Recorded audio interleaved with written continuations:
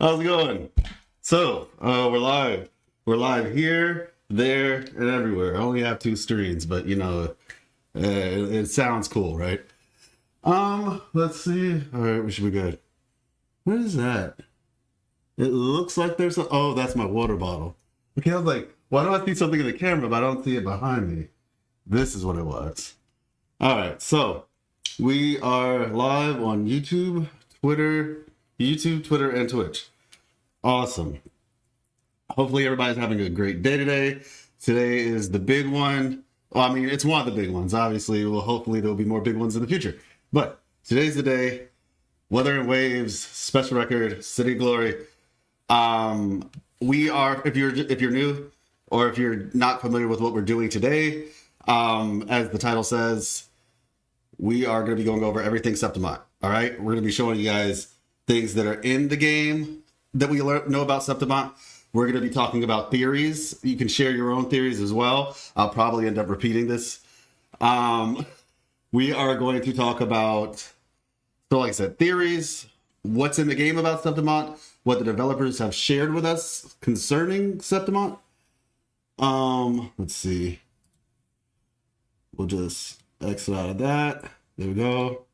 Hey, what's up, Kush? How you doing? All right, let's see. Yeah, if you see me humming something, it is One Piece music because I have. Hey, what's up, Multiversal? I have just been like, so we watched the most recent episode of One Piece, and oh my gosh, like it was so good. Like it was so good. One of my favorite characters, Bartholomew Kuma. I've liked him since I first saw him, and everybody calls him Kuma. I liked him since I first saw him. I was like, yo, this dude looks cool. And then he was holding the Bible, which made me even more interested because I was like, wait, what? Bible in my anime? What? And then on top of all of that, he's just like a really strong character, really cool character, and a very admirable character.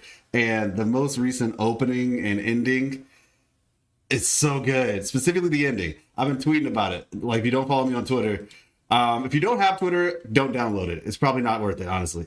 Like, it's cool, but like you got to work really hard to get your algorithm to not show you nonsense because people love nonsense over there. What's up, Doro? How you doing? But yes, today is the day. Today is the day. Some people will call it a crime that I'm over top of cartethiya, but you can see her face, so you know what? It's probably for the best. But yeah, like I said, so if you hear me humming, that's what I'm humming because like that song is so good. Just so y'all know, even if you don't watch One Piece, the song is really good.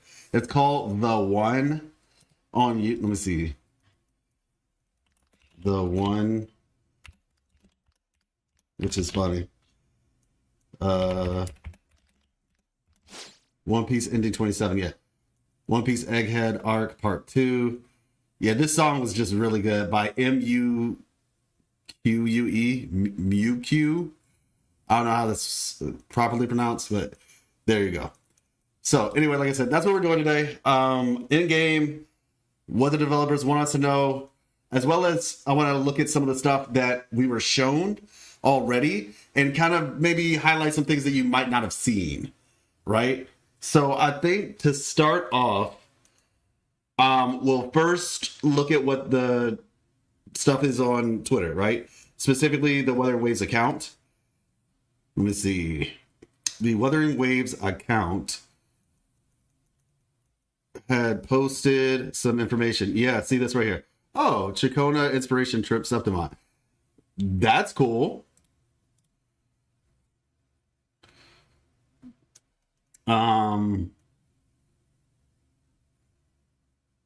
Different path from the one we're gonna. All right. Septimont. Oh, wait. There we go.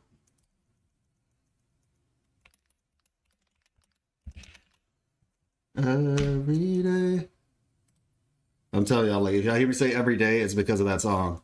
Like I said, definitely check it out at some point. But undisclosed interview records. So we have these 2 right here. We're going to check these out first, and then we'll go from there. Hey, what's up, X? All right, so. Oh, shoot. Oh, shoot. Hey, what's up, Haruto? How you doing?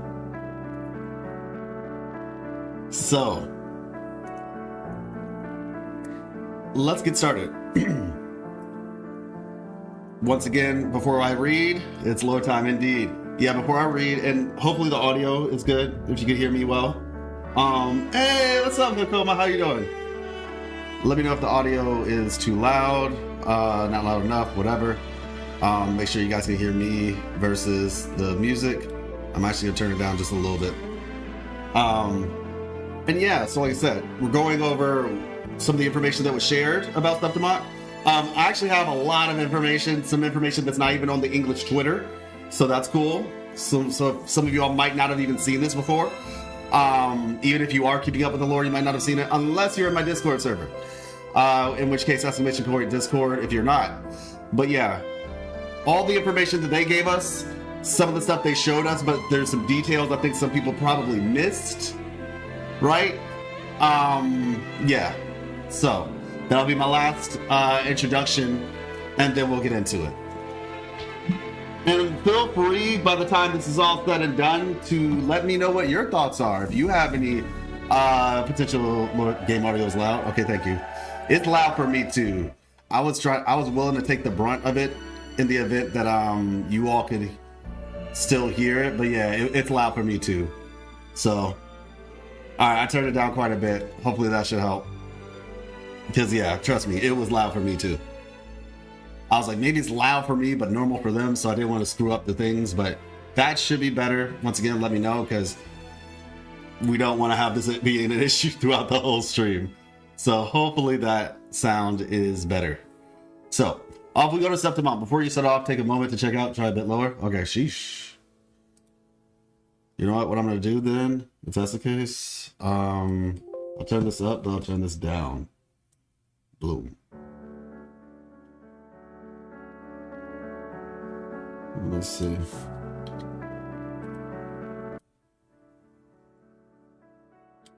All right. That should be good. That should be good. 26. And I don't mind. Like I said, I'd rather we get all the audio issues out of the way. The website is always so weird because it blasts the audio at like the highest frequency it possibly can. I like how they reveal that after Chona's quest, Chona went on a trip to Septimont. Listen, I speculated that was going to happen. Like, legitimately, in my playthrough, I was like, you know what? How are we going to go to Septimont? What's going to happen? And I was like, I guarantee, as we were playing through Chona's quest, I was thinking to myself, you know what? I think something's going to happen. And then when I started realizing the direction it was going, I was like, she's going to say something she's not supposed to, and then she's going to get exiled, and then she's going to essentially have to escape. And the idea is like we escape with her, maybe. But it turns out I was half right.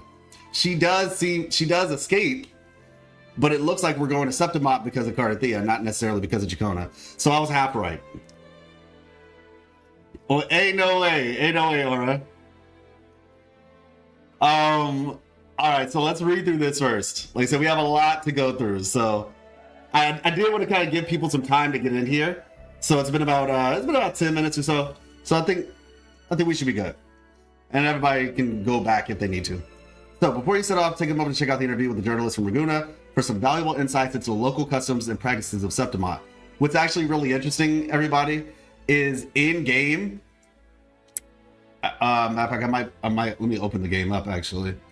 But in the game, they did this too. Like, this is a thing in game where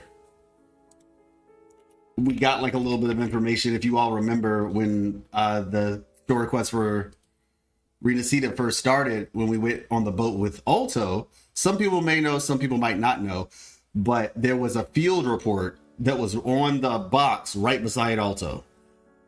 And essentially it's like, if you read that, it gave you some insight on the people of Raguna, basically. Processing. What? Okay. Well. Okay, start. There we go. So we'll open that up. Let's say we could have the game audio. That would actually be way better than the website. But anyway,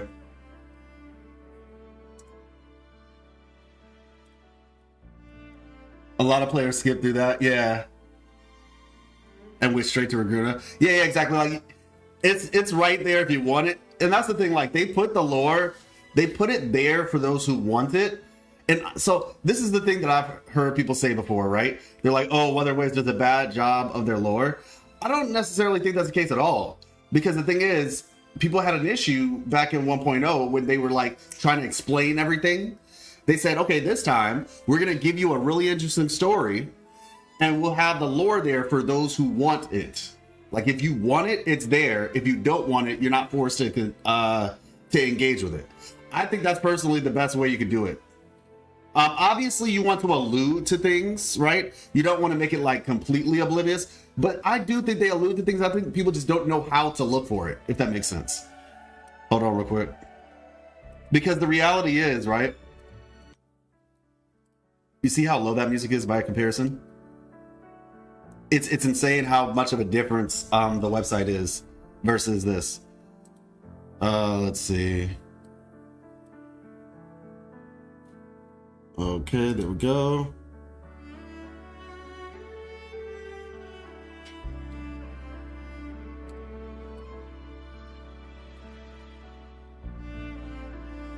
Let's see. Which account? Let's do this one. Like having a blank in dialogue options. Pretty sure that they're for exactly that reason. There we go. So they made a glossary recently for that too, where like, you know, they'll underline certain words if you want to know more about them. But the thing is, when you went to Raguna, right, for the very first time, you explored Raguna, okay? They made an entire quest, right? And this is the one that's in the, what is it? It's not the Faithless Peninsula, is it? Actually, it might be. Let me see. Faithless Peninsula? Yep, here we go. Yeah, at the Oak Heart High Court. This is just a in-your-face example, right? They literally say, like, hey, yeah, this whole place, what do you think this is for? Like legitimately, what do you think this thing was for? Just to do a puzzle and fight something? Like, along the way, there's little things you can read. I think you kind of have, well, you don't have to, but it's practically like in your face, right? Not to mention, when you collect all of this stuff exists, right?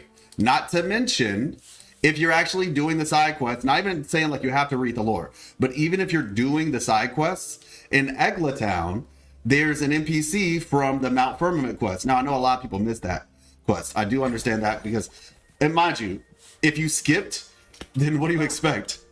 You know, like if you skip the story, like for Mount Firmament, not saying that you're wrong for doing so, but yeah, of course you wouldn't fully understand something because you skipped the story. Like, let's just be reasonable here. It's not necessarily about like making, like being rude to somebody who decided to skip. But if you did decide to skip, yeah, of course you're not going to get anything. And so like, but if you did do the story, you would probably remember fooling. And so it's just like, they put her here. My point is, it's not like they made the lore hard to look for. That's all I'm saying. And this is one of the things that I appreciate about open world games in particular, as opposed to like Star Rail, for example. And this is just my personal opinion.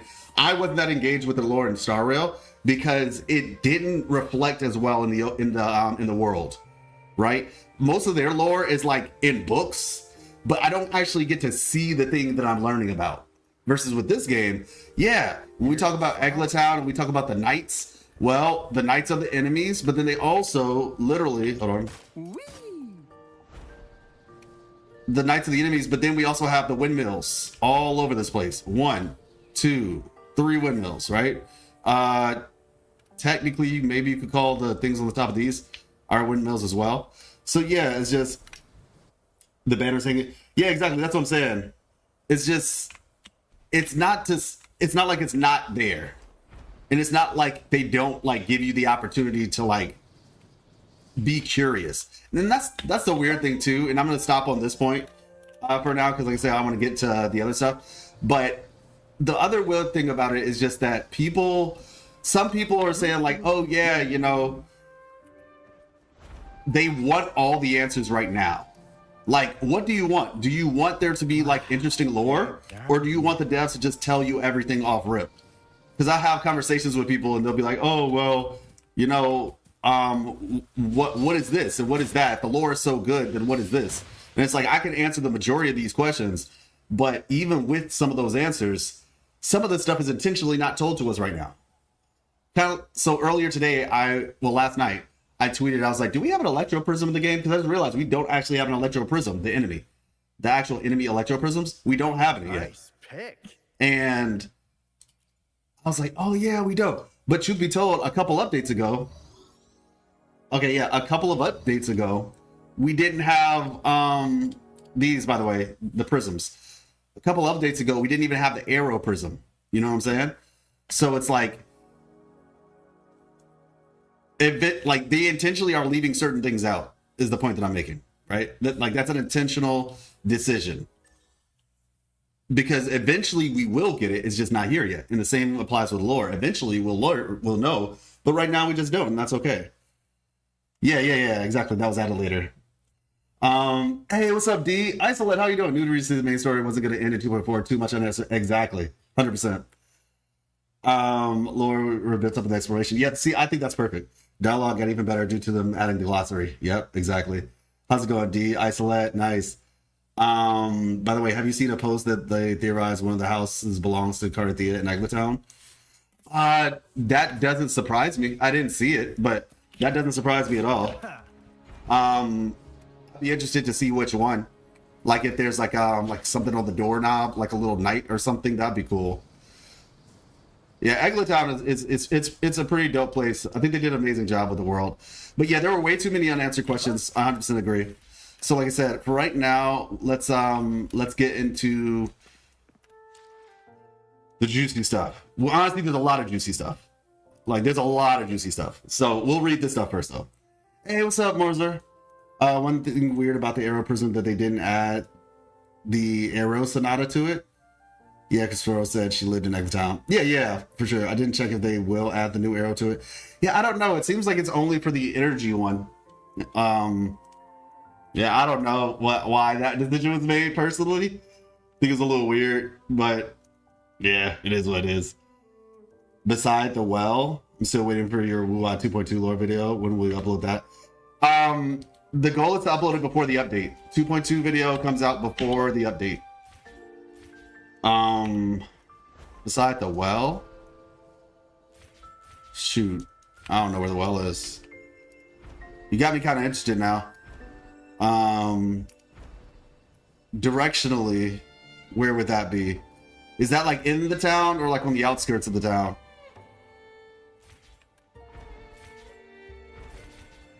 What to say?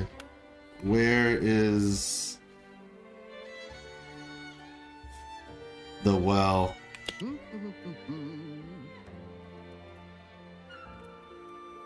Let's say I don't see one, but yeah, if you can give me a little bit more direction as to where the well is, like if I'm looking on the map, right? Is it near any of these landmarks? If you're talking about the fountain, that's another thing, but yeah. Let me turn off the voices though, so we can get some music without having the voice volume and find the post. Okay, got you. And you can send it to me on Discord and just let me know it's there. Hey, what's up, Cover? Any idea what the Ceruan Bird is? We saw it in Chona's story, the title of 2.1 patch, Phoebe's backstory, and a trusted item. Yeah, I noticed that. I did notice like the whole blue bird thing. I'd have to look into it more, but I did notice that it was a blue bird similar to Phoebe's blue bird concept as well. Let me see. Wait, there we go. All right, we're gonna get some Avenolium music in here because I just like it. So yeah, we'll do that. Hey, what's up, Harry? How's it going? I know one thing about Septimont that I'm going broke and possibly in debt with all the new characters. It's insane. It's insane. design wise, which character is my favorite? I would say so this is me just being 100% honest. I'm coping with Yuno. That's the one who looks like Luna Oblivion. I think she's the prettiest character in the game that we got. Like, she's like the prettiest one. Her outfit is a glorified swimsuit, to be honest with you. And that's like, I have to say that, because thinking anything else just it's hardly an outfit. It's really just like, it's a glorified swimsuit. Choi Yuan, because I think his name's Choi Yuan, because like Shin Cho. No, it's Cho Yuan, I think. Cho Yuan. So yeah, design wise, I would say Yuno. Am I thinking about everybody right? Yeah, it's probably my favorite is Yuno, because I think she's very pretty. But looking forward to the most, I would say Chisa. Well, okay, it's weird. I'm looking forward to Chisa because I think she's going to be the Kazuha that leads us to the new area, which is going to probably be Japan. Based on her design and the Cyberpunk collab, we're basically going to Japan next. It's likely going to be like a Neo Tokyo Cyberpunk city. I don't know if that's New Federation or if it's somewhere else, but that's my thought process on that. But there is that he's the Shifu of Jianshin. Yeah, I think that he's gonna be like her master or something too. Yeah. Chu. I'm guessing it's Chi Yuan. Interesting. Okay. Augusta and Yuno are so good. Yeah, my favorites are the Sun and Moon waifus. Yeah, that's what I'm saying. Like, I think the Sun and Moon ones are really strong, but the other one looks cool too. The 5-star Sanwa. That's such a hard decision. Like I said, I'm just gonna say I think Yuno is the prettiest. I like Twin Tails. Yeah. I like Mona. I like Karenina. Yeah. It is what it is. All right. Let me see. Where's the little spot? Is it over here? I think it's over here. Yep. We're trying to set the mood, everybody, so I'm just going to a spot where I know some good music is going to play. Oh, what's that over there? Oh, okay, never mind what that is.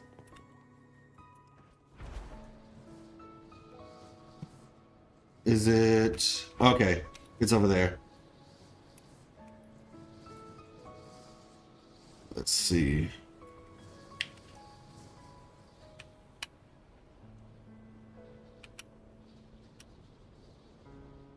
Hey, Ragna, Ragna the Blood Edge. What's good? I was actually talking about, okay, one last thing before we get started. And I do mean one last thing because we need to get started. I want to show y'all a post that I made. It's really just like a excitement post. Not so much that I believe it's going to actually happen, but it's just, you know, it's fun. All right, like I said, hopefully y'all can hear the music well. So I made a post showing off like who I was like excited for or what characters I would like to see in Wuthering Waves in terms of like design choice. So the first character is Mirao.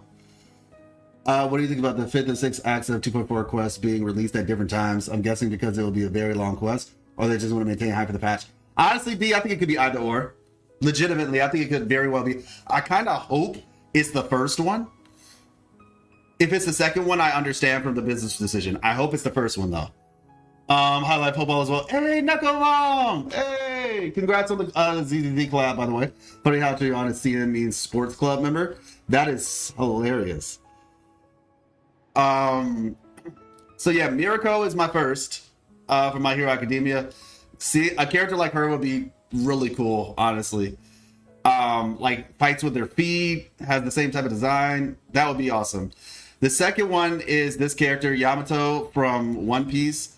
I chose action shots for these characters. But yeah, like Mirao, Yamato. Let me make sure it's actually big enough so you all can see it. There we go. Oh no. Okay. Yeah, so the first one's Mirao. Second one is Yamato. Gib, I can dream, okay? I can dream. Let me have this, all right? Just let me have this. I like to see General Esdeath and Wuwa. Honestly, that would be sick. Law from One Piece. I mean, like, it's just excitement, okay? It's just excitement. Nago Ryuki from Guilty Gear. I think he has a really cool design. Nakali, it's crazy they don't even have one though for the concept. What do you mean? So Nakali from Street Fighter V. I thought about this because of Ragna the Blood Edge's name, because of the fighting game character, and I was like, oh yeah. Narmmaya from Grand Blue Fantasy. It's technically another gacha game, but well, this is part of the fighting game. But yeah, Narmmaya, and then Karenina from PGR. I would love to get a Karenina in this game with the hammer and all. Yeah, Blaze Blue. Yeah, I know. And then Dea. So these are the characters. A short stack girl. I'm weak to those. You know, Narmmaya has 0, and I think PGR only has 1. Yeah, I know, Gib. I know. I think the difference is with Wuthering Waves, though. This is just my opinion. You can call it cope. I got you. I think the difference with Wuthering Waves is that it's supposed to represent like the world, not just, you know what I'm saying? Like they have a Chinese region, they have a European region. Something tells me like it will be a really big, how do I word this? It would be a really big flop if they didn't do like some, everybody does the Egyptian region because apparently all that exists in Africa is Egypt. I get it, the pyramids, it's really fun. I'm not mad at it, but yeah. So like, I just feel like they kind of have to, but we'll see. I could be wrong. Hey, what's up, Horizon? We need Expedition 33 characters in Wuwa. Oh my goodness. My favorite character would be Emiya Archer from Fate Stay Night. Yeah, Star Rail got that one. Who knows though? Who knows? All right, so now that we've gotten all that out of the way, all that fun stuff, let's get into the. Do you think they jump from 2.4 to 3.0? Mm-mm.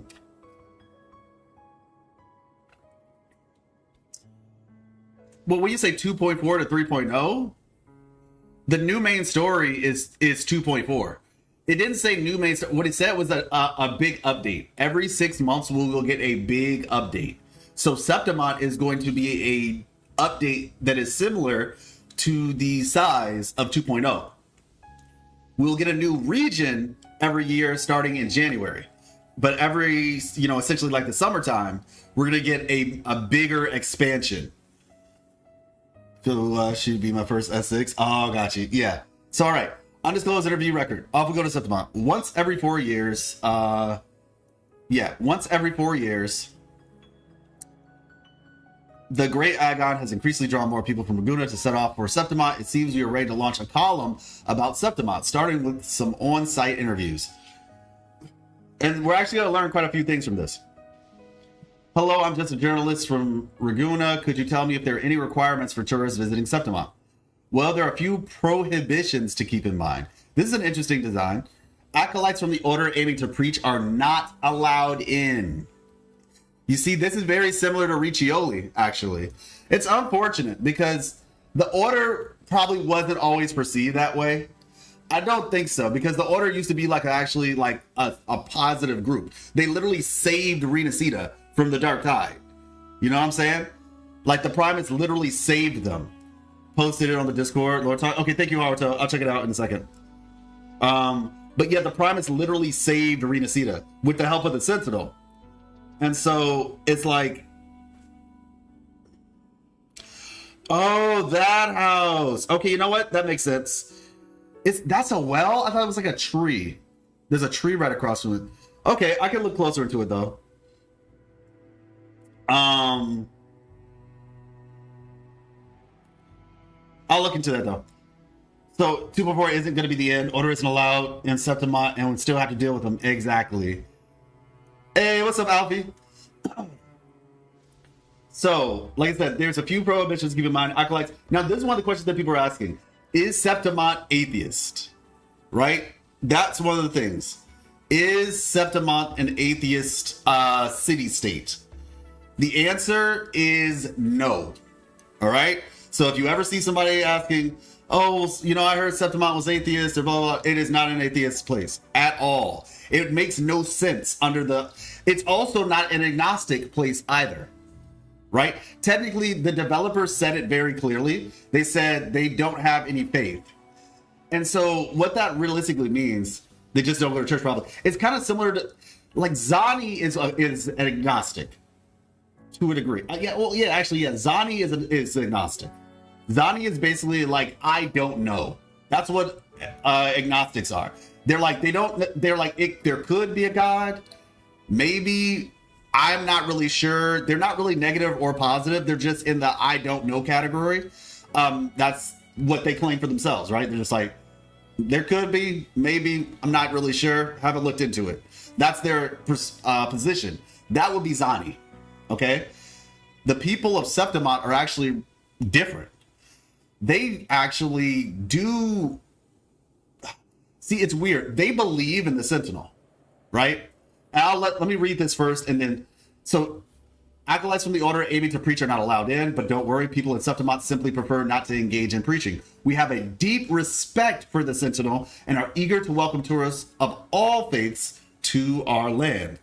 So, that's the thing, like, they're not atheists. They actually believe in the Sentinel. They just don't follow the Sentinel, if that makes sense. If you think about it this way, it's like, we don't know for certain, but it's very likely that, well, this is one of my theories, right? I feel like they're probably just in the category of, they just look at the Sentinel like a big, strong monster or a creature, but they don't necessarily consider the Sentinel a god. You see the difference here? It's like, oh yeah, the Sentinel, I love that dude, but he's not a god. You know what I'm saying? Agnosticism as a concept can't really exist in Solaris, as Sentinels, who are often put in the role of a god, are physical creatures who have documented context and act. No, Alfie. But the thing is, you can still be, in the case of Zani, it makes sense. Because in Reena Zani, they've never seen the Sentinel ever. Right?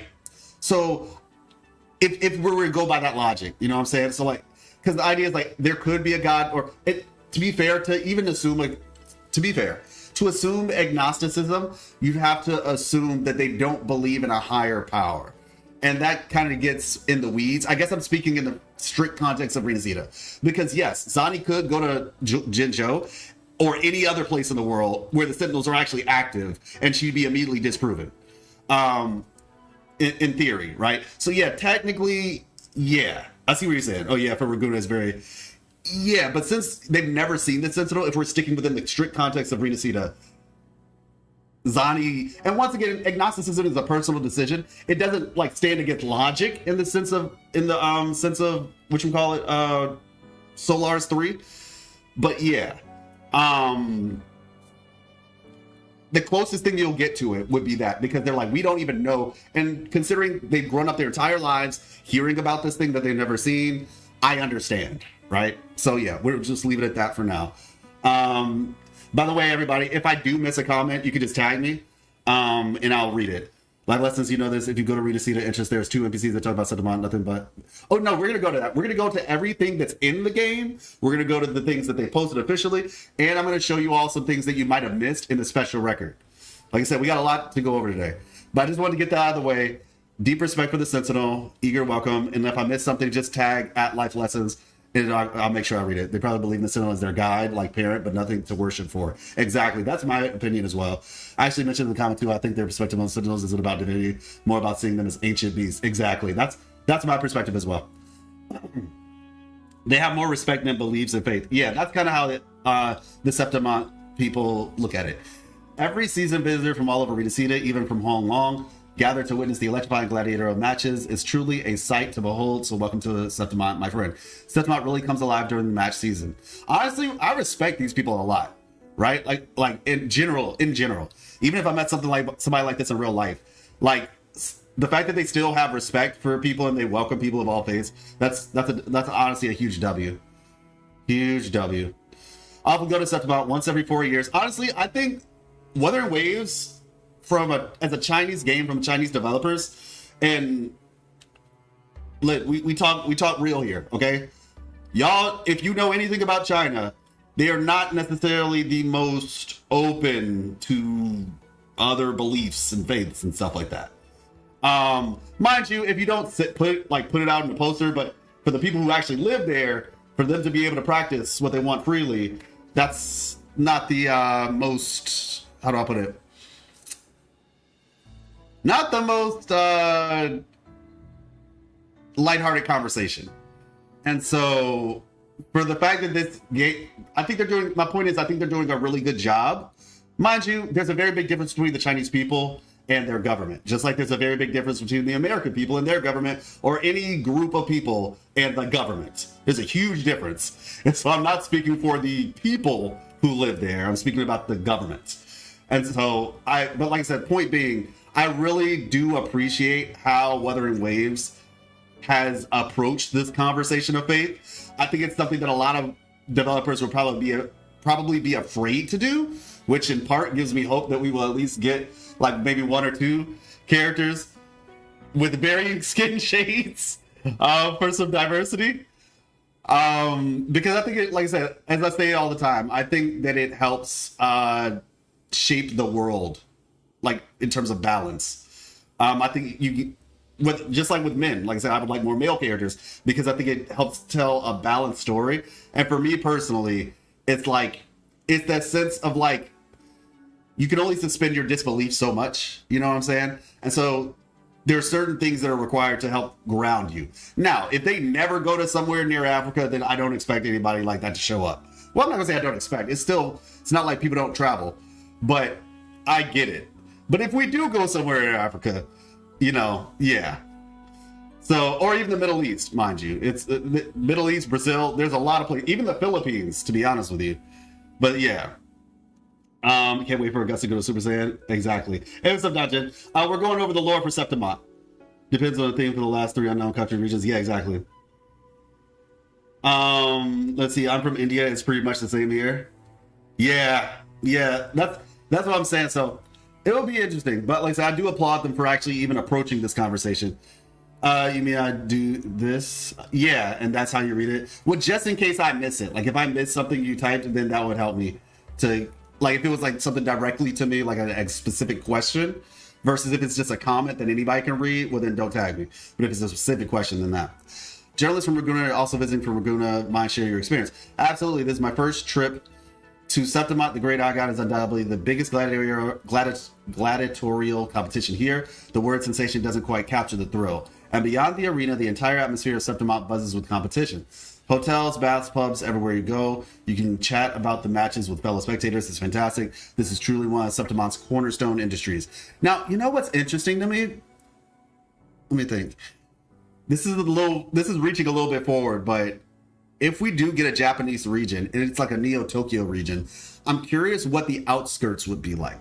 Would it just be like a crazy high-tech city, and then the outskirts is like more rural? I don't know. I mean, they could still do that. They can very well do that. But what kind of narrative? I'm just thinking about it because I'm like, okay, Septimont is like a gladiator place. It's a city. And to be honest, the city of Septimont looks bigger than Raguna, right? Can we agree to that? Like, it actually looks way bigger than Raguna. So it feels like this is like a taste of like really big cities. Maybe just water in the middle of the ocean. Oh my gosh. If it's New Federation, it's going to be rough. What do you mean it's going to be rough? Explain. Isn't Mount Firmament Japanese style, question mark? I mean, I don't know if it's Japanese or Chinese, to be fair. It's got an Asian aesthetic to it for sure. But so does Wong Long. Actually, no. Mount Firmament is more Chinese because it's a part of Jinzhou. It's literally just an extension of Jinzhou. It's original Jinzhou. It's more Chinese than anything. They have a lawless zone on the outskirts. Oh, is that from because like Calcro and all? Yeah, you're right. Yeah, you're right. Yeah, okay, well there we go then. Yeah, there we go. It's the port city. It's not that big at all. No, yeah, exactly. That's what I'm saying. So that's why it's like Septimont's gonna be huge by comparison, especially when you hear about all the stuff that's gonna be in the city: baths, pubs, hotels, places you can go. So it's gonna be interesting. This is truly one of Septimont's cornerstone industries. And as I said, it's kind of like a taste at like them putting together a bigger city. Septimont is kind of like a transition point almost. What do you think the information New Fed will be? Maybe a nation with diversity of races, question mark? Not likely. It's probably going to be Japan. And if it's Japan, it's definitely not going to have a diversity of races. Not at all. I could see, yeah, like, nah. Once every 4 years, the Great Outguard has increasingly drawn more people from Raguna to set off for the Septimont. It seems we are ready to launch a column about Septimont. Okay, got it. Okay, I'm a journalist from Septimont. Nobles can't slack off in their training. Must also participate in gladiatorial competitions. Is that true? Absolutely. In the Power First Septimont, one must achieve a ranking in the gladiatorial competitions to maintain their family status. Interesting. It's a crucial aspect of showcasing one's strength. This is what I was actually really excited about, that there's families in Septimont. Because, you know, we have the Montellis and the Phasalias. I'm really interested to see what y'all are going to do when they start announcing, like, new families. Because, like, right now on Twitter, everybody, like, there's a bunch of people with a last name. I think even BitX does it. BitX's last name is BitX Phasalia. And then you'll have other people saying, like, oh, so-and-so Montelli. So when these new families show up, I'm interested to see how that changes. It does look like Noxus from League. Oh, is that a place? Got you. Moon and Sun families, maybe? Yeah, exactly.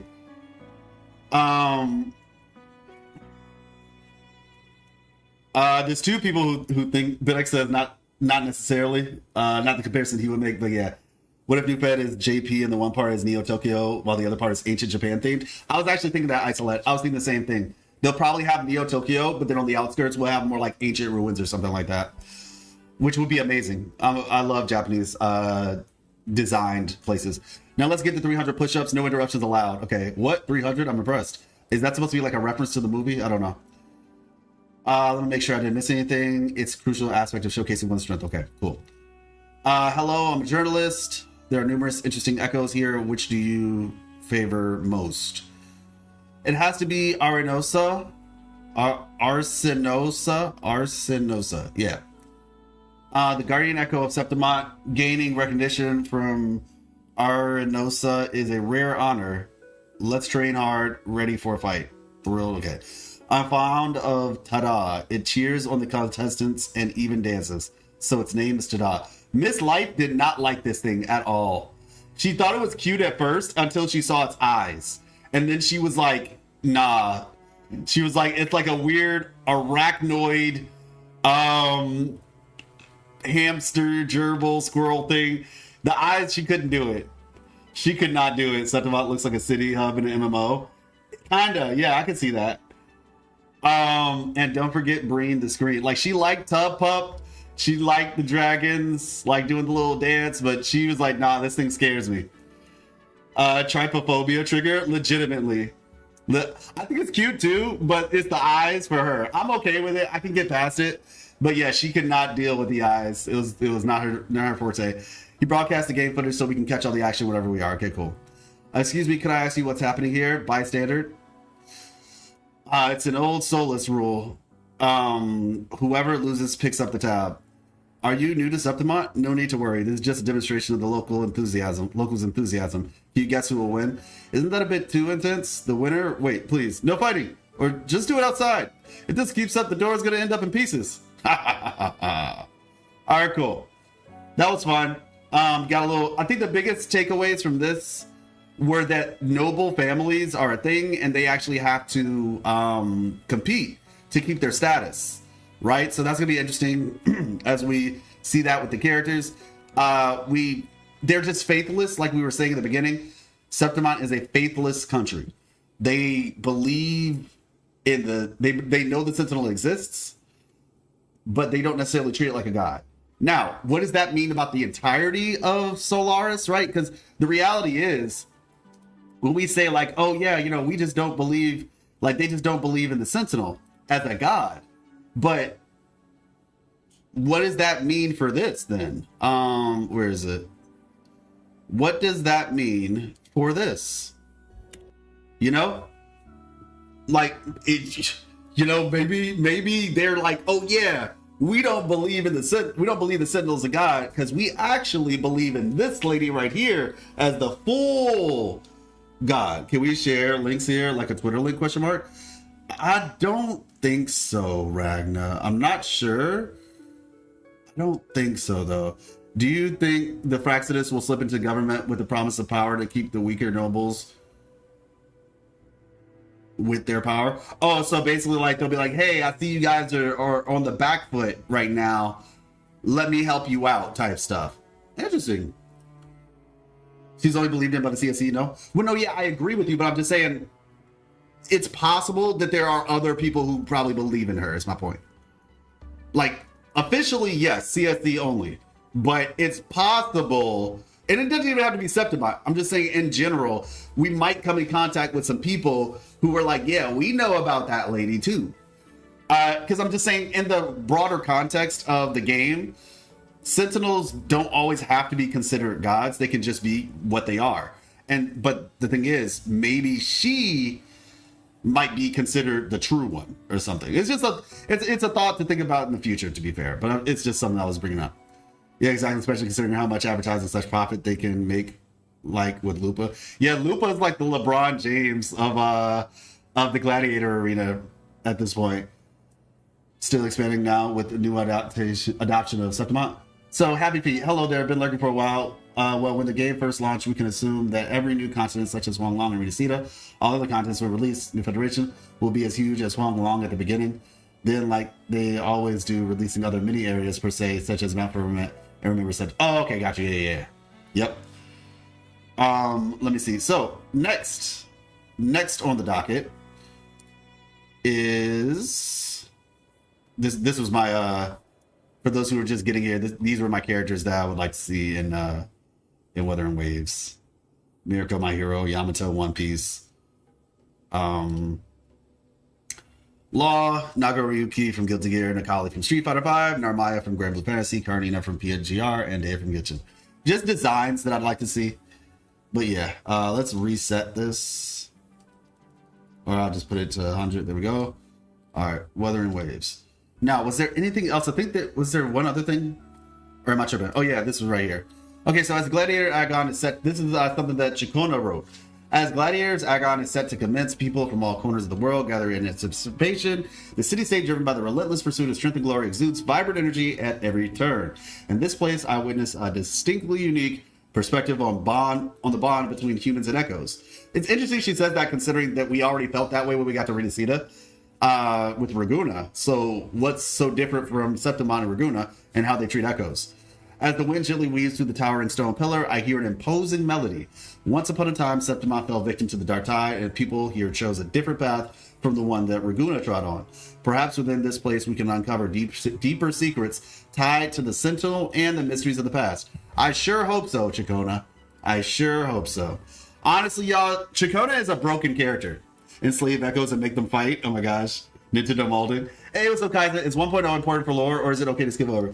It is important, but it's like, the thing about it is, 1.0 builds the world up and it builds the character up. 1.0 gives you your purpose, right? Yeah, 1.0 gives you your purpose, but you don't have to do it. Eventually, I'm going to do like a whole 1.0 to 3.0, like basically before 3.0 comes out, I'm going to put a video out that basically like covers the whole thing. If you have like a particular question, I can answer it. But realistically, what you would miss is like some general understandings about like, oh, why are we here? What are we trying to accomplish? That's what the 1.x story does. It's basically a prologue. 2.0 is where the story starts. 1.x is like a prologue. Like I said, it tells you why you're here, where you like, who you are to a degree, and what your goal is. And I can honestly answer all that in like probably 30 seconds if you want. But yeah. Hey, what's up, PG Shao? Someone had a theory. Maybe you've seen it. Okay. I'm so confused. Why so many Genshin/HSR CCs refuse to touch Wuwa and acknowledge it as a top tier gacha game? Well, some of them are under contract and they aren't allowed to play other games. Other ones, maybe it's just too much for them to cover. Maybe it's like covering all of that is just too much, like to keep up with. And then the third thing I would say, so one is people are under contract. Two, it might be too much to cover. And three, it might just be because their audience doesn't want it. Like if I built a channel, right, and I have like, 50,000, 100,000 subs, and they all watch Genshin content or Star Rail content, but they don't watch Wuthering Waves, just because maybe I might like, and I've seen a lot of CCs in that situation. They'll play the game, but they don't cover the game like that because their audience they don't have a big enough portion of their audience that cares about it. So it's less that they maybe don't want to, but it's just like they're just not in a position they feel like it would be beneficial. Those are at least some of the reasons I can think of. I want to know what timeline the cartethiya cinematic is, second Dark Tide, or third one that's going to happen in the future. Yeah, that is something I don't know for certain. Something tells me it's in the future, though. I mean, it kind of has to be. Realistically, it kind of has to be in the future. And that's only like it's weird. Like it has to be in the future, but it almost makes me feel like, was this real or was this just like imaginative depiction to show us something that's an inner turmoil that she's dealing with? Like when we see her, what if she tells us, "Oh, I've been having nightmares," and so that cinematic was just a nightmare? You know what I'm saying? So yeah, it's that's a little hard to say on that one right now. Where you at, girl? Where you at, girl? I know you're around here somewhere. Yep, there she is. Wait, where is she? We're here, but she hasn't shown up yet. What is it? Where is she? Do I have to like leave? I feel like I have to leave and turn around and then she'll show up. Let me see.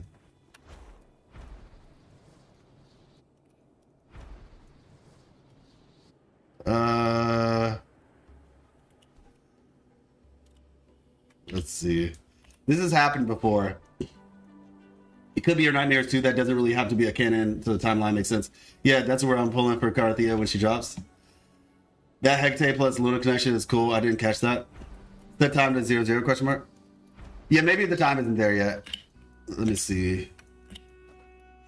The fact that it was asking me to it forced me to switch though is, yeah, I'll just do that. It's so great that these characters stay in the open world at specific times though. I love that. Hey, there she is. How you doing? She's almost here, everybody. All right, so next up, this is our Discord. We have a Wuthering Waves lore talk section in the Discord if you're interested in joining. And we're gonna, oh my gosh. Chisa and Camellia suffered badly from overclock, meanwhile Kalkuro. This is an interesting detail. Somebody caught like the collar that she's wearing. People were wondering if that's like a thing to keep people from overclocking or something, or could it be a bomb collar? I don't know. So shout out to Azrael. Azrael posted some of the things that are actually on the CN. So this is stuff that you will not see, everybody. This is stuff you will not see. Another cartethiya location. Wait, you're joking. She shows up there? I didn't know she showed up there. Are you serious? At 1900 to 2200? Oh, wow. I did not know that. Okay, we'll have to check that out. All right, so this right here, okay? What I'm going to do is I'm going to open this up and then we can kind of see add reaction. Let me see. I'm trying to see the best way to view this.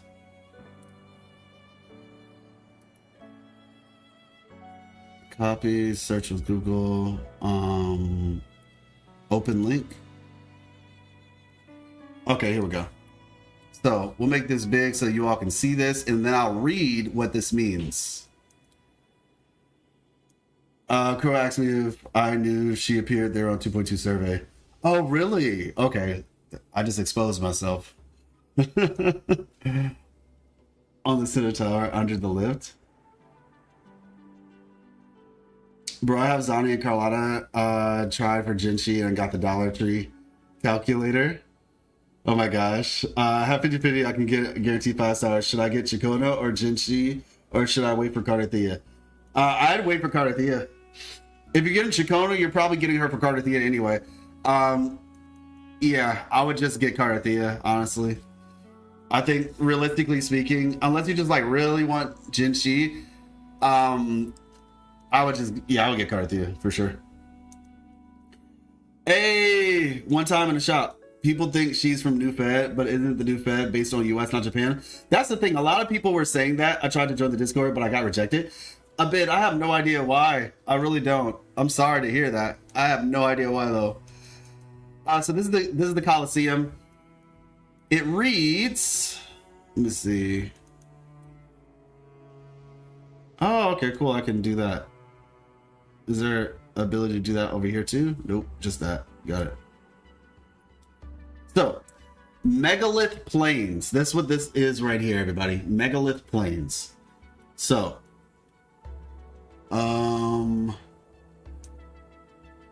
yeah, we'll just do this. The vast interlacing plain, named for its landscape of colossal stone pillars, ancient accumulation of primordial lava. That's actually interesting. Primordial lava. So if you all remember, and I put this in my lore video, the Doomsday one. If you haven't seen it, check it out. It is very much still relevant. Let's see. Your channel, playlist. If you haven't seen it, it's very much still relevant. But I talked about it in this video. It says the horrifying truth no one noticed for 2.1, right? There's a portion in this video where I was mentioning, let me see. Yeah, here it is. You are willing to pay what it costs. It might surprise.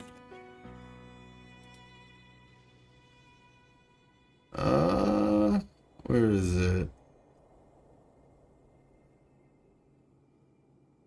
Wait a second, where did I put that section of the video? Be warned. Let's see. Oh wait, is it earlier? May I introduce you to? Okay, yeah. Yep, here it is. And even, you guessed it, old air.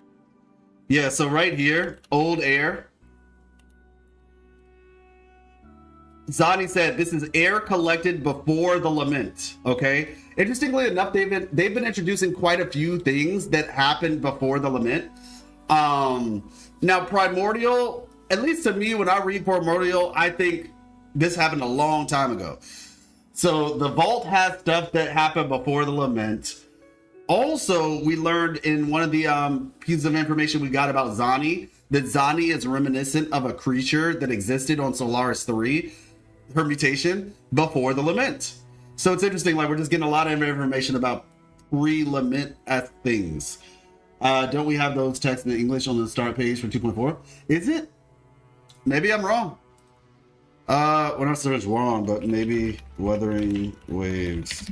I'm about to say, usually they post this stuff to Twitter. So the fact that it wasn't on Twitter, I just thought that it hadn't been posted yet. Let me see. Official site. Or is it, let me see. Scroll down. Let me see.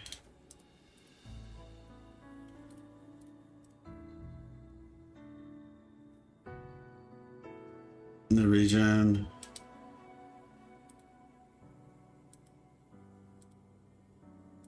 Okay, so yeah, this exists.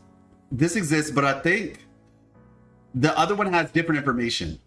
But this is good though. This is good. This is good. But yeah, because when I'm looking at this, let's see. Titan Bone Expanse. Vast flame framed. Okay. Blah, blah. Yeah, this doesn't say anything about primordial with the last slide. Yeah. This doesn't say anything about primordial lava. That's what I'm saying. Like for some reason, the Chinese community gets more information than we do. So, yeah. They because it says nothing unless they're not the same place. We actually no, they're not the same place. Hold on, pause.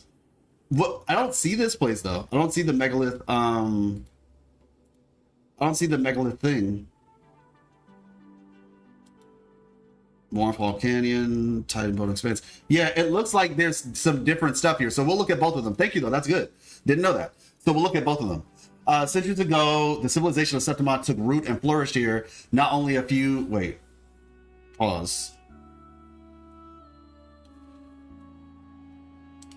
Here we go. And bam. Bring that back into focus. All right. So...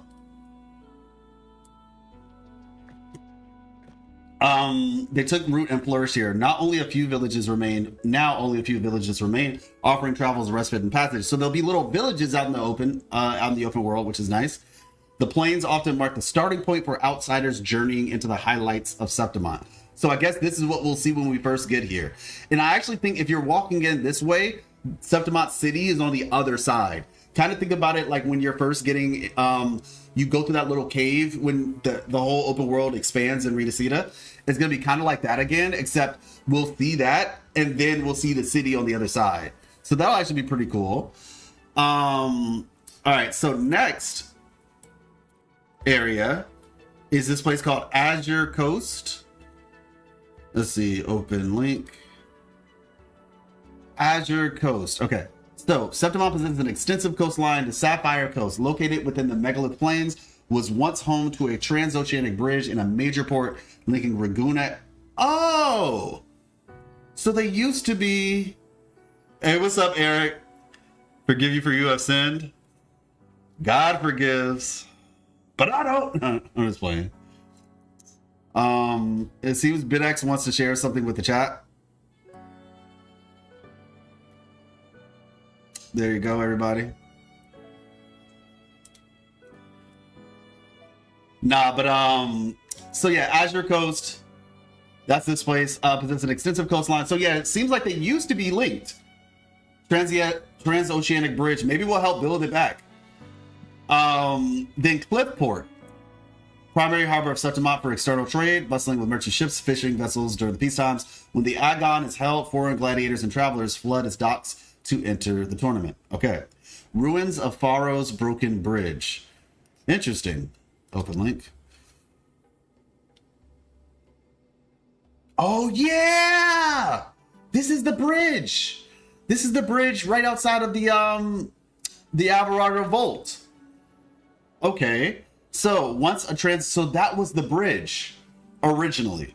Once a transoceanic bridge linking Raguna and Septimont, this colossal structure gradually crumbled over time as the two city-states diverged in faith. I mean, I don't even know if that's the right word to use, but yeah. Now only shattered remnants, maybe diverged over faith. Excuse me. Now only shattered remnants. But it's interesting here because you see, that means that there was a time when they had similar faith. There was a time where they did share similar faith. Did you see all the new Camellia brain rot? Have you checked mail? In game? No, not yet. Very interesting city, separate culture, beliefs, even economy. Yeah, dude. Gotta ask Ginshi for help. Yeah, for sure. Yeah, I think the thing is, like I said, before, I think they were along with the order at one point, probably. Which kind of, yeah, like when I think about it, yeah, they probably just lost faith, essentially. For whatever reason. But it seems like it was probably had to do with the order starting. Maybe they saw the pilgrim sale and they were like, nah, screw that. We don't want any of that. They should have shared the faith before the first dark tide. Yeah, exactly. But they saw the nonsense that was going on and they were like, and they did say after the dark tide, that's when things started to shift. They did say that. You know, they went in different directions. So, okay, cool. Merino Water Village. Interesting. Open link. Merino Water Village. Okay. Waterwheel Village is located on the outskirts of Septimont. Legends say that this village was the first settlement established. First settlement, okay, by the Septimonians after they landed here. Merino Waterwheel Village often hosts gladiators. Hold on. And like I said, everybody, after this, we're gonna be going to the video, right? The special record, because there's some details that I think are gonna reveal things about the actual story that we haven't seen yet. All right, like I think I know what's gonna happen in the story, but I'll show you. 20 years of development, right? It means it's the 5th. Wait, what? Are Agon every 4? Oh yeah. Or I see what you're saying. So if there's been every 4 years, and this is after 20 years, then yeah, this would be. I mean, if they started year 0, Agon. That depends on if they started year 0. But if they did start year 0, then yeah, I think this would be the 5th then. My theory was during the Dark Tide, Septimont was left to fend for itself, so they believe they can solve everything through strength. That's actually a pretty solid theory. I mean, like I said, that's kind of how Riccioli felt too. They were like, when things happen, and that probably is their issue. They probably saw the response from the Order and were like, okay, you guys are all talking, no action. Same with Riccioli Island. They probably just like, you know what? I don't want any of this. I don't want any of this. What do you think about who do you think Cristoforo is? I mean, I think he's just a part of the Proxidus, really.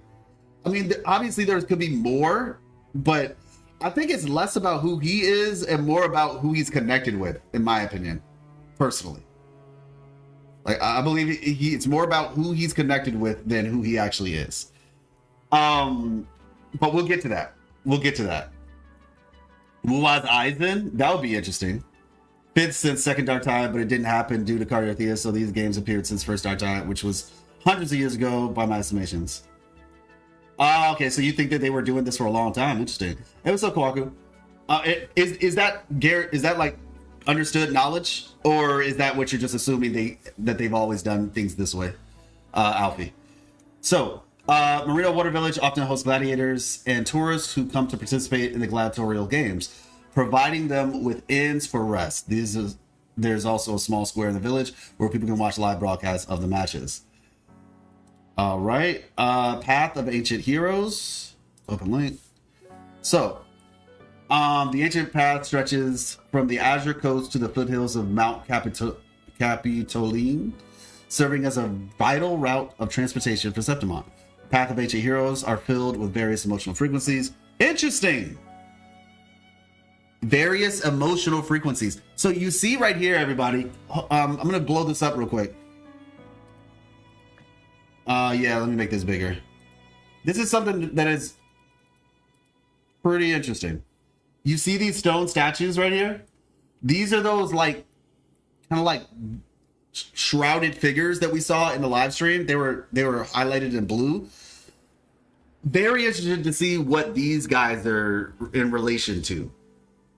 And there's emotional frequencies in this area, right? Now, I had a theory. I talked about it on the live stream for the 2.4 live stream. If we notice that the new echoes, the names of those new echoes, the two of those new echoes we saw, their names were whatchamacallit? Their names were Pilgrim's, what was it, Pilgrim's Shelf? No, Pilgrim's Shell and Devotee's Flesh. One echo's name was Devotee's Flesh, and another echo's name was Pilgrim's Shell. My opinion is that these echoes took on the frequencies of people who were sacrificed by the Dark Tide, basically. And I can show you all just real quick what I'm referring to. Wuthering Waves 2.4 live stream broadcast. Let's see, now where did we see the new echoes? All right, let's see. Oh, wait, was this it?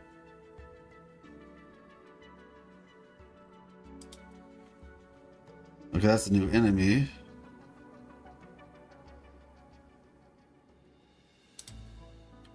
Okay, that's the Tada. Let's see. That's the characters. I feel like they showed us the echoes after the characters, though, right?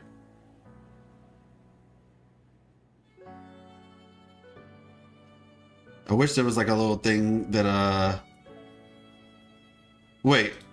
秋的古一雄凯便会成为漂泊者的帮手，帮助你斩断前路的障碍。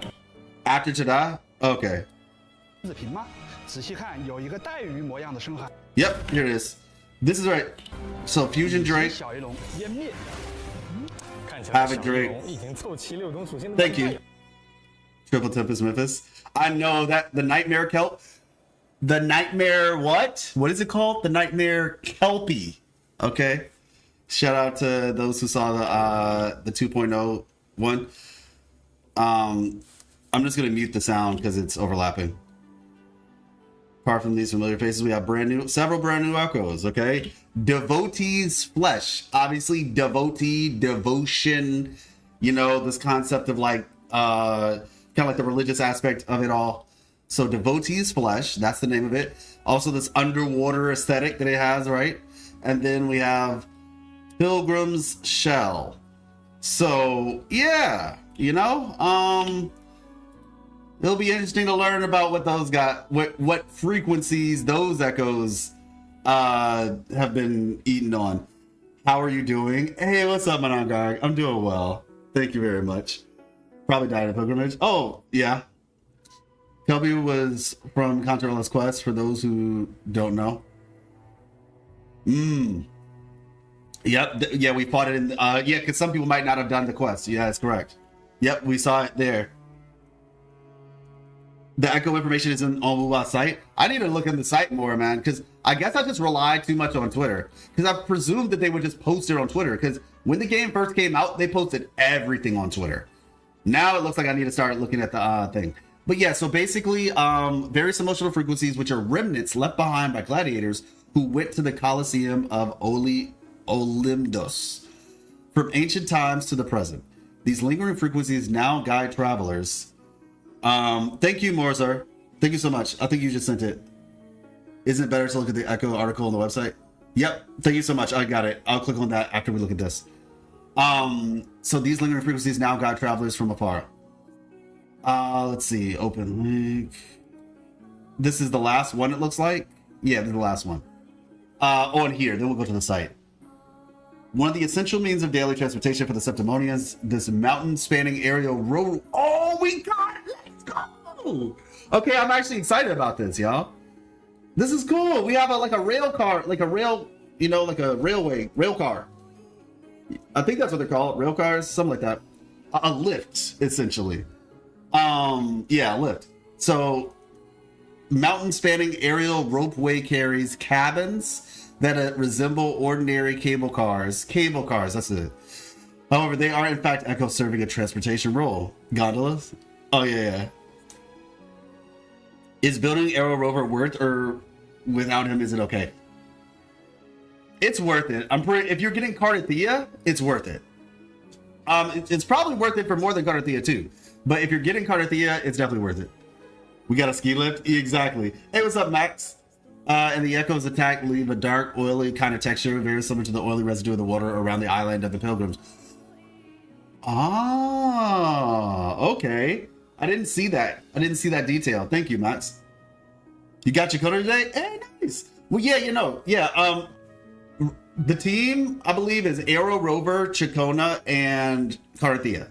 So yes, building Aero Rover would be a benefit. Okay, so yeah, cabins that resemble ordinary cable cars. However, there are in fact echoes serving. So these things are echoes. The cable cars are echoes. That's wild. I mean, I guess technically in the vault, but the thing looked a lot like a fish. This, I don't even know what this looks like, to be honest. When y'all see the eyes blinking on it, don't get scared. Thanks to Septimont's unique beacon terminals, the terminal technologies, functional echoes have long been integrated into every aspect of its civilization, playing a vital role in everyday life. Now, it says unique beacon terminals and terminal technologies.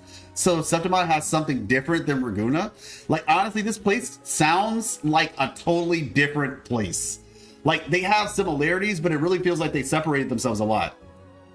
The digital display is Echo, so why not cable cart? Yeah, definitely. By the way, good to see you live. Been lurking, but hadn't said hi. Oh, thank you so much, Just H. I appreciate you. Thank you so much. Yeah. And thank you all to everybody who is lurking, as well as who is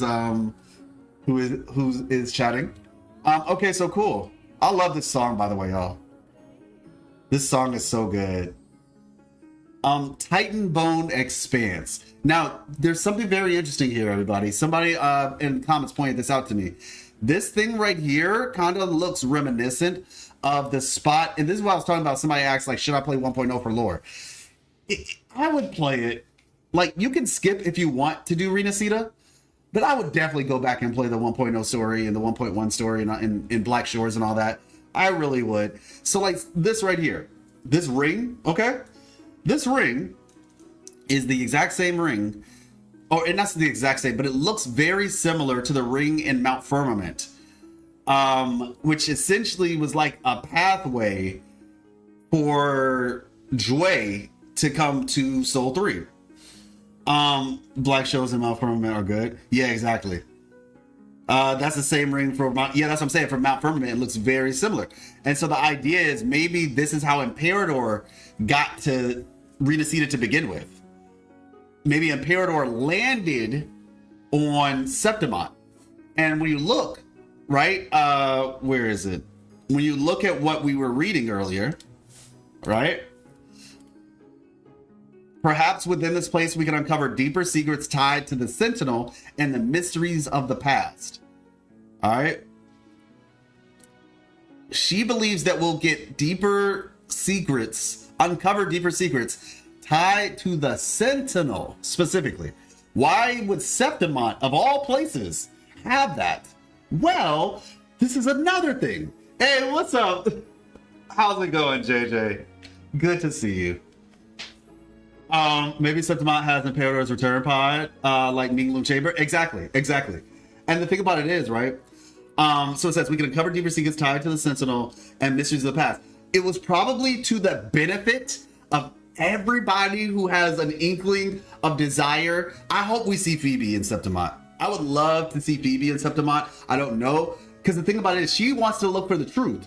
And since Septimont excommunicated themselves with the Order, they probably have preserved all, because the Order can't go to Septimont. Hey, what's up, Johnny Blaze? How you doing?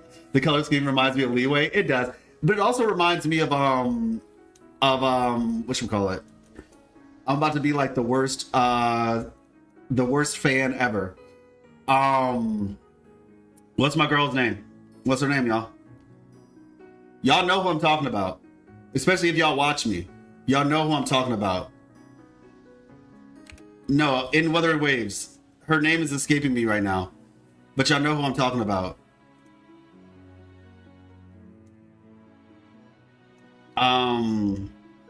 This color scheme. Judja, thank you. Oh my gosh, I feel horrible. Judja, thank you so much, SH. Yes. Her color scheme reminds me of Judja. You said reader retro. Why don't work on Air Rover? It, huh? You're the only one who can help. Why are people saying Gust of Wind Sonata effect doesn't work on Arrow Rover? It freaking does. Yeah, because they'll try preaching and confiscating the evidence. Yeah, so BitX, can you help Johnny real quick? Says add 3 more stacks of Arrow Rover, so Gust of Sonata. Well, so the thing about it is, Johnny, actually, no, I can answer that. Arrow Rover is not really going to be your damage dealer, so it's like, it works more so for Chona. For Arrow Rover, I think it really depends on the team that you're creating. But if you're gonna do the Chona, cartethiya, Arrow Rover team, Arrow Rover is likely gonna be more benefited by just having like the healing set. I think, if I recall correctly, Rover only applies arrow erosion if he converts another status effect. Yeah, that's the thing. He only applies it if he converts. So if you want to do like a main DPS Arrow Rover or something like that, then sure. But otherwise, you're better off just doing healing. If you don't convert, no erosion applied. Yeah. So there's that. Arrow Rover is more of a healer than damage. Yeah, exactly. No, there's only one Sentinel in Reena. Yeah, there is only one Sentinel. Did somebody ask about that? But isn't the Sentinel of Septimont a different one? No. So Max, Septimont does not have a Sentinel. It's only Imperator. The thing that we saw, the Griffin, is more akin to like Cetus the Tiebreaker, the whale. It's a creature, but it's not a sentinel. So yeah, it's more like Cetus the Tiebreaker is what I would say. Yeah. Yeah. There's only one sentinel in Reena Zani. Arrow Rover's outro increases arrow erosion stacks. That's why he's important for cartethiya. Yeah. Like I said, it's you're better off just doing the healing with Arrow Rover, honestly. All right, so let me go to the website now. But yeah, like I said, these rings are very similar to the rings we saw at Mount Firmament, everybody. I just want to point out that little detail.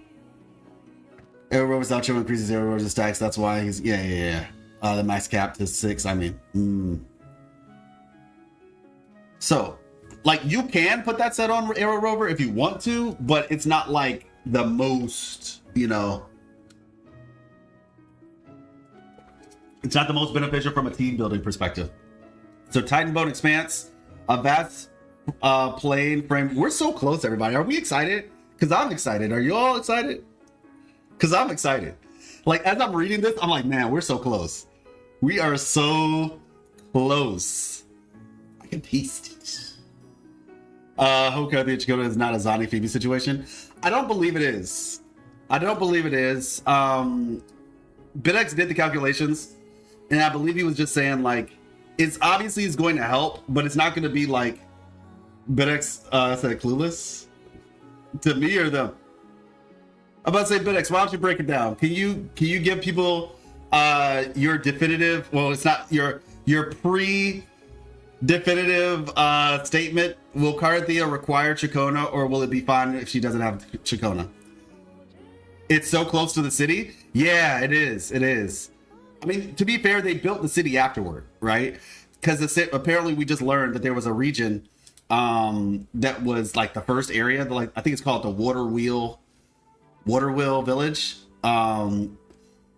Legend says that the village was the first settlement established by the Septimonians when they landed here. So this is where they built their village. I'll be interested to see where they built their village in correspondence or in correlation to these rings. It's just like Zani. You'll perform significantly better with Chona, but you should be able to clear. Okay, so yeah, so long story short, the way that I look at it, if you have a cracked rover, you'll be fine. If you invest into your rover, you will be fine. If you do not invest into your rover, or get Chona. That's the best way I can describe it. They said should have said it doesn't work if she just adds more. She has to apply it directly.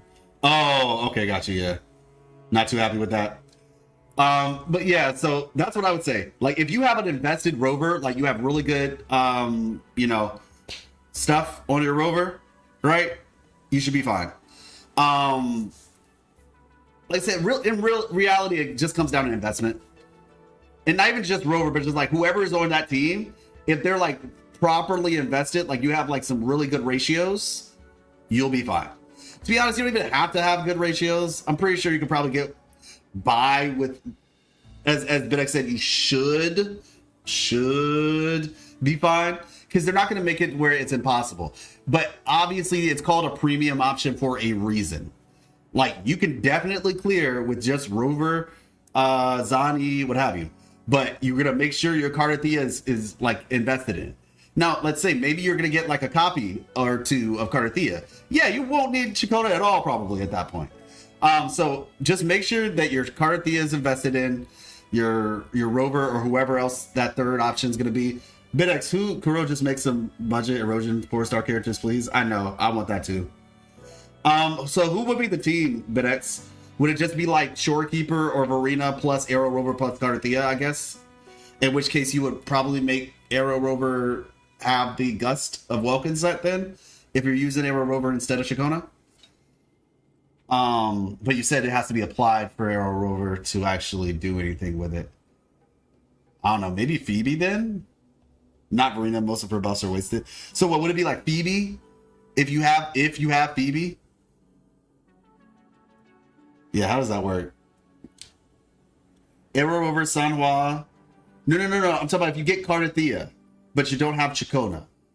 So what would it be? Arrow Rover, cartethiya, but that's what I'm curious about. Arrow Rover, Shorekeeper, cartethiya is the next best team. Ah, okay. So Arrow Rover first, then Shorekeeper, then cartethiya.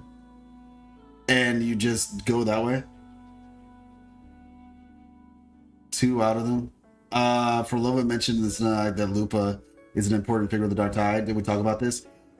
Ragna, we did not talk about this, no, but I am purposely not going to say too much about that because I have a lore video where I'm going to actually mention some of that stuff.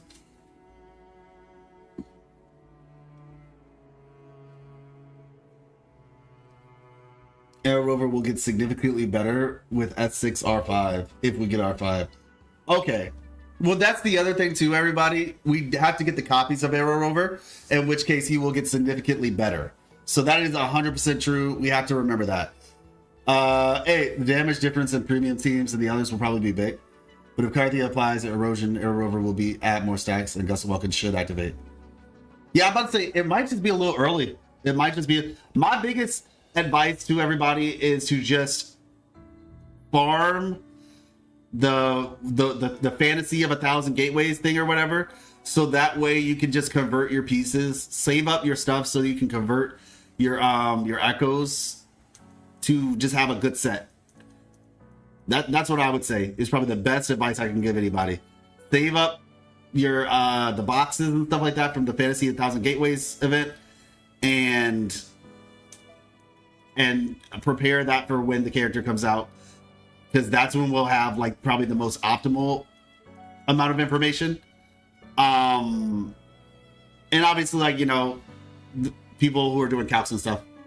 Yeah, but I have 100 right now, but I still need more. I feel you. But okay, so let's get back on track. A vast plain framed by mountain ranges, named by the giant boulder clusters left by ancient lava flows. Yeah, okay. So, left by it was here that Septimonian civilization first took root centuries ago. Oh, okay, so this is actually telling us. See, it's like combining them both together helps, because the other one was talking about the village, Water Wheel Village, or something like that, right? Merino Water Wheel Village. Okay, it looks like that village, maybe it's on the other side of this. Maybe the village was built around the spot where the Sentinel landed. Now only scattered old villages remain, where wayfaring outlanders often rest before crossing the Septimont Highlands. You see, putting them both together helps. Now, this is something I found very interesting. Mournfell Canyon, all right? Look at the sky. We see stuff like this, if you remember, in Norfall Barrens. Mournfell Canyon, Norfall Barrens. I don't know, Fell, Fall, it's interesting. But we see like what looks like the sky literally dripping. And so it's, yeah, this etheric sea kind of concept. So it's interesting that we're seeing this again, but not only are we seeing it, but we're actually going to be in a place that it's prevalent, because what we saw in the Northfall Barrens, we saw this, but we saw this like behind the Overthrak statue. We weren't there. We just saw, you know, the upside down city, and we saw like some weird stuff happening here. We also see this in, if I recall correctly, we see this in the Elusive Realm, or like, no, the Somnium Lab, the Som Noir. We see this in the Som Noir. In particular, I remember seeing it in the sky when we were doing the 1.4 quest, Somnium Labyrinth. When you're inside of like the pocket dimensions, you know, the Sonorosphere or whatever, like I said, the Som Noir, you'll see the skies in the Som Noir look like this. And like I said, in particular during the Somnium Labyrinth event, if you're doing that, or if you were to go back to it, because you can go back to it, look in the sky and you'll see that. It's interesting how some areas show the etheric sea better than others. Yeah, I still think it's interesting why the moon looks different in different places. Like there's like, it's like, I'm just like, okay, the moon looks like one thing over here. It looks like something else over here. Like I said, there's still mysteries. Tidal blight maybe? On the moon? I mean, on the sky? I don't know. I mean, I guess it's coming from the sky, right? No, actually, you know what? You might not be wrong. You might actually be 100% correct. You might actually be 100% correct. In which case, does that mean there's tidal blight in the Somnium Labyrinth? Or the Somnoir? Because, yeah, no, I do see that. I do see that because it looks like black rain dropping. It's interesting. Interesting. Looks like Elden Ring's Khalid. Yeah, they take a lot of inspiration from Elden Ring. And I'm not mad. At all.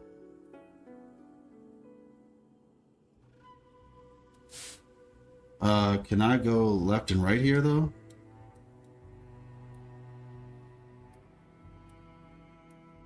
I can't. Okay. Or at least not with the thing that I have. All right, we'll do that. Let's see. Therefore, BS has the true image of the moon.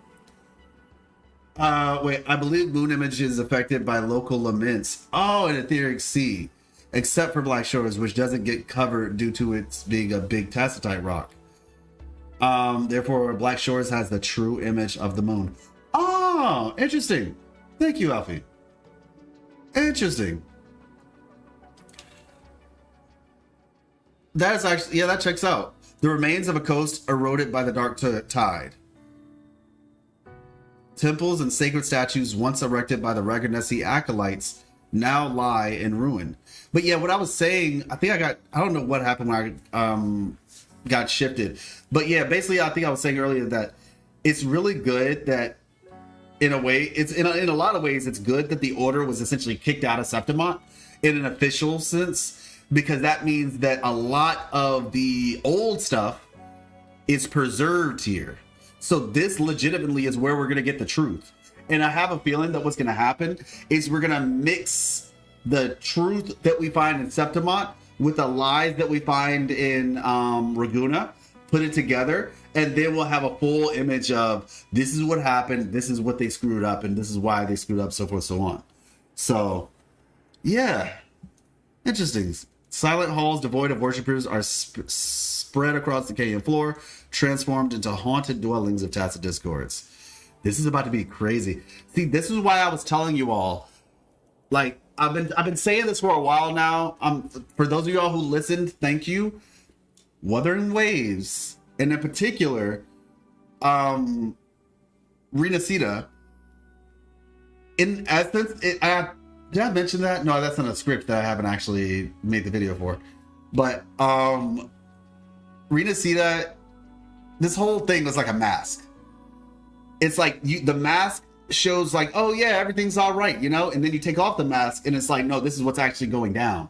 And a lot of people were getting scared when they saw Reena Zani saying, oh my gosh, they're going to turn this game into like Genshin, 2.0. Or actually, let's be honest, it's 5.0. So it's a joke.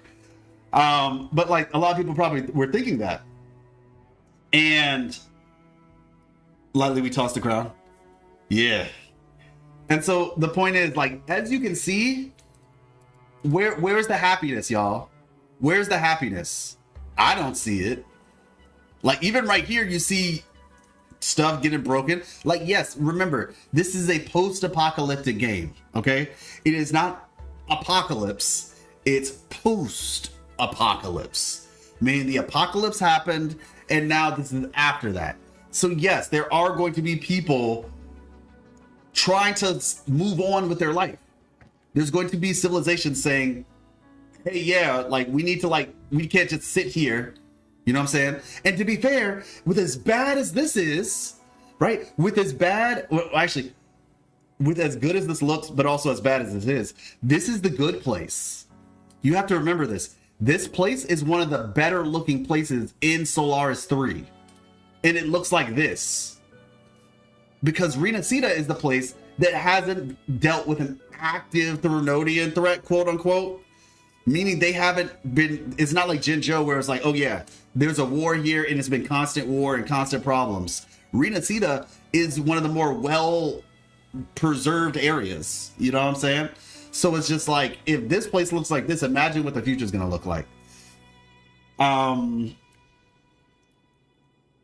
The happiness is going to happen when I win my 50-50 fair. I think the prayer problem was that Reena Zani indeed was happy-go-lucky visually, which perhaps changes with 2.4. Well, no, yeah, that's my point. It was happy-go-lucky looking visually, but I was saying this from the beginning. From a narrative perspective, it actually makes sense because Reena Zani is about deception. The Threnodian here is about deception. And so the whole point is to deceive both the audience, in a sense, as well as the people of Reena Zani being deceived. It was the carnival, like this on the outside, it looks pretty. On the inside, it's actually screwed up and people are getting sacrificed. And, people are being silenced, right? And people are being blackmailed and people are making deals with the devil. You get what I'm saying? Like it's not a pretty picture. And so that's what I'm saying. Like the Wuthering Waves that everybody wanted, you're going to get it. And like I say, even if we're being honest with ourselves with Reena Zani, the city of Raguna was pretty. When Egletown is pretty. Windmill Haven it's not really pretty, but it's a little bit brighter. But then as you start getting further out, things start getting a lot more muted in tone, right? A lot more dreary. Like the Alvarado Vault, it looks really fancy, but it's not like some bright and positive, vibrant place. Obviously the Fungacia Peninsula, obviously Thor Crown Rises, whatchamacallit. I love this song so much. I know I said it already, but I do. Switch map. Reena Zani. Where am I looking at? Yeah, Hallowed Reach looks destroyed. Penitent's End, Shores of Last Breath. Like the point I'm getting at now, Riccioli Island, I mean, they're islands. Yeah, it is what it is. But point is, this place definitely had some darker themes, is my point. Like the city, it was bright here, it was bright here. But realistically, the further you got out, this is where the bright happiness stops. And that's what I'm saying. Like the whole place thematically was the bright happiness stops here, and then everything else starts to get a little bit more dreary. It gets more mysterious in the Nimbus Sanctum at nighttime. It looks a bit majestic, but it's not necessarily happiness isn't the emotion that this evokes. Cheeriness is not the way you would describe that realistically. And then, like I said, as we continue, I think things are just going to get more in that vein, as we see right here. Y'all be nice now. The Gaslighting Nation, yeah, legit. And this is what y'all. I'm not trying to sound like a know-it-all because I'm really not. I mean, if you watch this stream, like there's things that I don't know. The whole point of this community is to bring together people who enjoy the same stuff. Like if you enjoy Wuthering Waves, you enjoy lore, or if you enjoy stories, because I cover other games as well, like Expedition 33. But you know what I'm saying, like games with stories.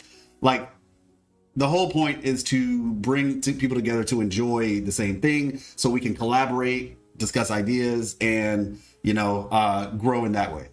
And so I don't know everything, but what I will tell you is that I did call this, and that I knew that it made sense from a narrative perspective to do it this way. And everybody was complaining when 2.0 came out about this, and I was like, I get you, I do hear you, I understand. But if we think about this from a big picture perspective, it's just the beginning of the game. If you think about Ginshi, for example, right?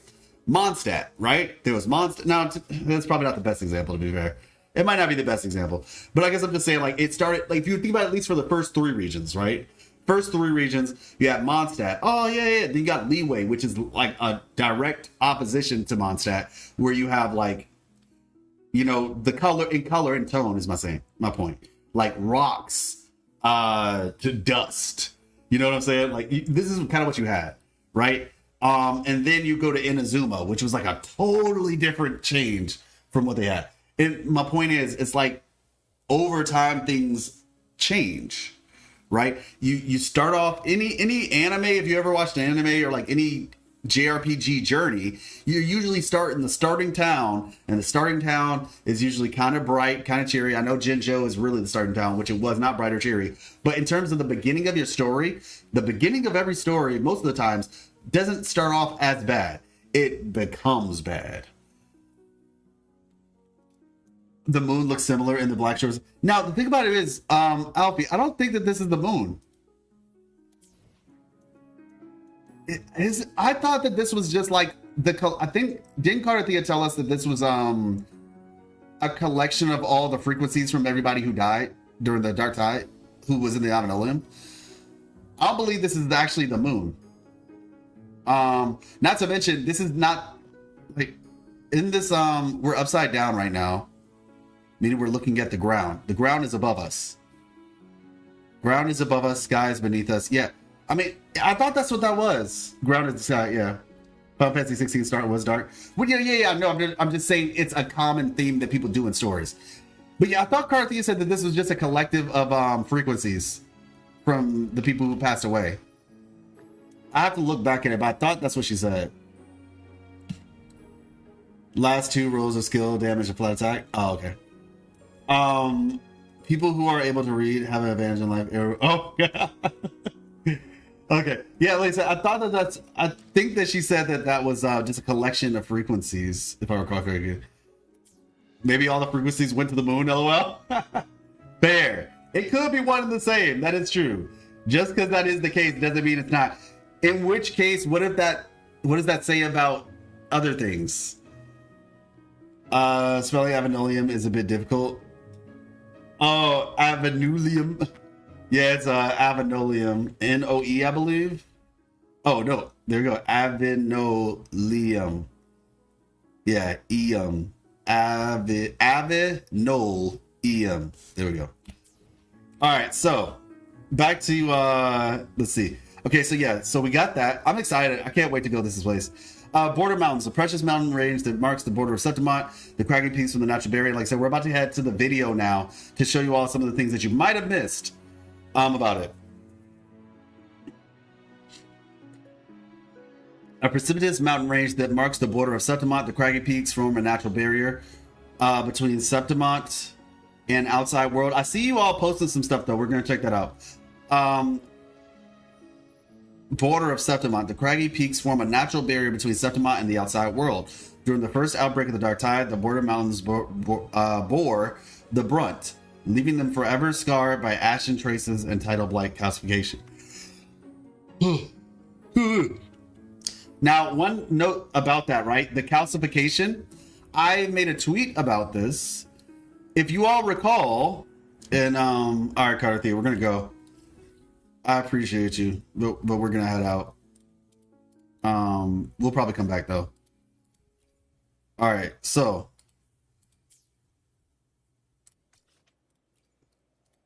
can I fast travel with y'all character, bruh? All right. Switch map or waters. All right, there we go. Spurg is easy for a while. Hey, what's up, Ballground? How you doing? All right, now let's look at this, everybody. Let's take a gander at this. So, Blight, Bright Tide, Black Tide, calcification, right? What does that look like to you, everybody? What does that look like? It's sad. So I believe that this is another example of calcification.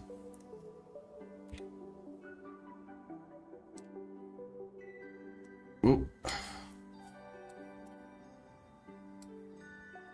So the Dark Tide, the tidal blight calcification specifically. They're clearly killed by Nevrons. Oh my gosh. Zhongli. Oh my gosh. Let me see.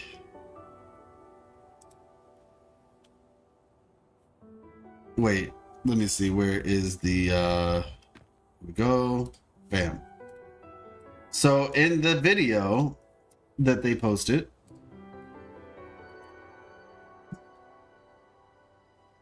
Special record. Where is it? Okay, here we go. So if you all recall, when this happened, right? You see this, all this calcification that we see happening here. The dragon. Let's see. Hold on. Yeah, like it looks like I said. And that's what happened. I was always thinking. I was like, it looks kind of calcified. And lo and behold, in game, so tidal blight is a wave-borne phenomenon. Correct. Mostly observed near tacit fields, but has unique appearances in Septimont due to the dark tide. Correct.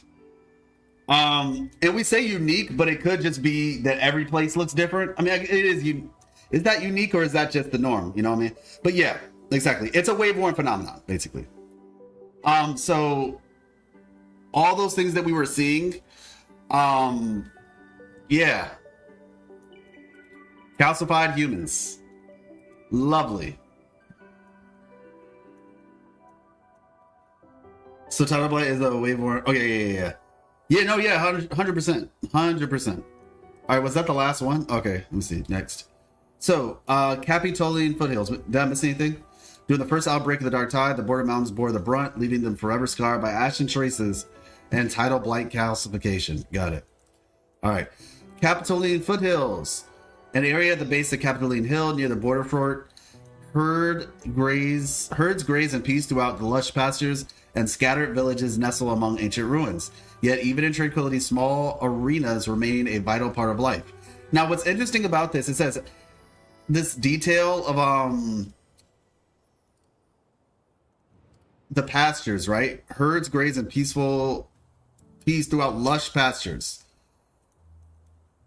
This might be near a volcano. Well, we know this is a volcano area, so if you didn't know this, volcanoes usually create really rich soil after something like that happens, right? Like whenever a volcano erupts and there's lava on the ground and all that, the soil ends up like being like incredibly good for like growing things. So the idea of like lush pastures, it makes sense because it's like it's a volcanic island. Septimont. Oh, if you need an account which is 100% new regions, I'm going to 100% at day one if I'm home, so just ask then. Got you, Cube. I'm about to say, if anything, I probably won't need the account, but if there is anything I would say is if you could send me screenshots of the 100% completion, like this thing right here. Hold on. You are a trooper. That's what I'll say. You're a trooper. But yeah, if anything, I would say send me this. Like screenshots of this right here would be helpful. Whatever this is for like the new region, and I can look at that in my own time. But as for lost pages too, LOL. Well, yeah. If you have lost pages as well, if you get the lost pages, I feel like you can get 100% without getting the lost pages though. But if you do get that, this at the very least, they are a pain in the tail to collect. Yeah, no, legit. Two said in the YouTube chat, yes, the ideas came from AC Odysseus. They showed that before 1.0. Oh, okay, got you. But yeah, Cube, I'd appreciate that. That would be very helpful. Don't feel pressured though. Please don't feel pressured. Prioritize your rest.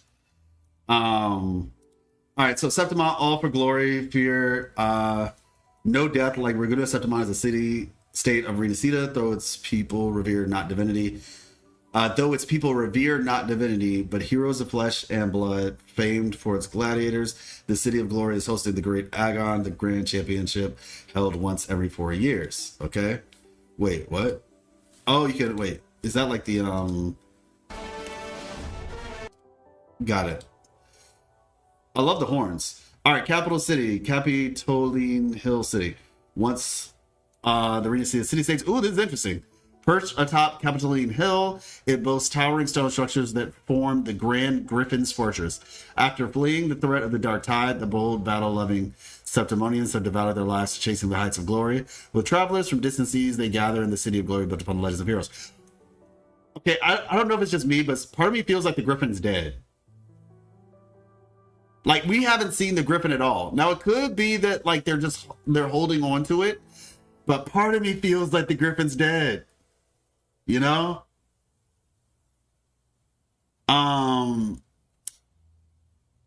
Yeah, like They really named the capital city Capitol Hill. Yeah, they did. They did. Legit. But yeah, I don't know. There's a griffin question mark. Yeah. Like the imagery, for Septimont.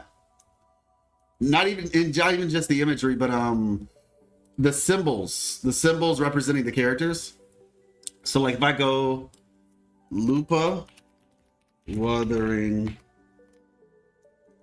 Waves. Okay, cool. Check this out. So if I go to Lupa's thing,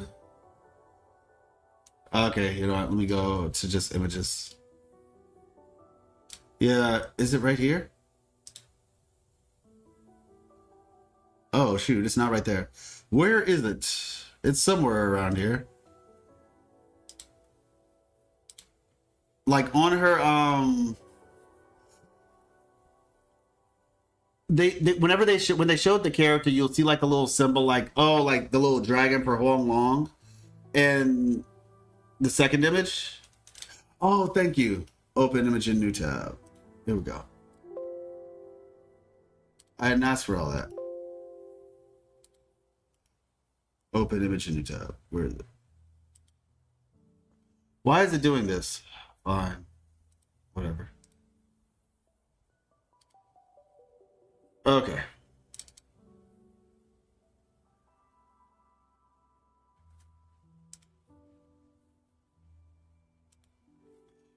So this lovely low detail image. Sheesh. All right. Yeah, so basically it's right here. Wait. Yeah, there we go. This is the detail. It's kind of a little bit harder to see, but you should be able to make it out. I can blow it up just a little bit more just in case. This is the symbol right here. It's a griffin. What looks like it's holding a banner. Yeah, it looks like it's holding a banner basically. Griffin is more or less confirmed as Sentinel's helper, like the whale or Lorelei equivalent. Yes, correct. It's more like Cetus the tiebreaker than it's not actually a Sentinel itself. But it's on the symbol that normally would have a Sentinel, which kind of speaks to their thoughts about the Sentinel in a way. I feel like it's a weird, in my opinion, I do think it's weird. Because if you respect the Sentinel, why are you elevating its helper over the Sentinel? Just because the order is bad doesn't mean the Sentinel did anything wrong. You know what I'm saying?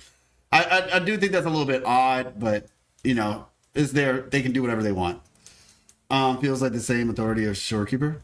Huh? Their insignia? Yeah, exactly. But anyway, we also saw it here too. Like, I guess I should have just shown this. This would have been way faster. I'm tripping. Yeah, so this is the symbol for the griffin. This would have been way faster. And then you can also see it, let's see, on top of the buildings and different things like that. So yeah, it's all around the place. Hey, what's up, Frosty? It looks like you avoided the square allegations. So the glory. Okay, cool. Let's see. Is there anything else? I think we're back where we started. Okay, cool. Nice. So now I know. Let me go to Discord. I know that there was something sent in from Discord for the echoes. Let's see. So Wuthering Waves official website. Oh, so Ragna the Blood Edge said, I think Raguna treats the echoes more like slaves, while Septimont treats them a bit more like people. They even trust them enough to team up with them in matches and let them act as hosts during battles. That actually might that's a good point. All right, let's see. Oh, so I didn't know we got this. I'm a little bit disappointed. I'm not gonna lie. I did not know that we got this. Okay, so Drakes gather and Kerosaurus infest. In Septimont, a land shaped by its unique faith and relentless pursuit of strength, echoes of diverse natures dwell. I was wondering when this would show up. But to say, yeah, I was wondering when this would show up. I did not know they put this out so long ago. Gaslight Nation strikes again. I think we need to acknowledge that Septimont respects the Sentinel. Was only said by one kind-looking person. It's not necessarily the truth. Okay, fair enough. We might have to wait till we get there to get more information. I think that is 100% true. Maybe he's a weak guy, so they don't respect him. No, the Sentinel is definitely not weak. I'm about to say, not to mention if they're talking about like, yeah, we respect strength and all this stuff. It's like the Sentinel literally like fought and saved y'all. But okay. I just thought of something though. I just thought of something. Okay, got you, Aura. Rest well. Guess you it's 23:30 life. I'm ahead to bed. Yep, got you, Aura. Thank you for coming through, bro. It was stated they worship heroes and not the divinity, so maybe the Griffin was some kind of hero in Septimont. Likely. The Imperator was very much what I would consider to be a hero still, but you know, I get it. But hear me out though. I just thought of something. Alfie, think about this. Do you all realize that both Sentinels sustained wounds in ancient times? Hey, what's up, legs? Like y'all realize that? Both of the Sentinels, Jue and Imperator, both sustained wounds. Okay, Jue sustained it in ancient times, and Imperator sustained it in the first Dark Tide. Right? Or am I missing something? Was there another time that it sustained a wound before the Dark Tide? Or was it the first Dark Tide that caused the wound? I think it was the first Dark Tide, right? I mean, I guess the only thing I can think of is just like, is the Threnodians. Threnodians are crazy, man. The fact that Sentinels can die and Threnodians can't is absolutely wild. It was something up.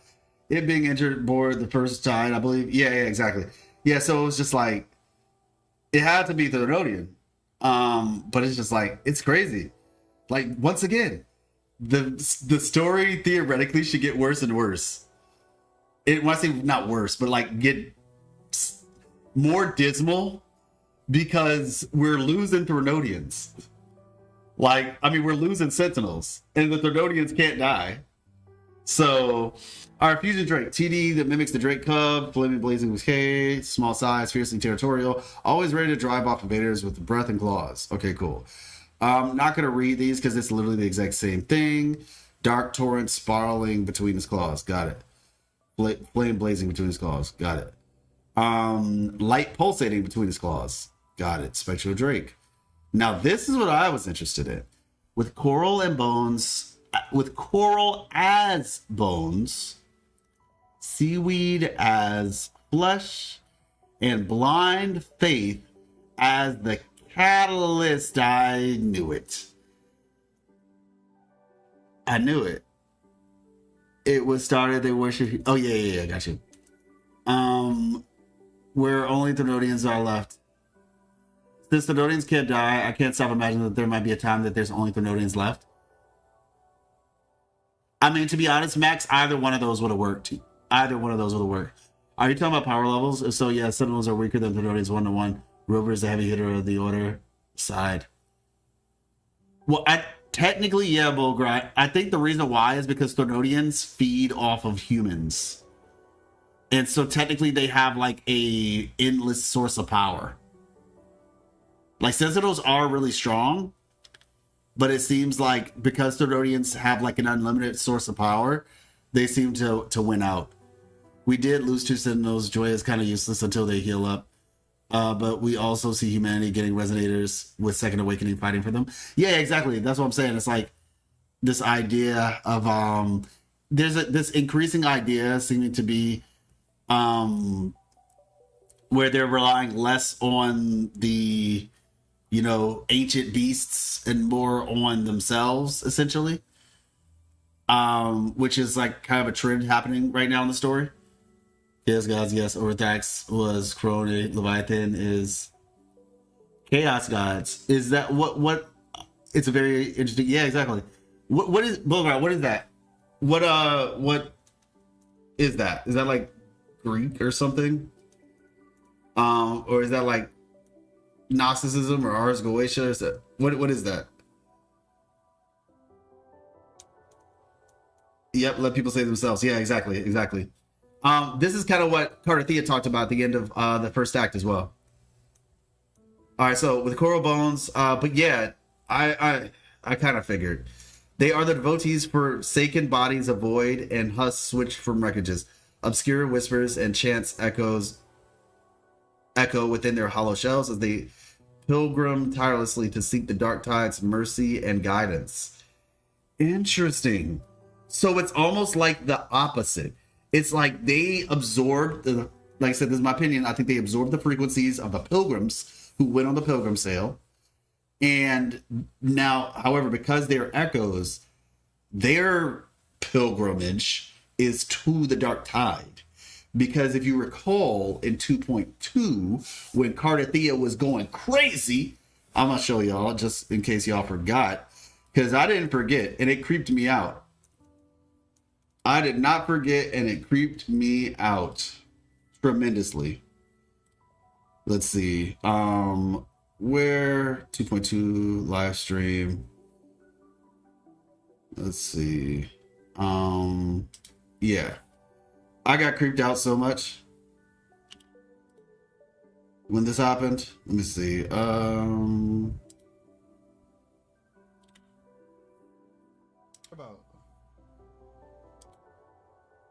Investigate the frequency you absorbed earlier. My turn to shine. This is it, I think, too. That blue thingy in your tacit mark. Nation could flip the switch when it wants, and I'm still waiting to see what happens. Feeling better? No, not yet. Not until we free the Sentinel and defeat the Let Throne. me see. That is why we need to investigate. Some of my memories have returned. I'm trying to find the part where we met with Contarella. Okay, this was the pizza part. We were finding pizza. It's possible. Okay, yeah. Was it? So maybe it was earlier. No, actually, no. Let me see. Meaning, actively searching for someone to wield that power. All that was given, possessed, or taken by the false divinity. I wish I could. Okay, wait, that's too early. So you did that part. Obviously. Let me see. I'm trying to find the part where she went crazy and she was like basically speaking like she was being possessed by the Thernodian. She was basically explaining the idea of like the Thernodian's gospel. Let me see. Oh wait, I think this is it. I think this is it. She was standing off to the side though. So it's not when she was on the pedestal. It's when she was standing off to the side. I think I was in the right spot earlier though. I just have to go very slowly. So it was before this.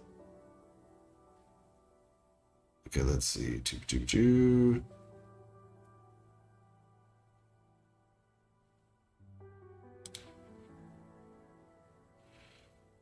Perhaps we could assign to the person who unsealed the passage. Okay, let's see. I missed something. So, okay. Could I leave? Yeah, I'm not sure. Does anybody remember which tower it was? Because this is the Unity Tower. I'm just trying to remember which tower it was where we had that opportunity to talk with her. Because we talked to her in a couple of the different towers. Let's see. Now I guess I'm trying to figure out, is it possible to just go to the in-game thing? First tower, first stop, also scroll above. Darker Psyche, to be exact, it's a big lore dump TLDR. Just go over the 4 Chaos Gods from 40k. You'll get. Oh, Warhammer 40k. Got you. Okay. So it's the first tower. Alright. That checks out. Yeah, here we go. Here we go. Okay. You don't seem too thrilled. So we talked to her about the Facilias. Okay.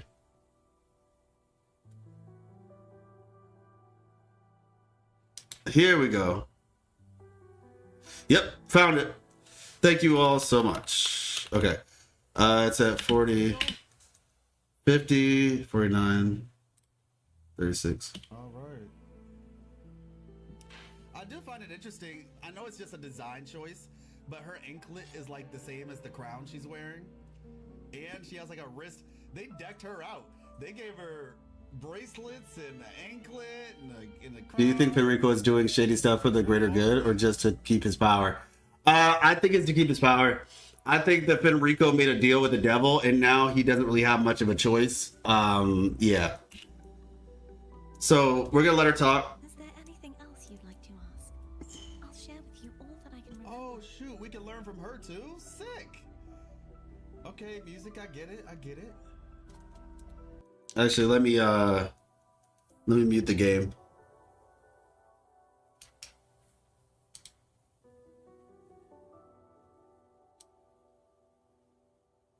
Where is it? There we go. All right. So listen to this. It is paradise. She said it's paradise.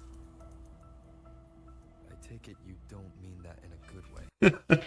Okay, hold on. I'm laughing because I can see my expression on this, and so I want to show you all. My expression was funny. I was like, wait, what? Repeat?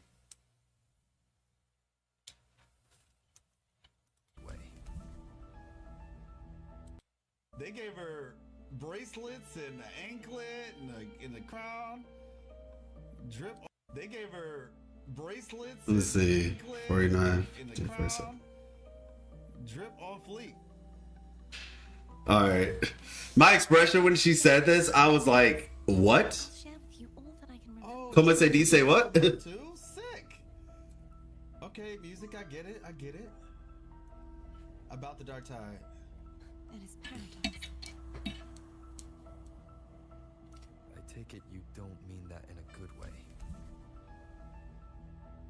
It is a place where sickness, hunger, sorrow, despair, and dullness of heart cease to exist.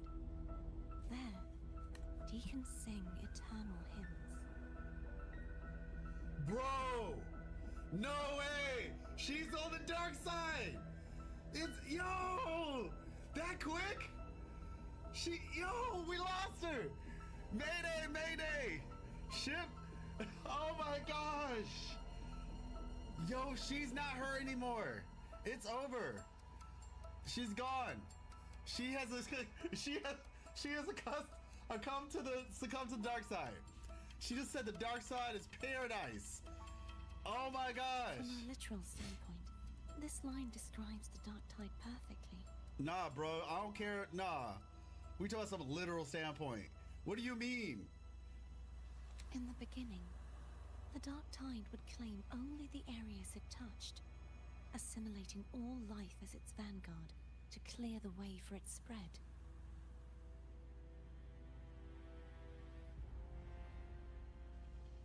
The dead, they would grow mouths and sing hymns, day and night. They didn't need eyes or ears, for their purpose was to spread blindness and madness. Yo, can we stop here? Like, we don't have to keep going, right? Yo, she is creeping me out, man. She's legitimately creeping me out. More! Yo! Even those who did not believe were drawn irresistibly to the Leviathan's creed, and for those already deceived, it was all but inevitable. Okay, she did say the word deceived. So does that mean she's in her right mind still? When a soul is corrupted to its core, it will sing hymns without end on its sleepless journey to merge with the dark tide. And when every faithful soul Yeah, the music did it. paradise, the land consumed by the dark tide will begin its pilgrimage, drawn by dark Begin its pilgrimage. spreading its gospel to wherever it lands next.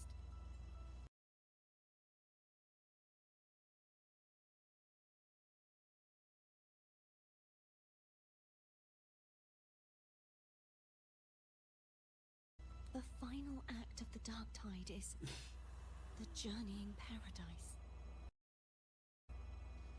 Is this the future you saw after coming into contact with the dark tide?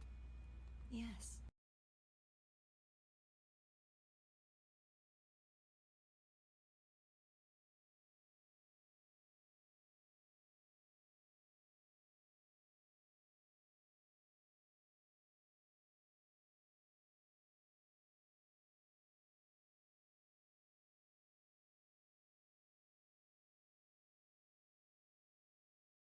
Oh my gosh, I'm so sorry. Thank you so much for coming through. The VOD will stay up, artist. So yeah, thank you so much for coming through. What I was just saying though is she literally said it right there. In the beginning, the dark tide would only claim. Oh wait, no, gosh. The dead would grow mouths. Sheesh, now I have to like piece it back together. Okay. Basically, he said, is this the future you saw? Yeah, is this the future you saw, right? What that means, right? It says, the soul's return to paradise, the land consumed by the dark tide, will begin its pilgrimage, drawn by darkened skies, spreading its gospel to wherever it lands next. So all of that to say, right? All of that to say, this is... He asks, is this the future you saw? So that cinematic that we saw? Yeah, I mean, like, it looks like it's the future. It looks like it's the future. And so this idea of, like, you know, spreading the gospel and the paradise and the land consumed by the dark tide will begin its pilgrimage. So, devotees' flesh, pilgrim's shell. This is the thing that the dark tide creates, and the embodiment of the dark tide faith form the mimetic embodiment of the dark tide faith. They are the devotees, forsaken bodies of void and hunt, stitched with the wreckage, obscure, stitched from wreckage. Sounds like stitched from wreckage, wrecked ships. Obscure whispers and chants echoes within their hollow shells as they pilgrim tirelessly to seek the dark tide's mercy and guidance. Do y'all know what's better than life? Double life. Oh my gosh.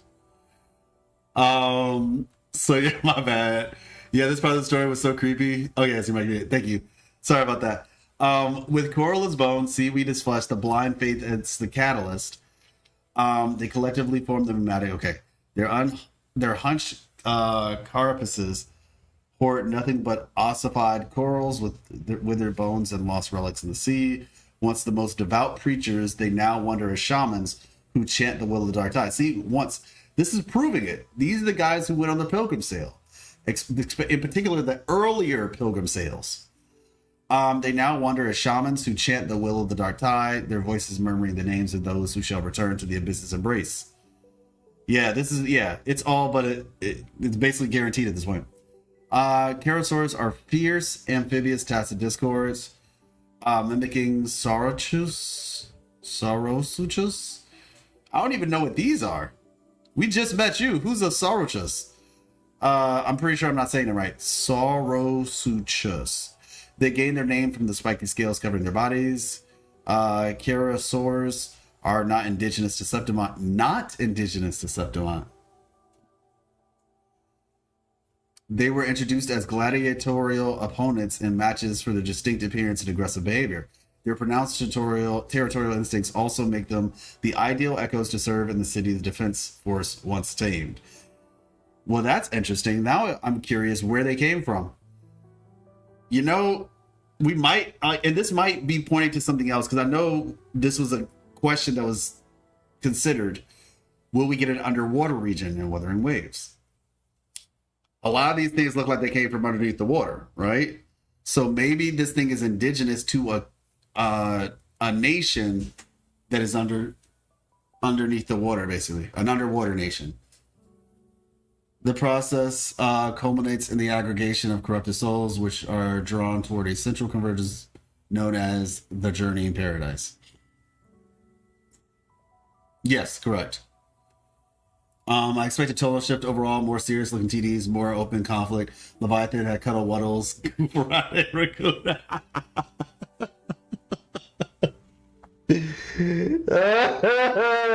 Why? Not the cuddle waddles, bro. Not the cuddle waddles goofing around in Raguna. Oh, that's funny. I was not expecting. Okay. No, but yeah, Bolgrat, that's what I've been saying. We're gonna get a tonal shift for certain. Absolute. Because it was all a theater after all. Now comes the yeah, Bolgrat. I literally said that exact same thing in different words. Yes, it was the mask. The mask was on. It looked nice and bright and cheery. When you take off the mask, right, in true Carnival fashion, tonal shift happens, and I think that's what I always expected to happen. A lot of people were doubting that Wuthering Waves was gonna reach into its bag, essentially, and kind of give us that. But I knew that was gonna happen.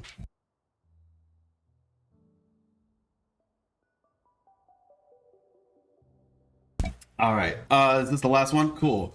All right, now everybody, we get to the fun part. I mean, honestly, this has all been very fun, in my opinion. Hopefully, you guys have been enjoying it. We're gonna get to the next fun part, which is what did we miss? Okay, what did we miss? I love that when I type in Wuthering Waves shows up, not all this other stuff. Like, what I expect to see is the actual channel. Because sometimes some nonsense shows up when you type in Wuthering Waves. So we're gonna go to videos. We're gonna go to special record. Oop. Eventually, I need to get another one. Eventually, I say that, but then nothing happens. So we're gonna look at the special record. We're gonna look at the geographic preview, and then we're gonna look at the story trailer. We'll start with special record, and I'm gonna show y'all some stuff that y'all might not have missed. That y'all might have missed when it was being shown. One moment. Oop. Forward. All right, let me get this real quick.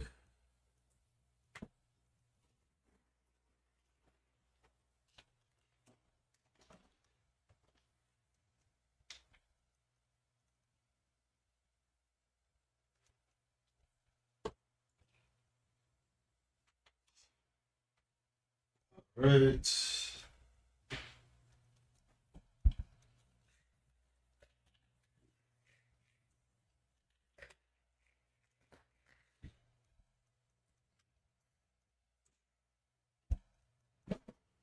Mm-hmm. Do we have any One Piece watchers around here? Not manga. Like, respect if you read the manga, but I don't read the manga. I just watch the anime. So are there any One Piece fans in the chat? If you are you relatively caught up, at least in terms of like the arc? Like Egghead arc part 2?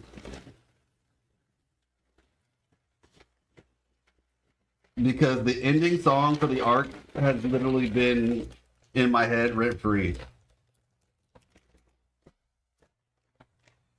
Like every so often, all day, I just end up like humming the song.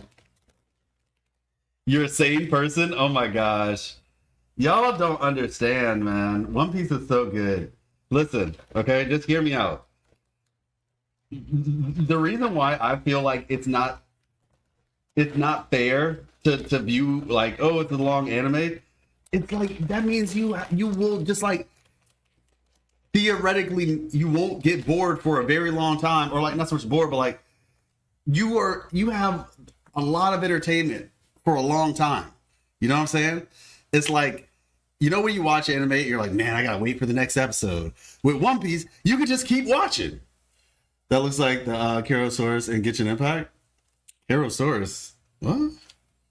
Is that like the tall one? That's how I look at it. It's like you'll always have something to watch for like for a good bit of time. Anyway, the ending song for the current season is just so good.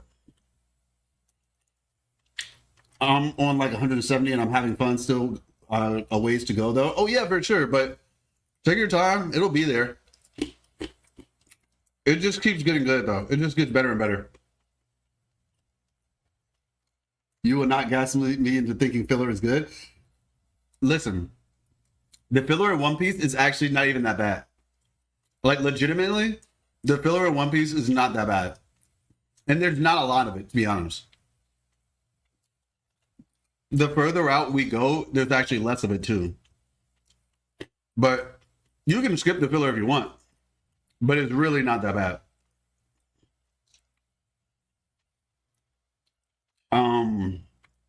It also doesn't last that long. Truth be told. Like, the filler out of like 1,000 and something episodes, I want to say there's probably like 7 or 8 episodes of filler. Like true filler. I can name it on my hand. Because it's the Davy back fights. It's the time he goes to that like island with the weird guy with the bush head. I don't think that lasted that long either. Maybe like 1 or 2 episodes. It's really not that. The filler is not actually that crazy. I did give it a chance. I watched 100 plus, but it's just the characters built. No. Oh my gosh. Everybody says that. Like, the way the characters are built screws them over. I mean, to each their own. I'm just letting y'all know. It's a really good anime. It's unfortunate that that is, you know, like the turn off for some people. I get it. But it's really good. You barely remember the old episodes, to be honest? I mean, you could probably just hop in. It really wouldn't matter. Not that much. The thing is, One Piece is about the adventure. Like, there is lore in One Piece, but it's kind of scattered out. They do a decent job of, like, reminding you about certain things as well. But, all I'm going to say, there's a reason why it's, like, one of the top sellers out of all anime. Even after this long. That's all I'm going to say. You don't have to watch it. I'm just saying it's solid. I always tell people if you can get past the first 40 episodes, things just get better from there. You love One Piece, you think about watching it back over? That's crazy. Hey, look, man, long park filler had me in a different type of frustration. Long park filler? Are you talking about the long people? With Brooke? Hold on, long part. But all right, we'll get back into it. So, if I recall correctly, this says annihilation. This is like annihilation of tides. No, a tribute to the tides of fate. That's what this says, everybody. A tribute to the tides of fate. Now, what's interesting here is that it says a tribute, right? Tribute is like, it's a sacrifice, basically. It's a sacrifice. This language is, it's basically the Solaris 3 language, but it's in the Reena Zani script. They all technically look the same, but they just have different variations on how they look. I think I dropped the thing. It's in the pinned messages. Yeah, here we go. So this is the Reena Zani script, right? I mean, this is Solaris 3. Like, it's in Jinjo, at least. This is the Jinjo script. Solaris, the Reena Zani one looked similar, but I think I dropped it in here like a week or so ago. I need to put it in the pinned. It looks a bit different though.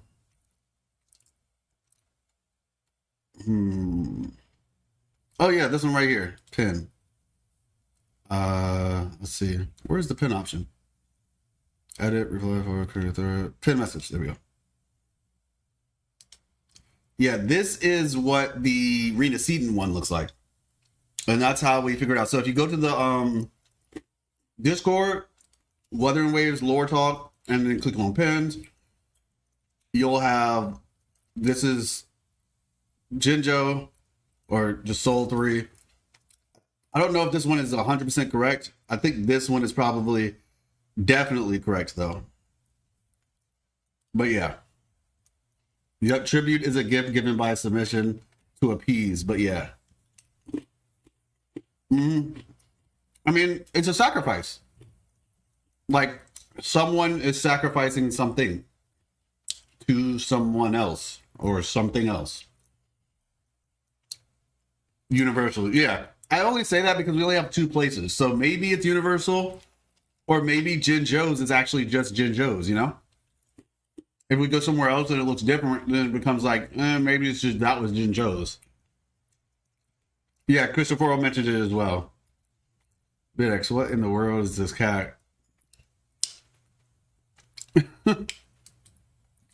But yeah, a tribute to the Tides of Fate. F-A-T-E.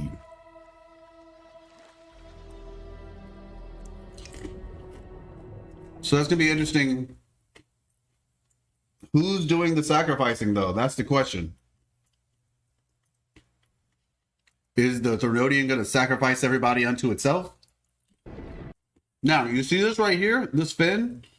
I think we all understood that this was the Thronodian, right? Or at the very least, it seems like it. What I'm actually excited about is that even though we don't get to see we haven't seen a 3D model of the Sentinel, perhaps we will at least be able to see a 3D model of the Thronodian. That would be worth it. Because in Jinjo, we saw the carcass, right, of the Thronodian, and we saw 3D of Joy. Maybe it's the reverse this time. Before Tides of Fate, we are but humble servants. Yep, and it's also making its way there. Well, I really like when games have their own written language. Yeah. You need to get back into One Piece? Go for it, Les. Now, I talked about this when we first saw this. I think somebody told me about this. When Reena Zani first came out, somebody came into my chat and said, oh, Reena Zani looks like this. I think they were digging in the leaks and they didn't know when came out at what time. Because they told me there's a big mountain face and there's a giant statue on the other side of it. That's what they told me. And so when I got to Reena Zani, I was like, wait, huh? Because I didn't want to be spoiled like that anyway, but they just said it without me knowing. And, I'm just like reading my chat. And so I think this is what they saw. They must have saw this, but they thought that was like where we were going first. And this was day 1 when the patch came out. All right. One thing I will say that I think is interesting, that, like I said, might not have been immediately obvious. This symbol right here, it's a sun and a moon. So this concept of the sun and the moon seems like very ingrained into Septimont. Even to the point where, for all intents and purposes, I don't want to say their deity, but you know what I'm saying? Like, the thing that they most honor is symbolized by the sun and the moon around it. All right? Maybe like 2 religions, but also not. Yeah, so to be fair, it's practically a belief, you know what I'm saying? Like, some people, the minutia of it all, right? Like, it's something you relish and you cherish or whatever, so call it what you want. But yeah, the sun and the moon seems to be a really big factor here, right? Obviously, they have wings on the back, that's cool, that's interesting. Now, that might be a waterway, I guess. Like, I think we saw this elevator actually in the trailer when they were going up it. Because I was like, oh, is this like the cathedral where you go in there, it closes off, and then the water brings you up? We saw in the trailer, we saw this actually. Now, the Griffins. I noticed right here that the city is destroyed on this side or it's built up on this side. Not sure if that's like a light and darkness sort of thing, clear obscure. But yeah. Now I think this is it. Yeah, this is it. So look, what I find interesting about this is there are two different types of swords here. This looks like a graveyard, right? Like a sword graveyard. And I think in the live stream they talked about it. Only people I think who prove their worth get allowed to go to this site. Basically, I think you have to beat Arenosa. I forget how to say their name, but the gladiator champion. If you beat the champion, you get granted access to this place right here. And well, like I said, I noticed there are two different types of swords. A bit X. There's this sword right here, which is like the one you see that's really big. But then there's also, if you can see right here, a sword that looks like it has like two wings. So I'm wondering if that has to do with like some sort of conflict between two different sides. One of Yuno. I know it looks like I don't know why because I thought it said Juno too, but it's actually Yuno. It's an I. Is gonna call us their Jupiter, all blushy and like let us touch her twin tails. Oh my gosh. Also, it's still a parallel to real life Roman history and religious history of Sentinel's worship is a stand-up for Christianity. The sun and moon is a stand-up for Greco-Roman paganism. Yeah.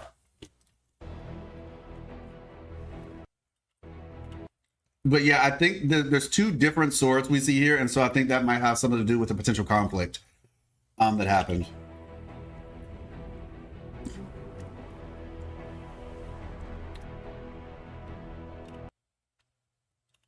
Let me see.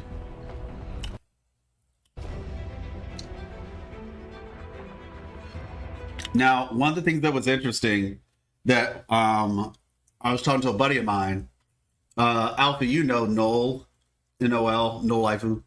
We were talking about this, and it's interesting how the Dark Tide,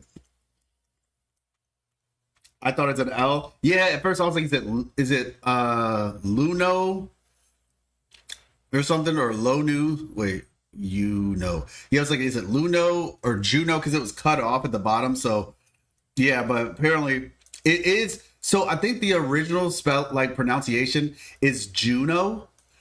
It's based on Juno, but they named the character Yuno because the I is like silent. But the character is based on I think the historical figure Juno. So yeah. Yeah, exactly. But the Dark Tide is coming from the ground up, right? It's like it affects the people first, then it affects the landscape. June, the month, is based on Juno. No, I'm talking about the character. The character is based on the word Juno, but they just call the character Yuno. Oh, Yuno is Juno in pronunciation? Oh, okay. Well, that makes it easier. I don't know how you get a J from an I, a J sound from an I, but I mean, if that's the case, I'm down. I like the name Juno anyway. My duo in Marvel Rivals name is Juno. But yeah, we talked about the calcification thing already. I was going to bring that up when we talked about that.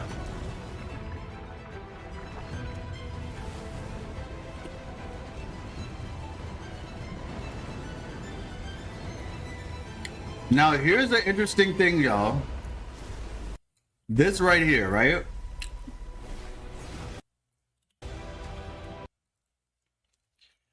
I don't know if y'all paid attention to this. Maybe y'all did. Does this look... What do you think about this?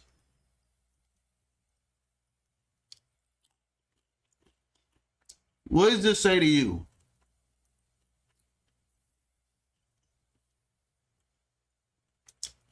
Galbrina should be Gabrielina. Ah, true. I feel like Juno is going to get corrupted. I feel like this is symbolism, and Juno's gonna get corrupted potentially. Right?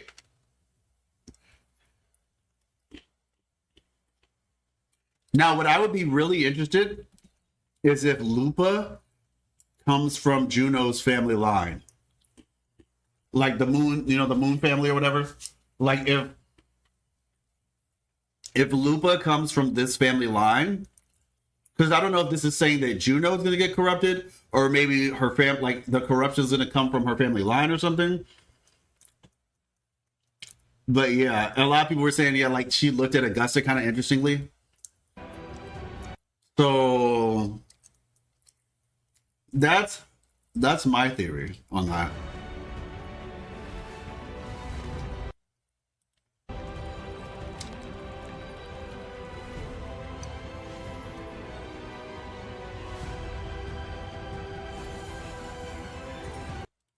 Yeah, we got Luba. Cartethiya breaking and then reforming into Flirtalies. Not sure what that means, but yeah, so like I said, the big takeaways for me, obviously, one, I knew the Therodian was still alive.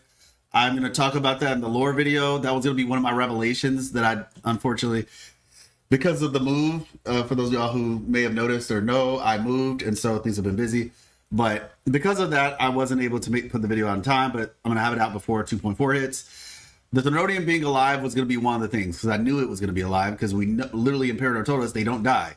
But more so than the fact that we knew they don't die, there are a couple of other things that video is going to discuss. One of which, well, not so much one of which, but there's a couple of things we're going to discuss. But like I said, for this video, the big takeaways were obviously Therodian's still here. At least for me, the fact that there are two different swords here, meaning it details like some sort of conflict is happening. The fact that the sun and moon seems to be extremely prevalent in this area. So much so that the closest thing to a divinity, its insignia, has sun and moon. And then obviously, like I said, the dark tide, you know, kind of like hitting the people first and then moving to the environment could potentially be symbolic. The calcification, which is, you know, essentially just showing us like, okay, this is what happened to the people in Jinzhou. This is why those statues are there, because those people got hit with not necessarily the dark tide per se, but it's just also, you notice in the sky the drips, the same drips that we saw in the area, the Mournfall Canyon, I think it's called. The same sky drips are right here. Same exact sky drips. So yeah, this is definitely the dark tide. I didn't understand you meant those echoes are people that went on a pilgrimage, or just echoes. The echoes were formed from the frequencies left behind by the people who went on the pilgrimage. That's what I was saying.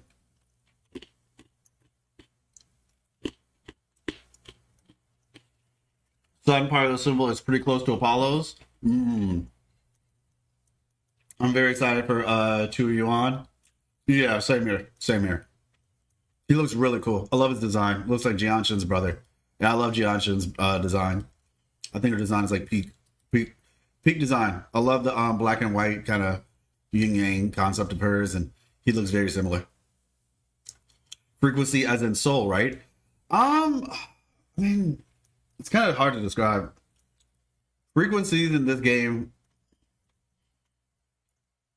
it doesn't necessarily have to be soul. It could just be like memories. You know?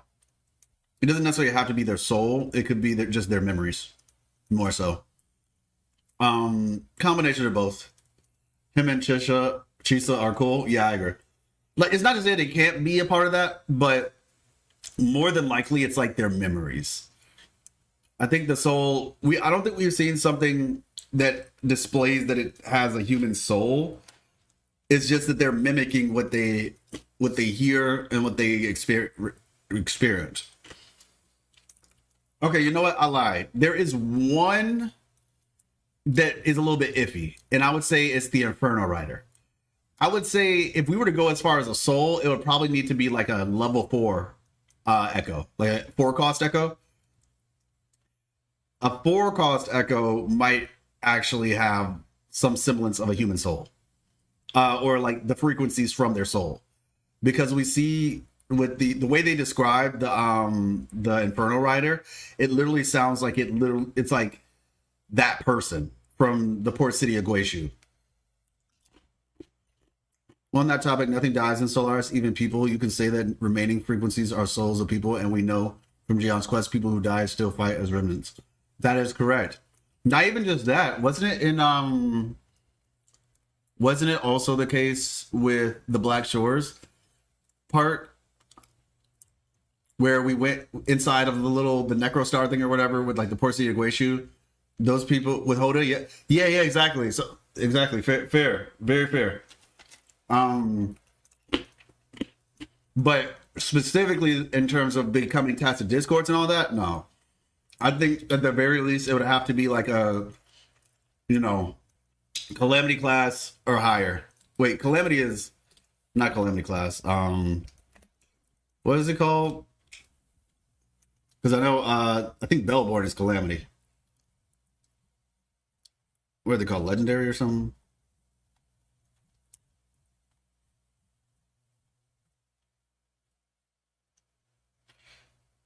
Can a Sentinel be born from a Thernodian? I don't think so. Like the sun that gives birth to a black hole. I know it's messed up, but doesn't light illuminate brighter and darken places? Might something be born? Nah. Like, we know where Thernodians come from, and we know to a degree where Sentinels come from. And it like, I'm gonna say, actually, I don't know where Thernodians come from. We just know how they're born. Whereas Sentinels seem to come from a different place. Oh, you think the Black Shores created them, Alfie? Why would they have like the pods that look like they came from outer space then? Overlord class, that's what I meant. I'm about to say, I think they're more so, my personal opinion, I think that the Sentinels probably came from the Space Lady. Do you think he came from there? Do you think he came from the Black Shores? Interesting. Well, yeah, even if that is true about Rover, even if that was true, so my idea, I don't think Rover created the Sentinels. I think the Sentinels were probably something that was created by the very least, like the Space Lady. And Rover was just given dominion over it. Kind of like in the Bible, when God creates all the animals, but then God gives dominion over the animals to the humans. Like, you name them, kind of, I don't know, maybe give them their tasks to do or something like that. That's my thought. And so for the Sentinels, because it seems like they came from outer space, I feel like the Space Lady is the one who made them. I feel like Rover is like, I consider Rover like the Sage of Six Paths, where he's in charge, but he's not like their creator. Similar to like the Ten Tails and the Jinjarikiri and all that.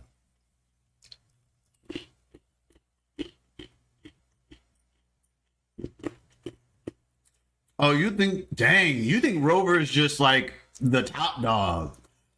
Interesting. You think Rover is the top dog. Okay.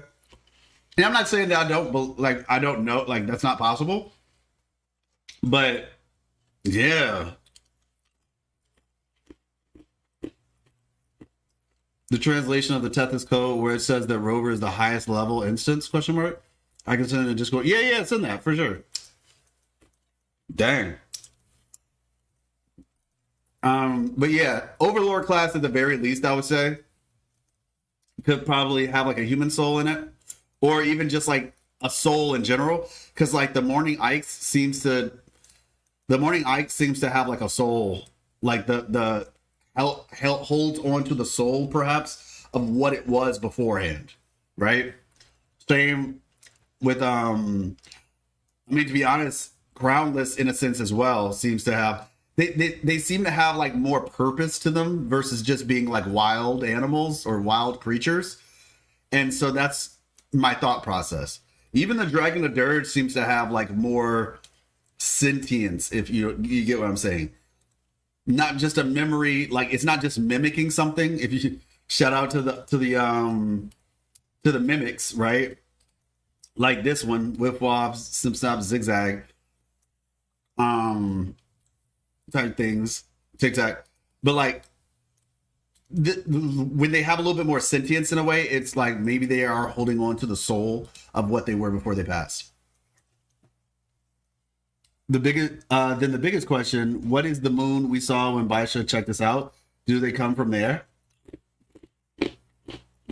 The moon we saw when Baisha checked us out was the moon behind the Dreamless. When we fought the Dreamless. Hold on.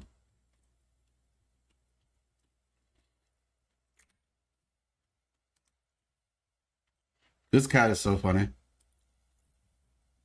All right. Rover's a Rebel might be that abnormal data detected by Tether System MC appeared in. Void Protocol Contingency Third. Solaris Tool Shorekeeper Instance. Solaris Tool XXX Instance _ Solar. Solaris Rover Instance _ highest _ level. Is that, I guess, I don't know, instance highest level.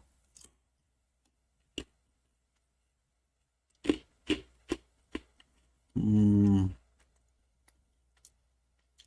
don't know if I take that as like meaning that Rover is the first. Because like level doesn't necessarily indicate time.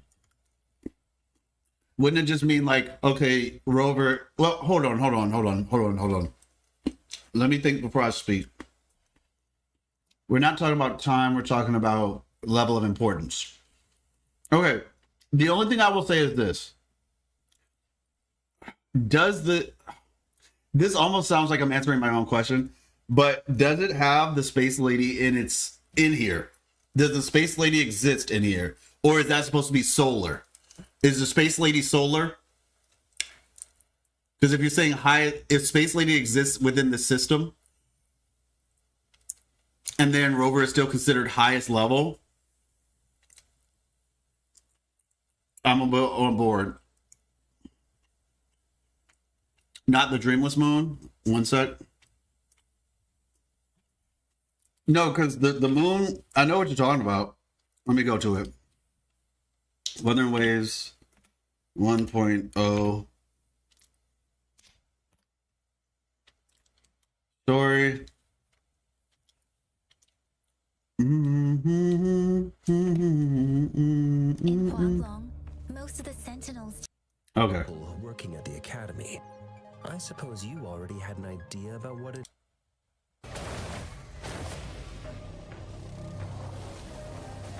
Okay.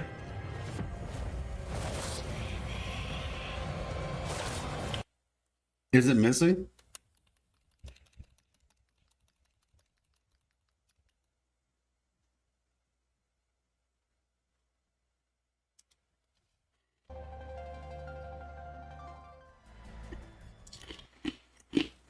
Oh, wait. Yeah, you are. This is different. A bit of a similar situation, but I don't think it's. Even if you copy 100% of me and made a TD, that would still be me or have my soul, and all those TDs show less than. Oh, yeah, I don't think it's 100%. I'm just saying it might retain fragments. Yeah, so you're talking about this one. Maybe the alien lady. Okay, so.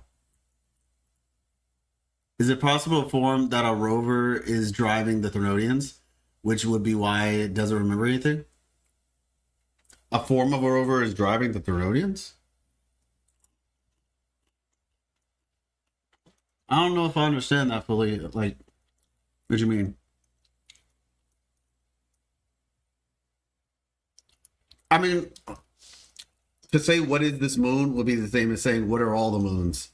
There's like so many different moons in the world right now.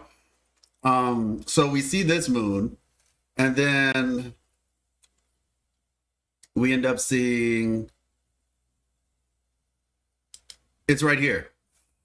This is the same moon that we see again. Retroact rain. So they said that this was the moon that they saw when the first Thornodian, the Thornodian attacked 20 years ago. Actually, not even 20 years ago, like 4 or 5 years ago, back when Geshu Lin fought. This was the moon that showed up with Overthrax.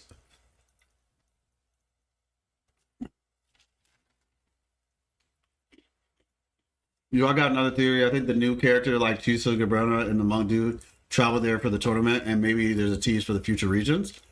Yeah, so that's what I think too. I think Chisa is pointing us to the monk guy. I don't know. I feel like he's me personally. I feel like he's there so that we go back to Hong Long. Like maybe like before we go to the next area, we'll go to Hong Long, and then Chisa will be like our Kazuha. You have to assume we knew better. No, I believe Robert deleted memories because he found no way out. That's why before we see the video told us which you will choose to adapt or to help the will of humans to prevail or something. Yeah, like I said, I believe that he intentionally lost his memories so that he could approach the world from a different perspective, because the way he was approaching it prior wasn't working. It's like he tried to fix this problem and it would not get fixed. And so he's like, you know what? Maybe this is the way to do it. It's kind of like Doctor Strange from Avengers, where he tried a bunch of different outcomes. Nothing worked. And so this was the outcome he landed on. All right. So I think, let me see.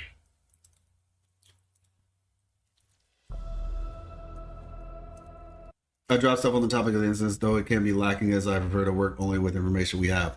Got you. All right, let's see.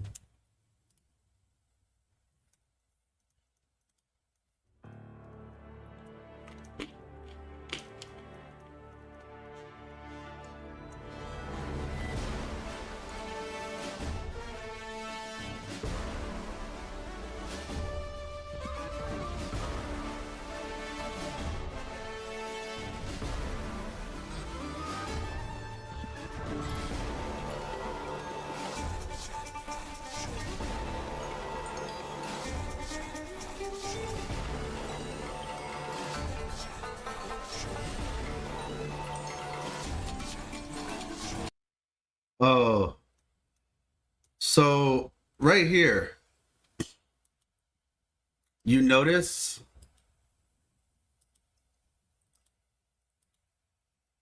it might look like they're just trying to show off the echo or whatever, and they are. But what's interesting about this, right? Look at this top ring. You know what I believe this is?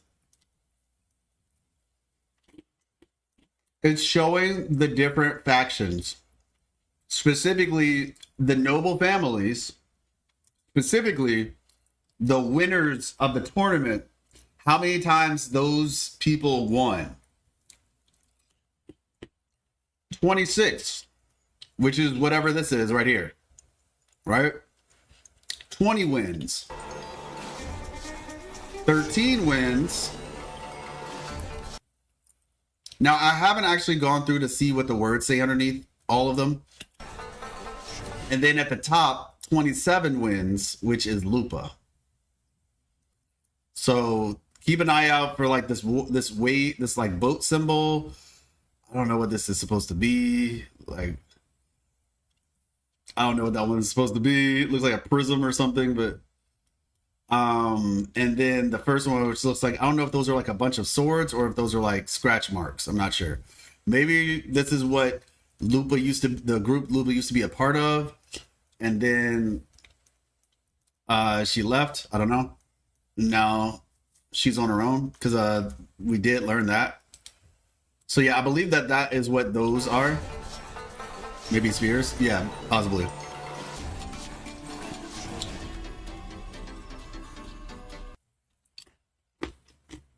As you can see, this is where we start, where we're going to enter.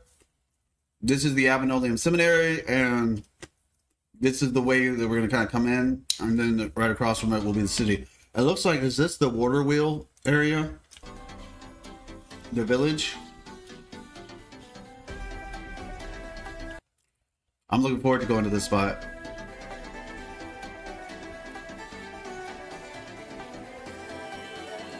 You can see some coral in the bottom right.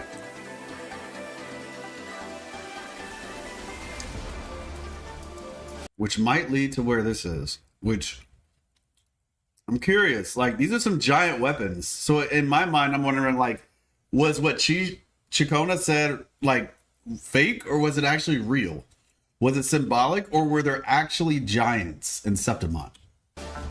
Because these are some big weapons.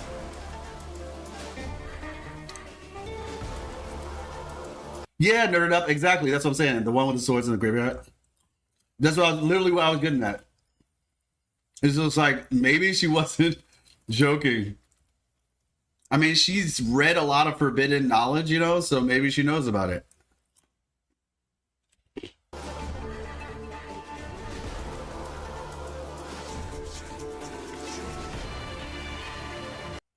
Yep, this is the port.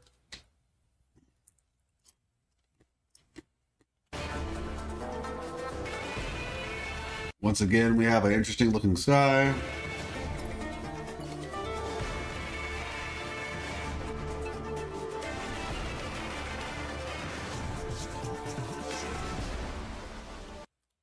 All right, and now, last but certainly not least, story trailer.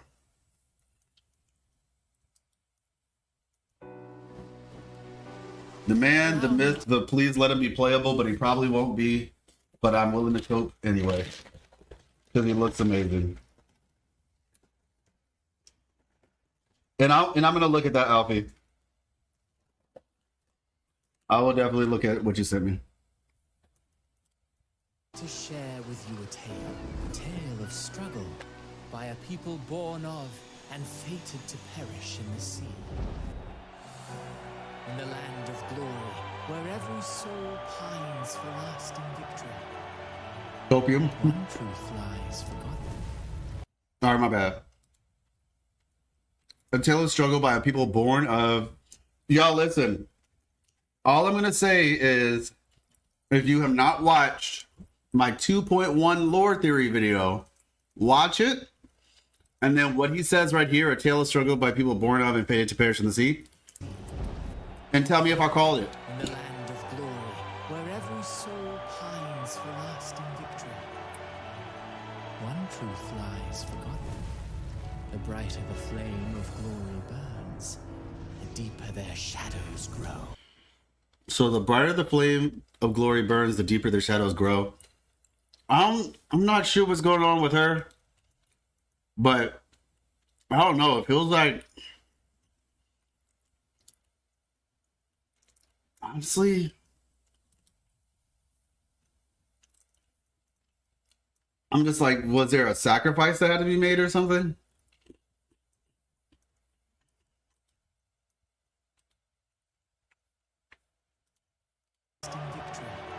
NBC with tats and mark above her right eye. Yeah, that is her. Yeah, Ryuko Sensei was thinking that she was going to be a 4-star character. No disrespect to Kuro, but that NPC does not look like a character at all. I would actually be very disappointed if that was a playable character, because they look way too much like a NPC, like way too much. The outfit looks cool, but like their face and everything, it just looks way too NPC. But I say, if that character becomes a playable character, and Rosemary, you know what I'm saying? Mr. Fullmean, all those people aren't playable. Nah. Previous champion gladiator. It's possible. Maybe it has something to do with that graveyard that only people who beat Arenosos or whatever can go to. One truth lies forgotten. The brighter the flame. It looks like they were like, I don't know, like, okay, what if when we get there, there's like a hated clan or something? Like they did something and they're like dishonored. You know what I mean? their shadows grow. I just realized something.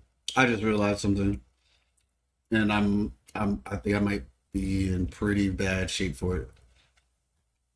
Create broadcast. Wait, so I never started the stream on Twitter. I thought I was streaming on Twitter, y'all. And I never started it. Feels bad. Well, at least I wasn't ignoring anybody's comments. But it legit feels bad. I'm gonna start streaming on Twitter. Just because I feel like it would be like I do know there's people on there as well. And at the very least, you all will know when I'm streaming. If you see it. A living soul who slumbers in the netherworld, lost in the tides of reveries. Yeah, I legit thought I was streaming, but I'd never hit create broadcast. So I saw the feed was working, but it wasn't streaming. It's okay though. Pulled in by nostalgic music of homeland. Now this is interesting. Everybody was curious about this, right? Soul who slumbers in the netherworld. Lost in the tides of reveries. Okay, listen up, y'all. Listen up.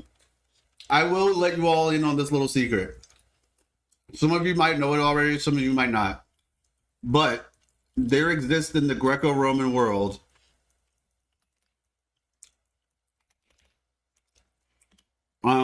let me see. Let's see. I know I spelled it wrong, don't worry about it. Triple goddess. Here we go. So there's this idea in the in neo-paganism, I guess. This idea of the triple goddess.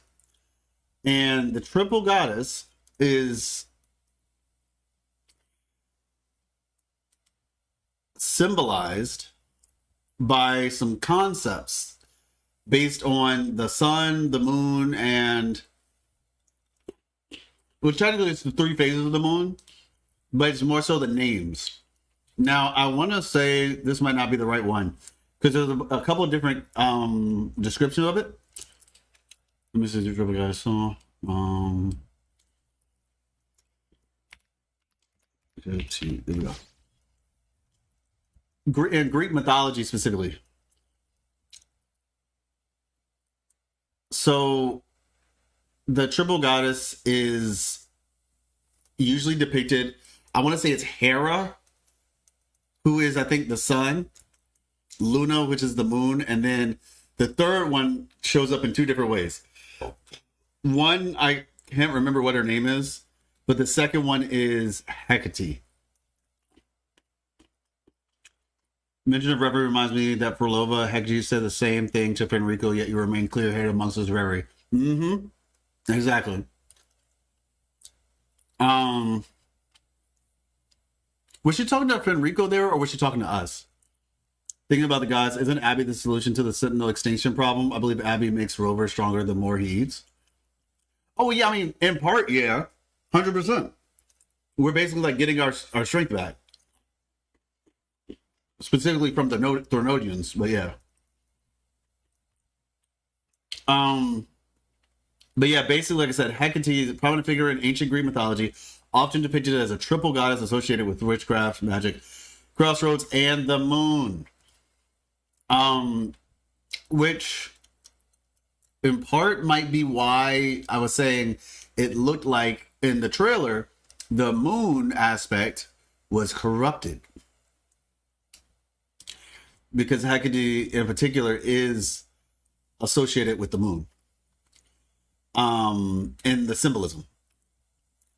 But yeah, so like I said, this is just like an interesting little detail surrounding this whole concept, like I said, the moon, the sun, and Hecate.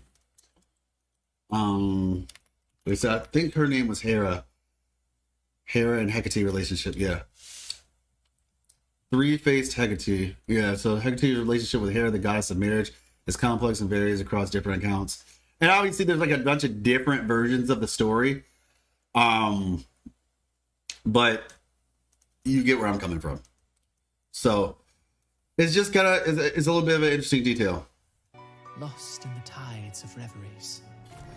Pulled in by nostalgic music of homeland, she stumbles her way across the world beyond. Across the world beyond.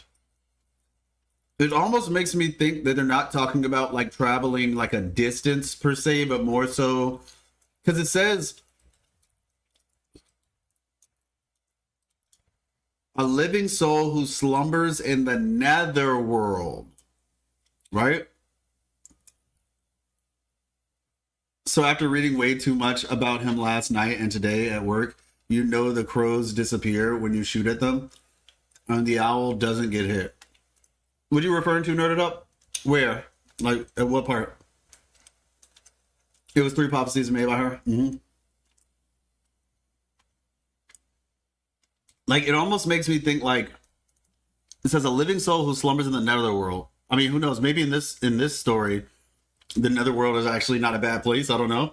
But lost in the tides of reverie. Nostalgic music of her homeland stumbles her way across the world beyond. So it's almost like she stumbles her way across the world beyond. So, like, is she going into the world of the dead or something? Or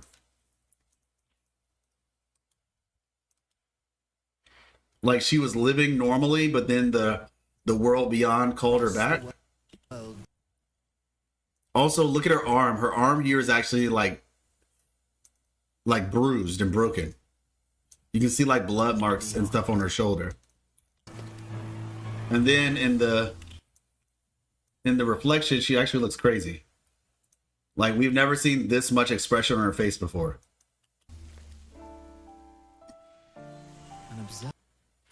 Or another universe, maybe.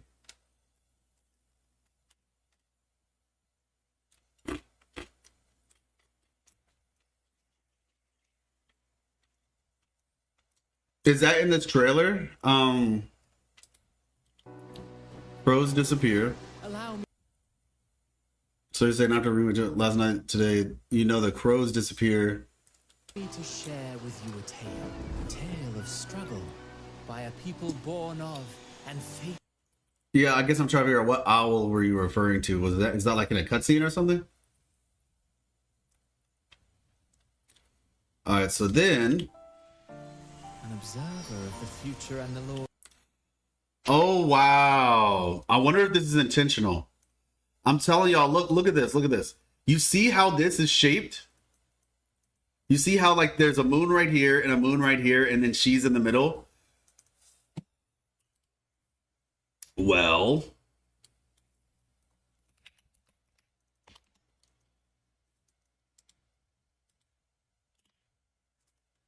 Hecate moon. Symbol. This is the symbol right here.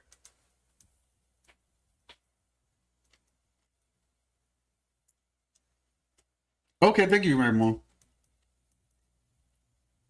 Channel name for Lola. Okay, got you. You did a demo of shooting the crows that follow you. They don't drop meat like the other birds. They just go poof. The owls that Christopher spoke of to Chona about. Yeah, so I guess I'm trying to figure out, is that like something that happens in the story?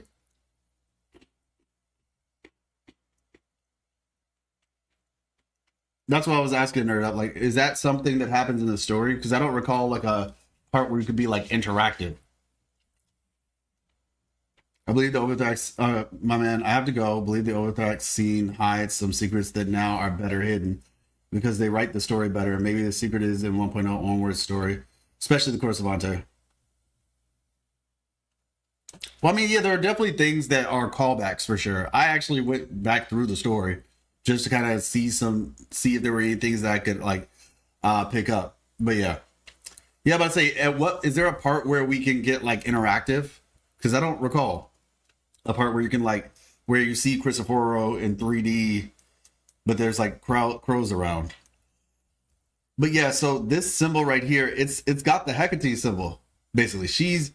I'm kind of convinced at this point. Now this right here is like the different phases of the moon. Like you see, it's like half. I don't know if this is waxing or waning, but then there's like gone, so it's basically like a new moon. It looks like she's fighting the darkness. Who will be crowned the hero of heroes in the end. So, an observer of the future and the laws of causality, she sings a silent lament. For no one knows who will be crowned the hero of heroes in the end.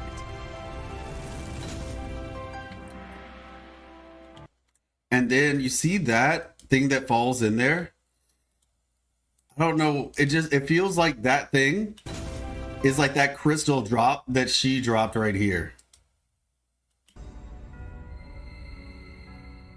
See that the tear turned into a drop. Who slumbers in the netherworld.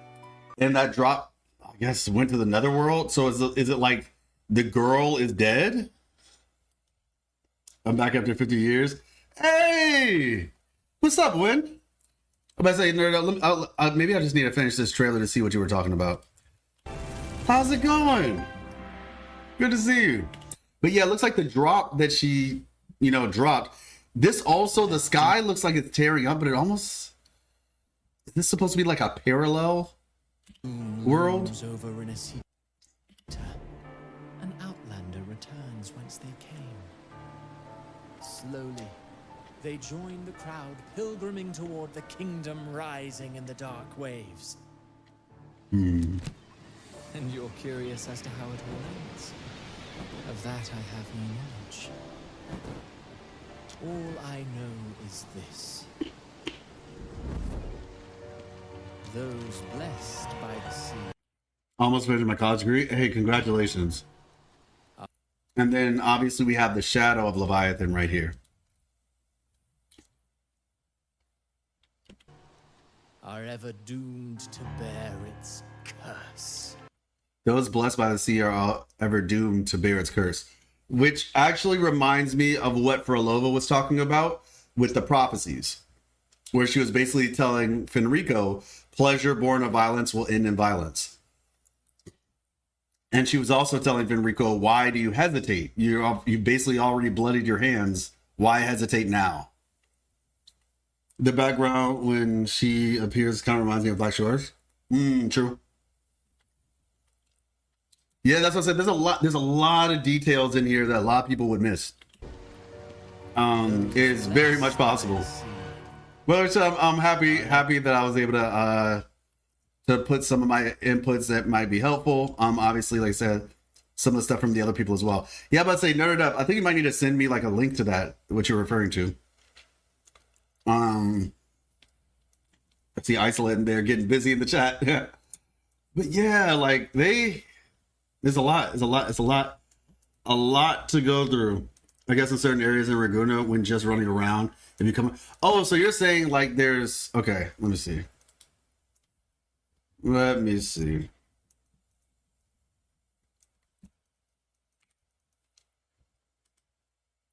That's what you're referring to. Because you said like an owl. I'm just like, where would an owl be?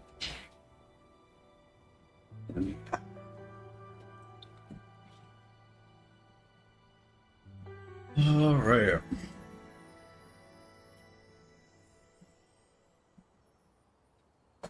There we go.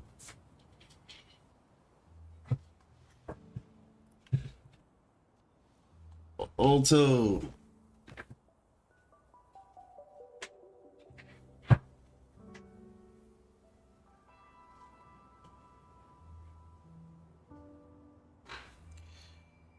Has some questions between parallels that are impossible for me to ignore. Okay. The Yuno had a flood legend of a flood. Bro, I'm telling y'all, like, I just read the first part of what you said, Isolate, and that's what I'm saying. Like, I literally called this, bro. Like, I legitimately called this. All right, y'all, listen up. Listen, look at this. Look at this. Look at this. So Isolate said that apparently in the beta, Juno's name was Yuno, Y-O-U-N-U-O. And apparently, The Yuno had a flood legend. They claimed the waters once rose up so high on the earth that they reached into the heavens. Man then sounded a gong at the rooftop of the earth, which woke the thunder god. The thunder god saw man's distress and came down to rescue them, causing the flood to end. They also worship a powerful dragon spirit, Zaj Luong, who they believe controls the waters and lives at the bottom of the sea. He also controls the weather and must be placated to ensure enough rain for a bountiful harvest. The Yuno believe the dragon can take the form of a rainbow. They also worship the sun and moon. All right. What's interesting about that is, as I said, I feel like I know what this is, to be honest. If this is the one that talks about there being another shorekeeper. Wait a second. Okay. I don't know if you're still here, Alfie. I know exactly what you're talking about, but I never looked at this as being Rover. I thought there was like a second shorekeeper. Like shorekeeper was instance 2 and then instance 1. I do know about this. I'll probably message. Okay, yeah. Like I remember this very vividly, but I always thought that instance 1 was just like another person like shorekeeper. So upon entering the execution phase, instance 1 and 2 will be activated to assist in controlling time and space. Yeah, exactly. I mean, I guess you're saying, oh, like Rover. Okay, but if that's the case, doesn't that mean that they were created beings? Oh, you think the created being is the one who controls time, not Rover. Oh, okay. So, that's interesting. Yeah, that's interesting. That's interesting. Space and time, and essentially both of them. I wonder why she feels like she can't help Rover and Shorekeeper. The only thing that I will say though is that I don't think it makes sense to me why Shorekeeper was basically like lost. It's just like we had to find her. You know what I'm saying? Like if they created her, why was she lost? And we had to find her. Why didn't we just talk to her at her when she was created in the lab or whatever and be like, all right, this is your job now. You know what I'm saying? I don't know. But yeah, I feel you.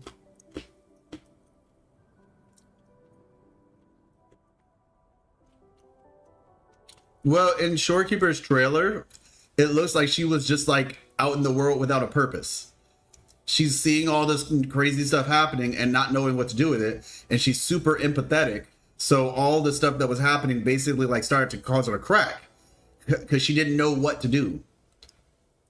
Until Rover comes and basically says, hey, here's your purpose.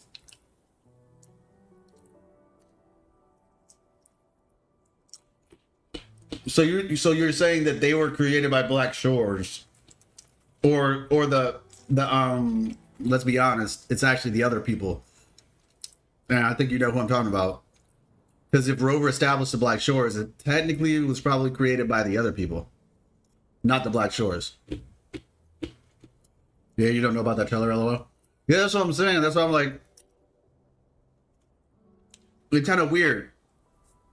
But if it is that, I think it might be more accurate to say that she wasn't created by the Black Shores. She was created by the, okay, I don't want to be cryptic, the He civilization or the Head civilization or whatever. She might have been created by them. Both of them, actually.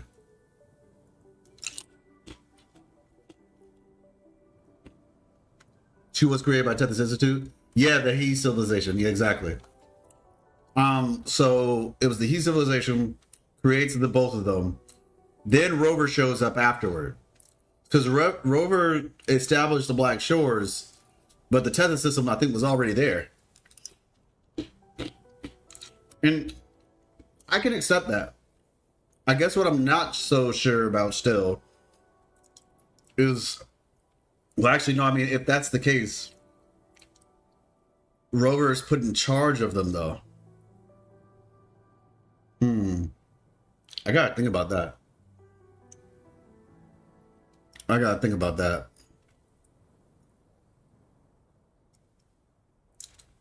The goddess is more like the OS or the hardware. I mean, yeah, but if the goddess is sequence 1, then the goddess is software too. If anything, the hardware will be Solaris, I guess, but I don't know. Or unless it's just something bigger than everything, which is possible because there's other dimensions that exist. So, The full translation of the Black Shores teaser contains the names of the instances. I have a video on it. Oh, really? Interesting. I'm about to say, I'd be interested to check it out.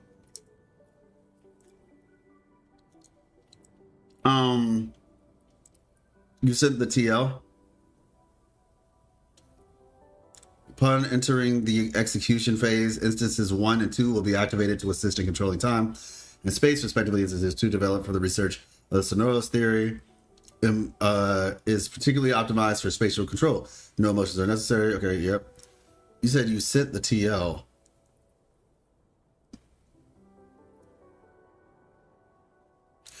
Oh yeah, the 1.3 special, yeah. Special record. Oh, if you're talking about that, yeah. Yeah, that was sent already. That was sent already.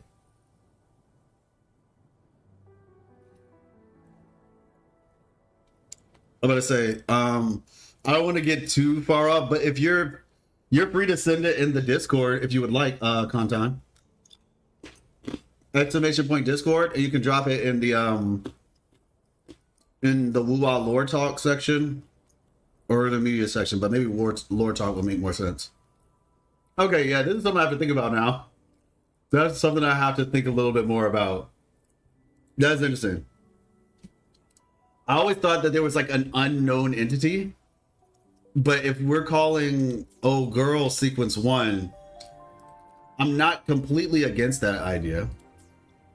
And I guess it would make sense why she shows up in the you all see my funds for one of the swimsuit outfits. Which character is gonna get it? Yeah, this will be the Changli one. Is the show 5-minute voiceless video the only one I ever made? Okay, got you. Hold up.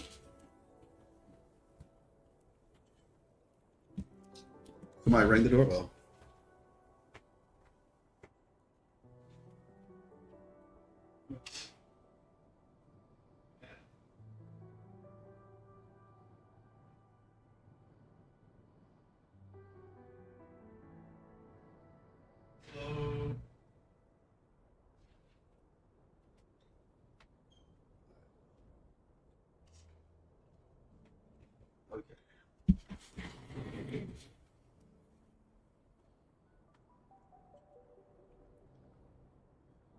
Did they say the price for the skin yet? I'm not sure.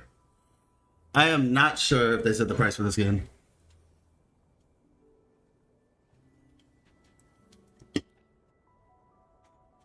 Some people were saying it's $30 though, which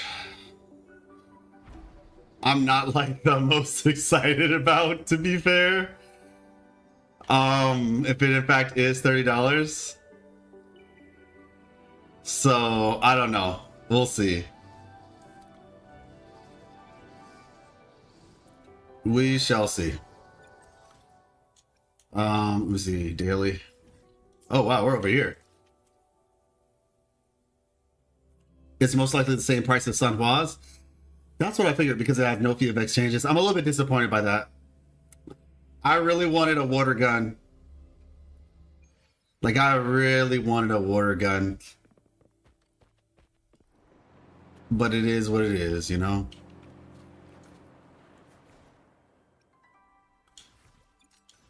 There we go.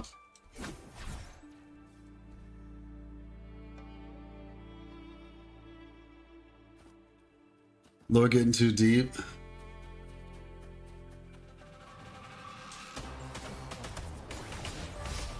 Wait, what?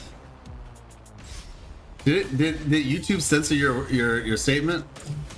It makes it sound very weird and probably way worse than what you actually said.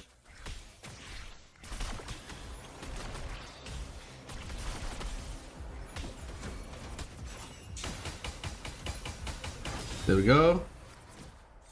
Beautiful. As she sings into her mic. Oh, wait. What did I say? I just remember I have... let's see. There we go. She doesn't actually say anything on that, but...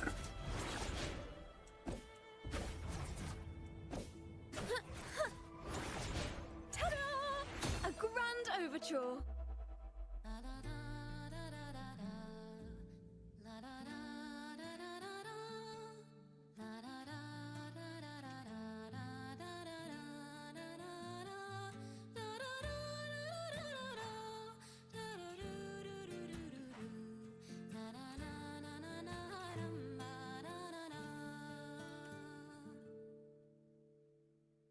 Yeah, the vocal and guitar are really good.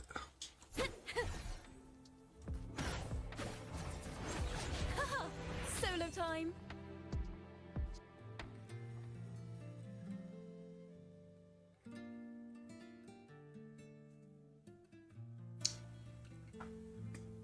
She's such an enjoyable character to like experience. Bro, what are you doing? She's buffing him. She buffed him. He's getting the buff. And so is she. That's cool.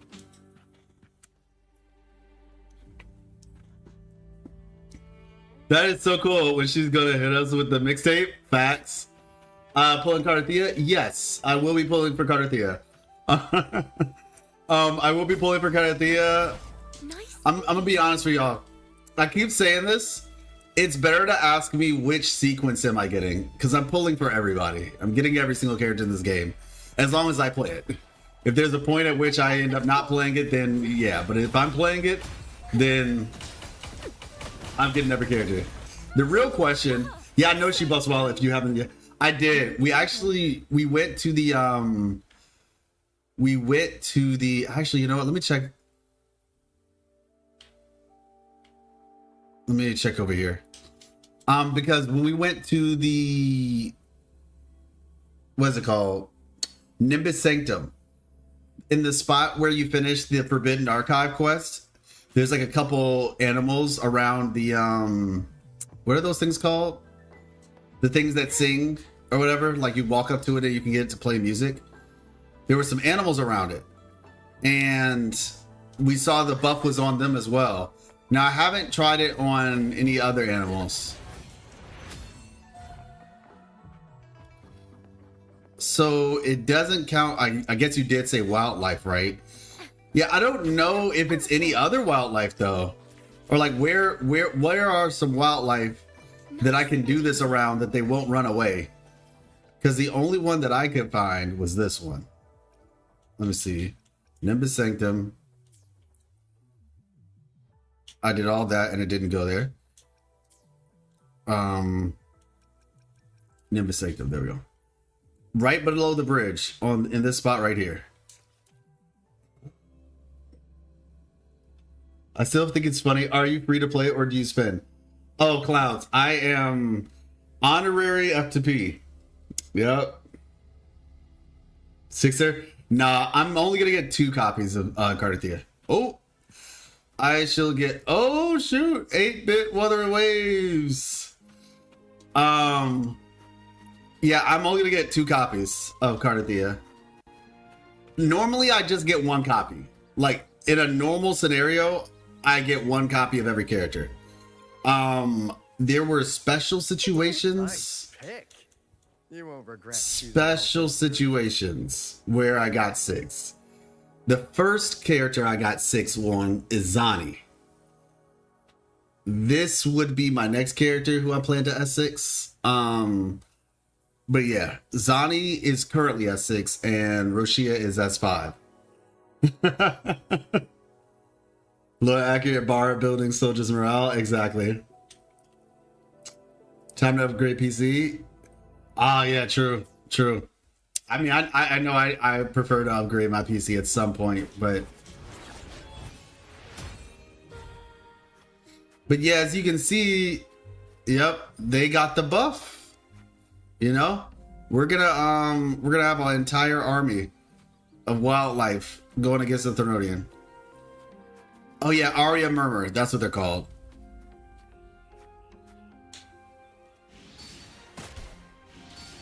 Oh wait, is this what Nerded Up was talking about? You can't shoot the owls?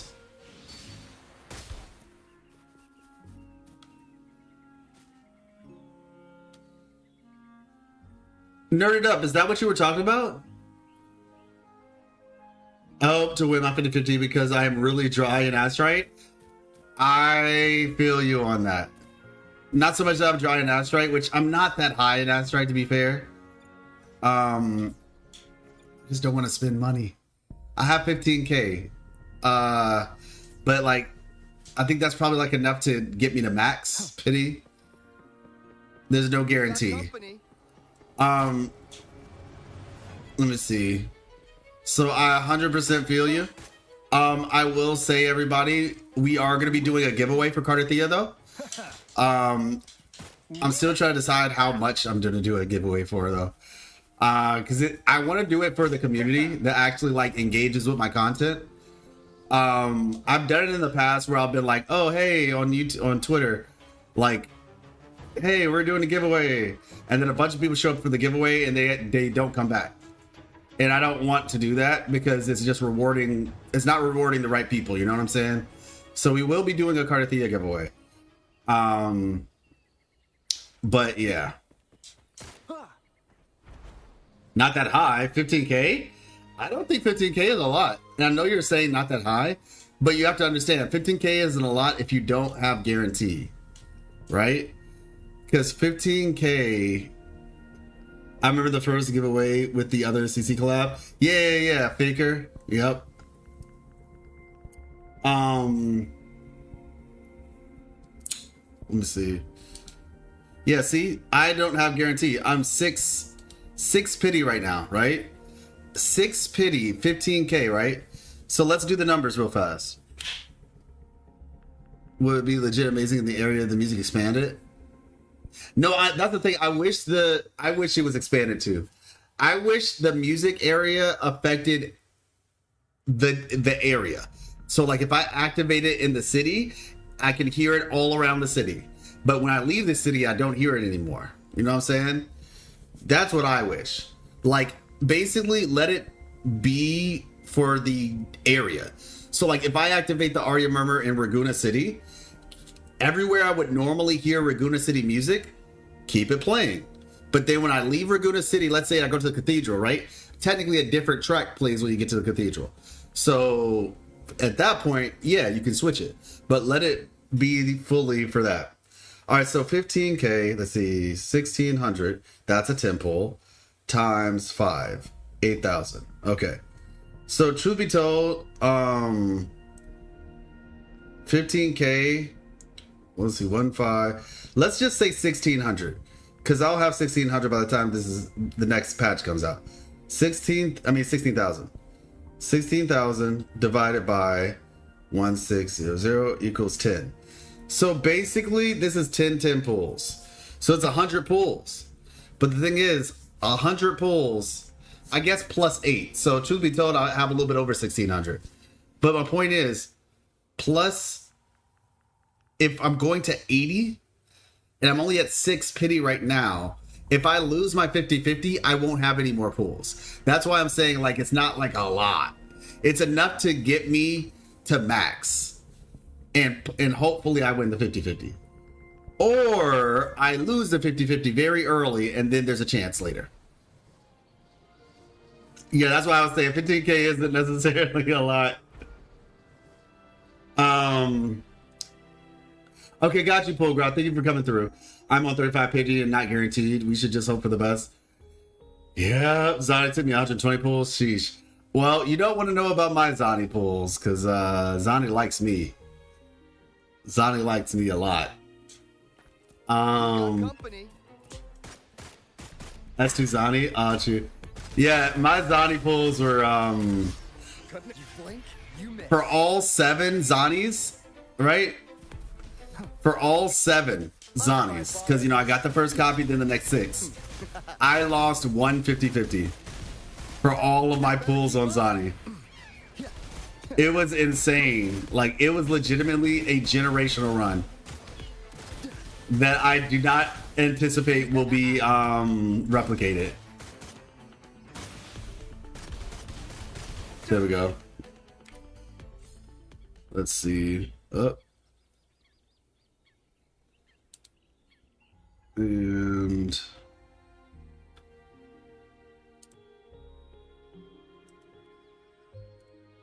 there we go.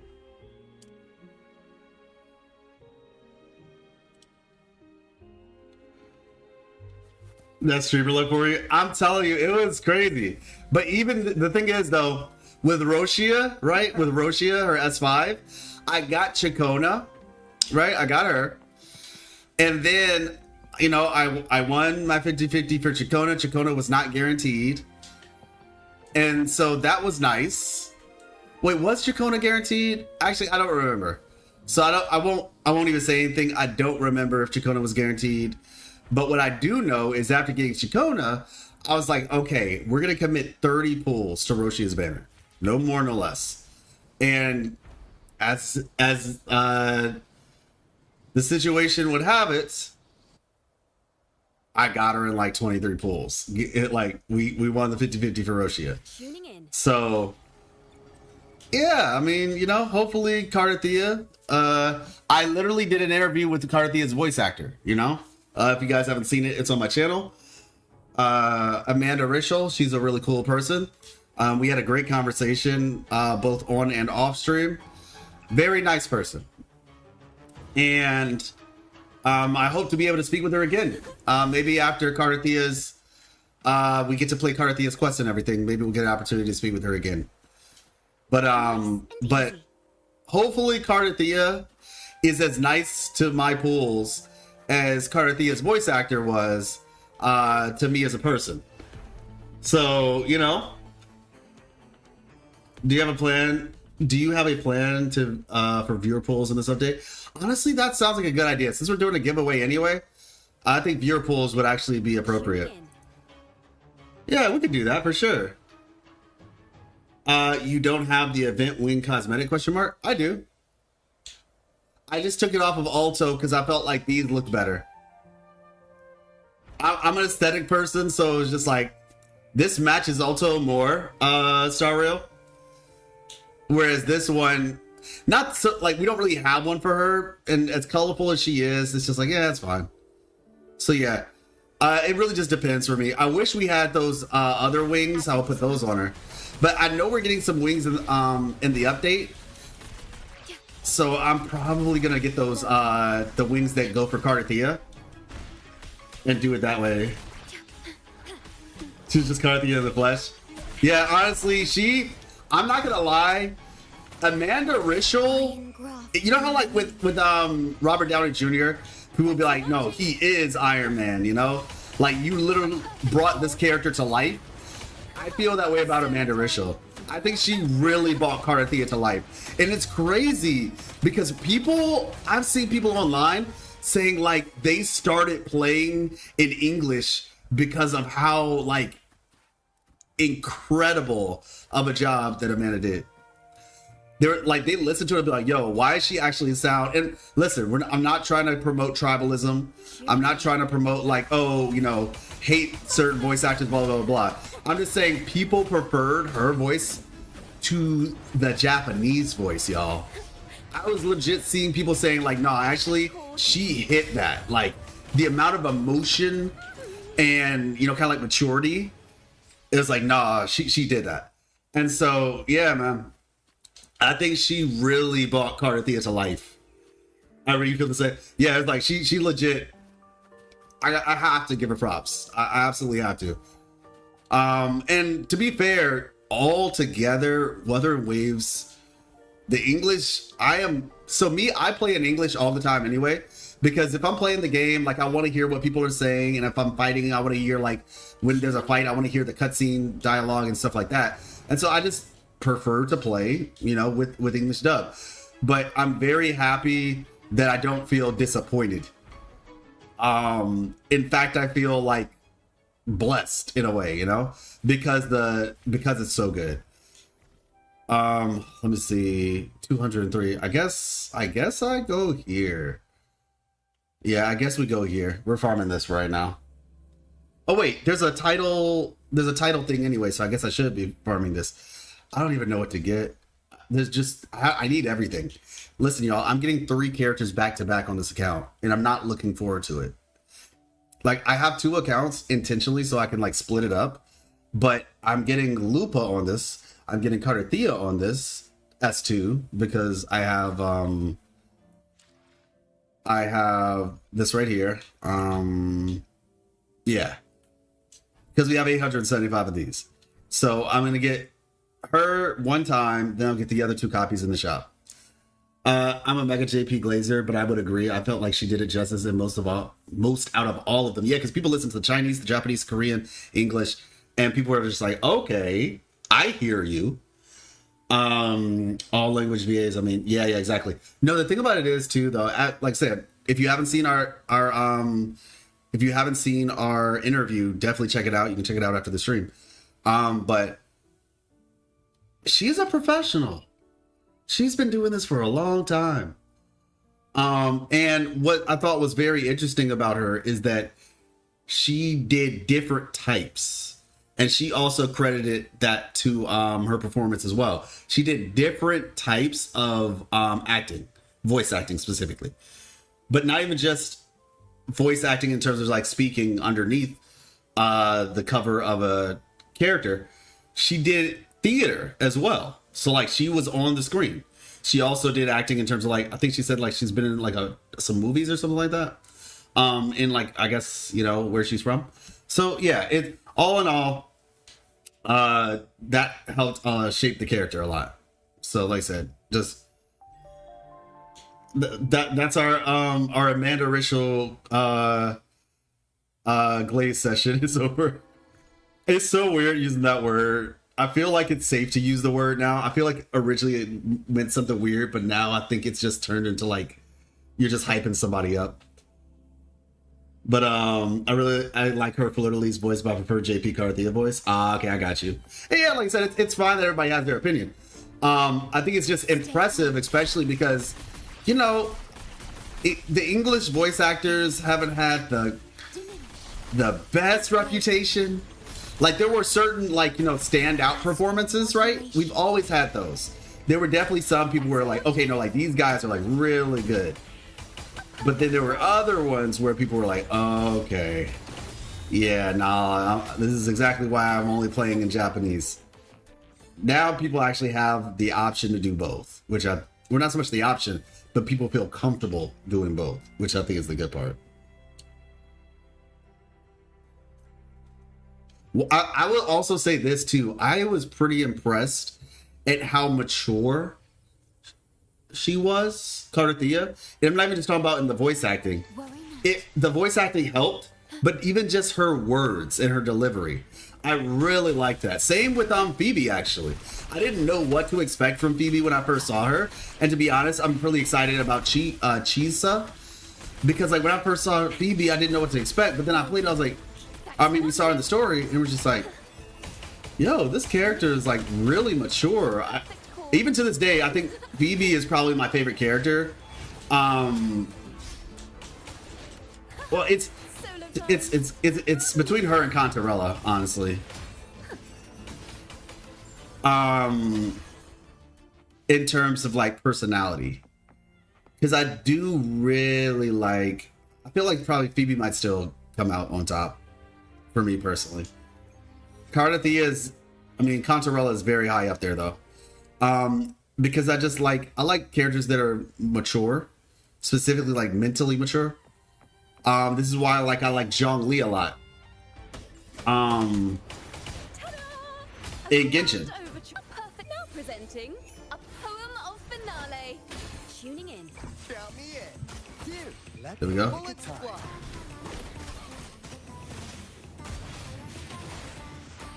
Mind if I borrow this?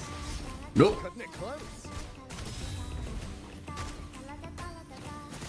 Better keep up.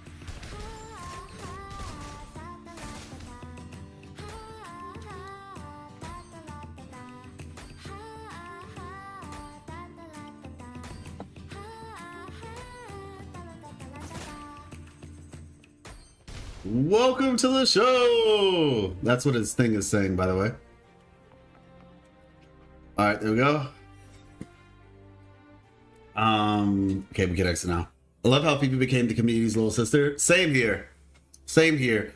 I also love how Phoebe is actually like very popular.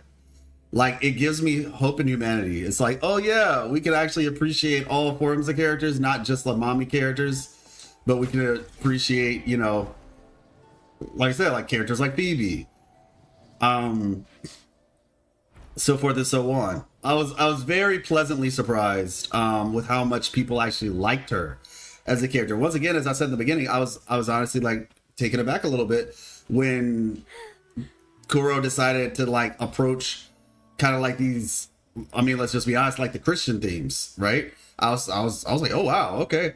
But then also whenever like popular media portrays Christianity, I always have like my guard up a little bit because I'm just like, okay, what are they gonna do this time? What are they gonna mock or mimic or, you know, whatever? And it's like, nope, they didn't do that at all. So not only did they not do it, they actually did a very respectful take, even with Phoebe. Like Phoebe, she's adorned respectfully, she's treated respectfully. Her character and everything, I was just like, wow, I'm very impressed. Yeah, I feel like Chisa is gonna be the mature, psychotic character. Yeah, we'll see. Ain't that a view? Phoebe truly deserves to be the promise. I think it's something she could definitely do if she wants to. Yeah, I think that's definitely something that if she wants to do it, I could see it being a thing.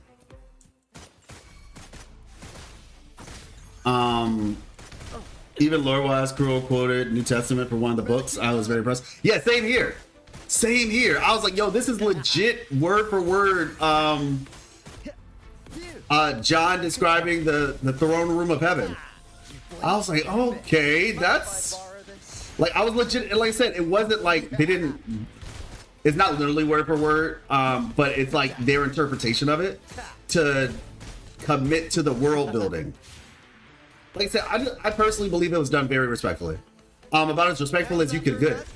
And that's why I said it's crazy coming from a Chinese studio versus like you have a Western studio or whatever who, you know, make a mockery every chance they can get. So yeah, I have been very impressed because legitimately, I'm telling you all right now, if Wuthering Waves did that, I wouldn't be covering the game anymore.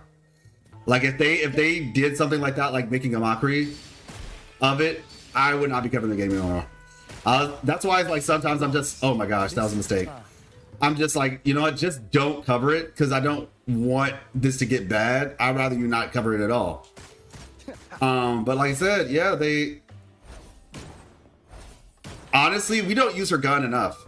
Like we legitimately don't use her gun. I need somebody. So do y'all remember you all remember physical visual? Actually, no, scratch that. Did you all know there was such a thing as a physical Goro build? Yeah, Kuro was respectful enough with it. Agreed. Do you all hear about physical Goro? Her gun trick? What's her gun trick? Tuning in. By the way, Goro in Genshin, the dog general, there were some people who built him physical just for the memes. It's a horrible build, but it was funny. And I was like, we honestly need a primary attack Chona build. You know, like just put her on the same team as like Sanwa and then just start shooting.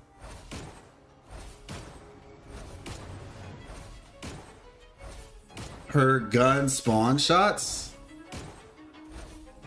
Wait. Are you talking about the little thing where people like, wait, how do you do it?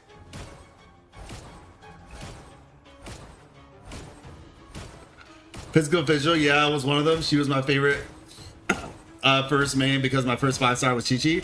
True. Yeah, but the thing is, physical visual was actually good. Like, you could actually do something legit. Like, people were doing physical Goro, which is weird because Goro scales on defense. So you couldn't just, like, stack a bunch of attack on them.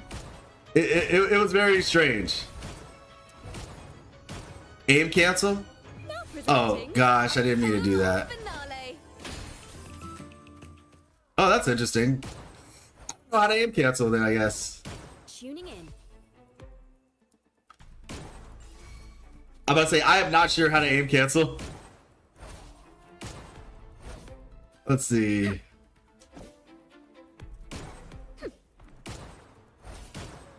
How do you cancel it? I feel like I'm just bonking them on the head. This is the new tech, by the way. This is honestly funny. I'm not the only person who thinks this is funny, right?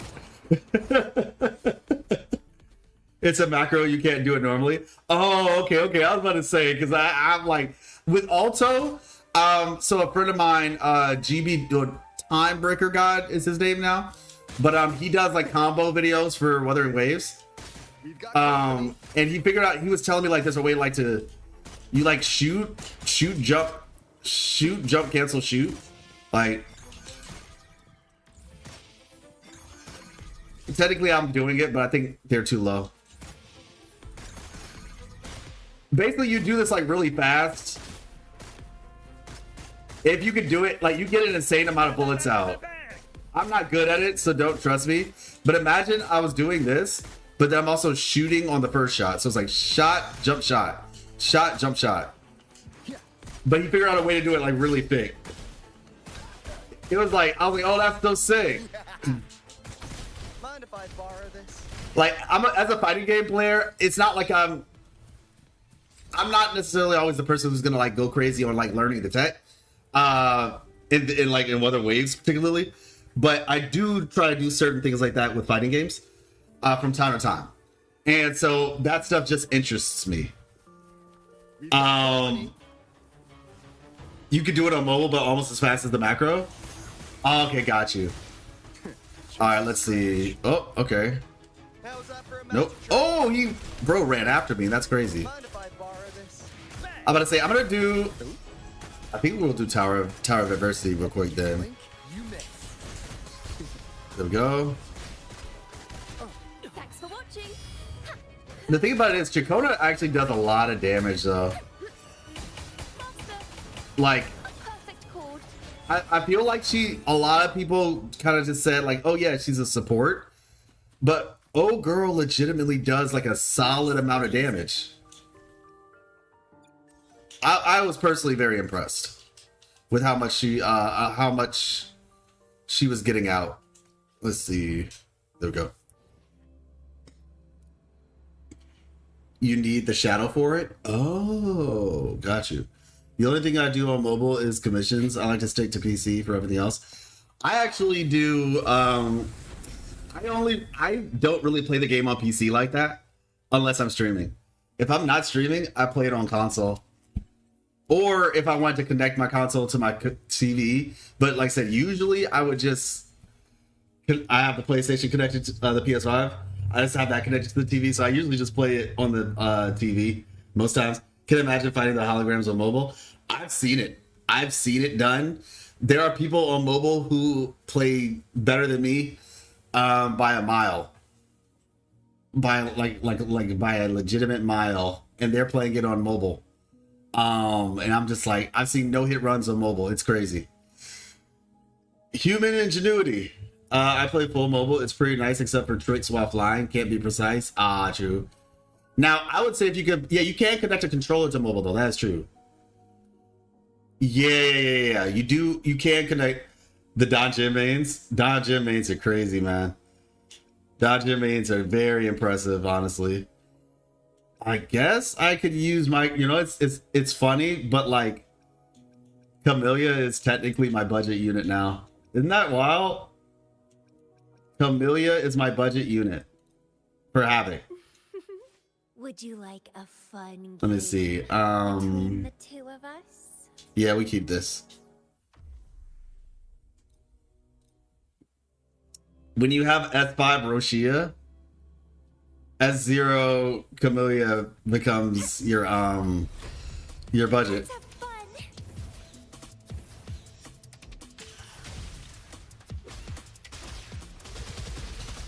Now, mind you, I do I'll like put them on the same team and stuff like that. Like, you know, like do Roshia first, then Camellia. But I continue, John. Sitting on the bench and definitely... No, she'll just be on the same team. She'll just be on the same team, that's all. Look at her. She's it's crazy. It's legitimately crazy. Let's have fun. She's doing an amazing job, though. I'll tell you that much. Using Emerald of Genesis, by the way, standard banner 5-star weapon. As you get, I was tempted to get her weapon, though. I'm not gonna lie. I was tempted to get her weapon, but I was like, you know what? I don't need it, and for me, I want to get more characters. You know?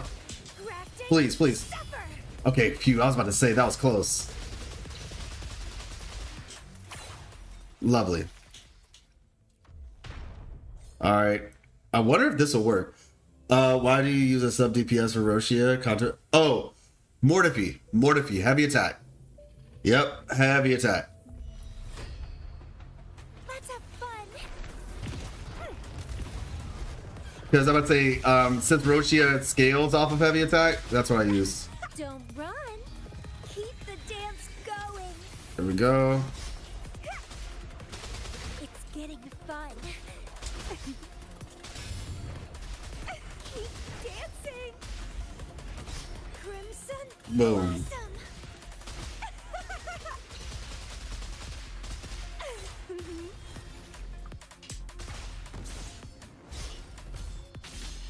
Switch to white hair mode because it's only one enemy.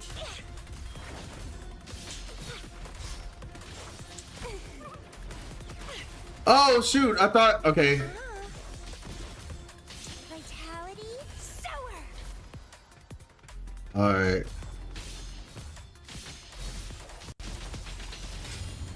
Ooh, that was close.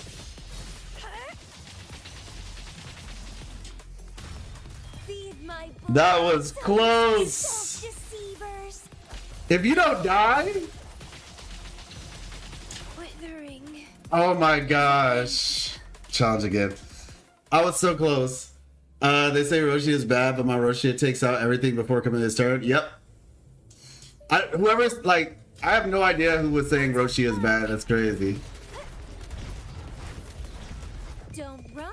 I should have switched, but you don't like the bears? Yeah, the bears are bears are rough.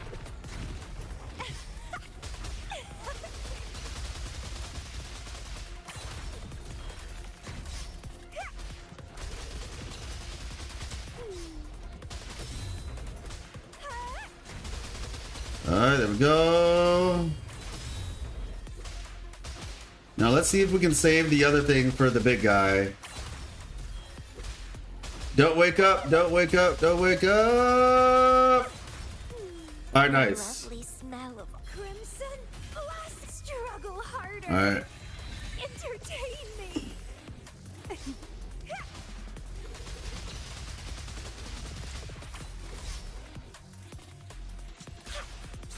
Let's have fun.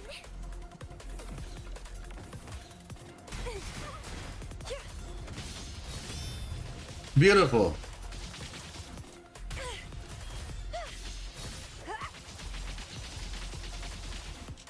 Vitality sour.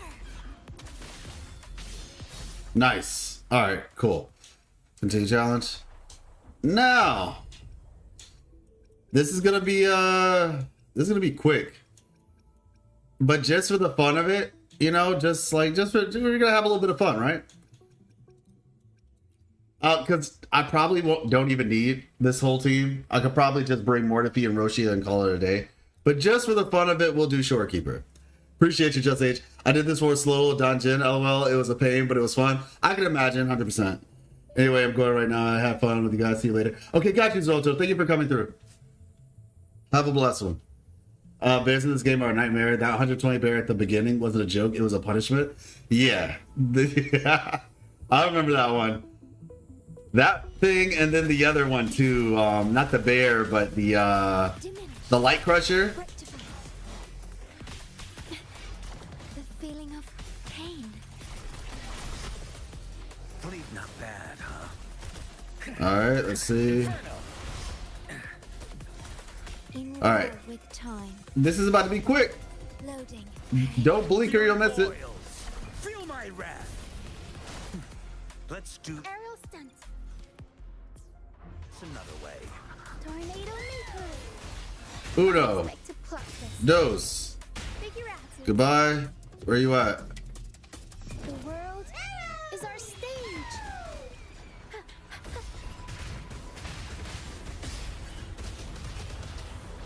Mamma mia, avanti. There we go. From the soul. Worry not.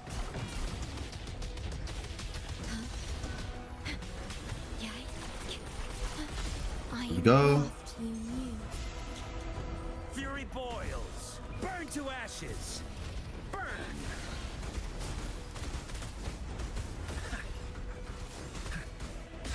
As you wish. Aerial stunt. Tempest show. Mamma mia, avanti. Figurati. Improv. Performance.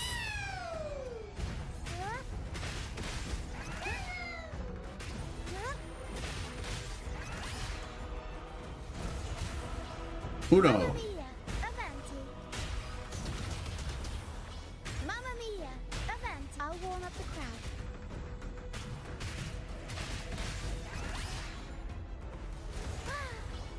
Mamma mia, avanti. Figurati. Time for some crowd work. Goodbye. I'm gonna say, and this is S5. S6 is just some nonsense, honestly. Is it slow-mo? I don't know. Return to tower. There was a moment where it was doing something weird, but no, it's not slow-mo. The level 120 enemies were ants to a built Brant, and I got lucky with Echo, so he was built almost immediately. Hey, that's what's up. My Brant took a little bit of time, not gonna lie. It took a little bit of time. Enemy Spectro just... Oh, okay. So we got the Spectro side. We'll bring Ginshi, but we're going to wait on that. So I think... Let's see. What are these enemies like? And then where's the middle asking for? Oh, the middle looks like it could be anything. Anything except for Havoc. Okay. All right. This might be... Let's see. This might not be as simple.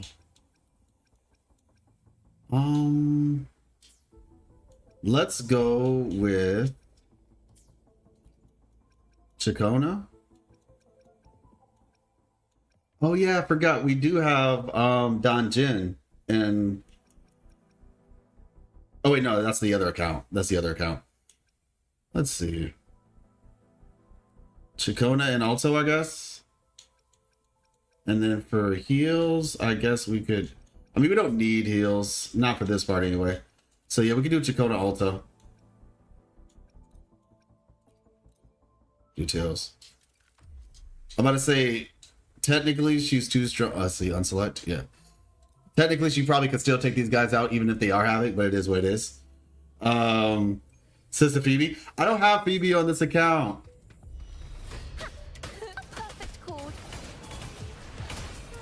Honestly, interestingly enough, the only characters I have on this account from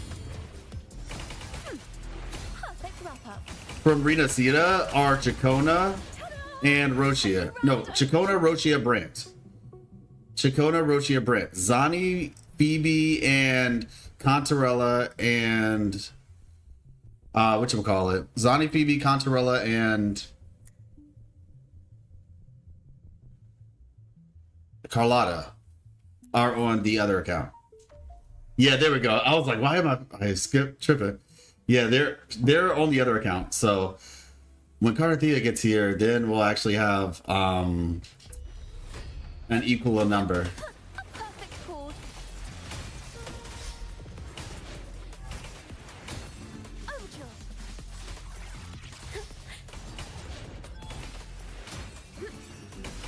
There we go. The trio of destiny. Count me in. Mind if I borrow this? There we go.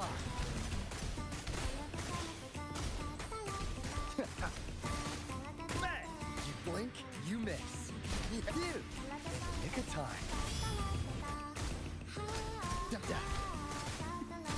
You blink, you miss. Nice. So far, yeah, but forgot about when getting Cartethiya and Lupa, they're from the same continent. I tried making Yuhu do damage, and she doesn't do much, but to be fair, she's missing the main DPS role. Next, I built Lumi as a main DPS. I really like Lumi's kit, so hopefully she does good damage once maxed. I mean, she does okay damage. I mean, it depends, obviously, on your Echo, stats. Lumi's really good. She's kind of a supportive character still, not in the sense of Yuhu. She's good for like basically skill based characters. Like so Carlotta, she works really well with Carlotta. She technically can be good for Ginshi, even though she doesn't have the coordinated attack thing. Because I don't think the little hamster thing shooting stuff out counts as coordinated. But let's see. Okay. And then I could do that for that.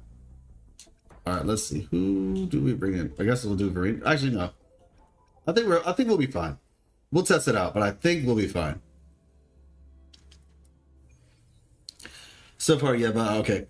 Did they showcase Lupa in the trailer like the other new character? In the trailer, yes. She was the coins at the end.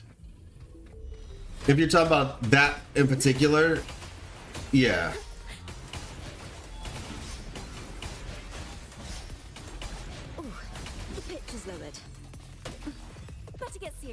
Oh my gosh, restart. I'm about to say, they canceled my ability. This might be difficult, I'm not gonna lie.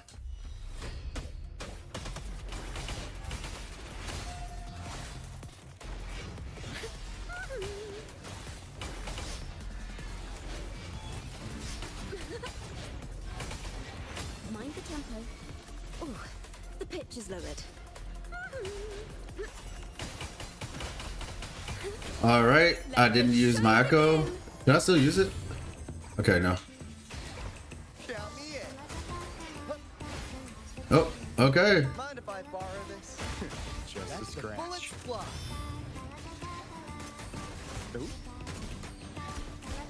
Time to bring out my time. Okay. Okay, yeah. These guys are gonna be.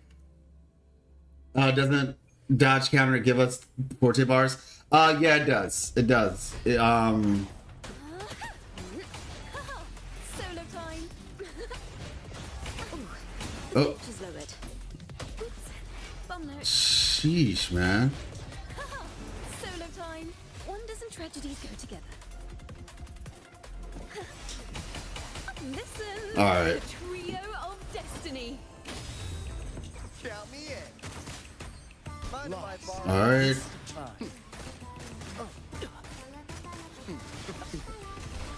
How's that for a magic trick? Yeah. Just a scratch.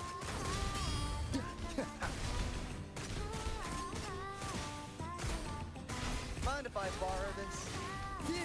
In the nick of time. Ha! Thanks for watching. All right, there we go. A grand overture. A perfect chord. Almost there. A grand. Oh, okay. I didn't know if that was the last one or if there were more coming. All right, we did it. Nice. Now, there we go, and there we go. Now the question is, what weapon is she using? There we go.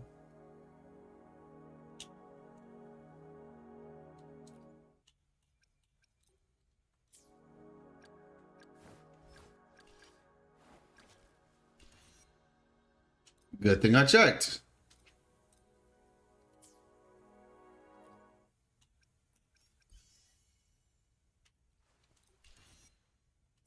Cannot perform this action during battle.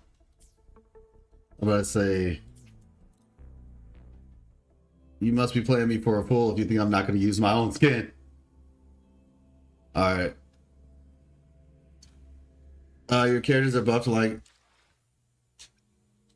what the Tekken 8 did before they attached. The characters were so buffed Matches were only lasting 10 seconds. Are you serious? May I That's prepare wild. anything specific for you? It would be my honor. There we go. Lovely.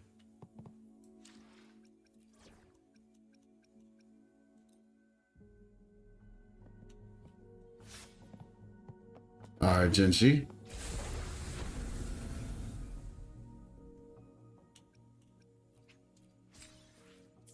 Thank you very much. Yay! More cartethiya funds, I guess. I really hope I don't lose the 50. Like, y'all have no idea how much I do not want to lose that 50-50.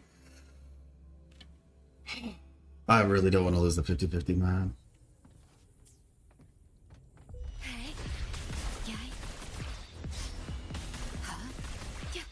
Where are you at? I know you're coming. Loading. Interesting. Okay.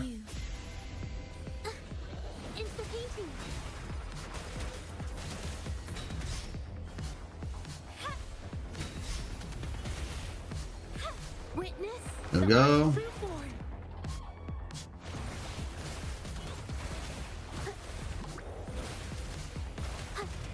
Together we fight. Take form.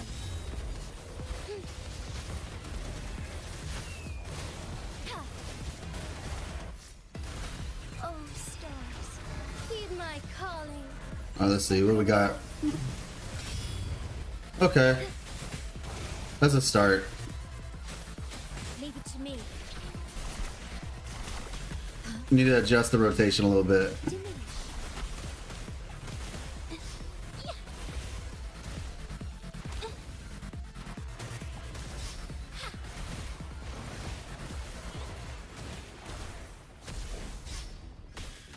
Here we go.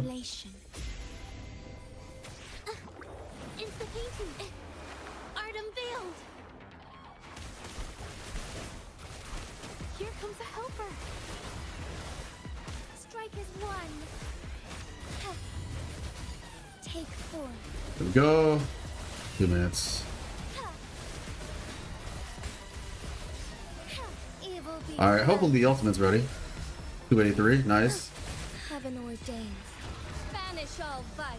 And now Shorekeeper. Let's go. Ordained. Perish loading. Intra. Ah, screwed it up. There's like an animation cancel that you can do right there. All right.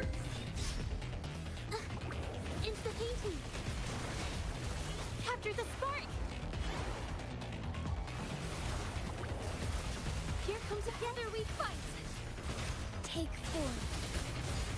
I think we have enough time. Yeah, we should be good. Nice. All right. Zero Tower. Hey, what's up, Creep?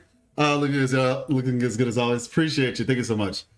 I recently watched some CBT1 footage. There was this one OST that played in JoJo City. I don't know why they removed it. They removed a couple of soundtracks from the CBT.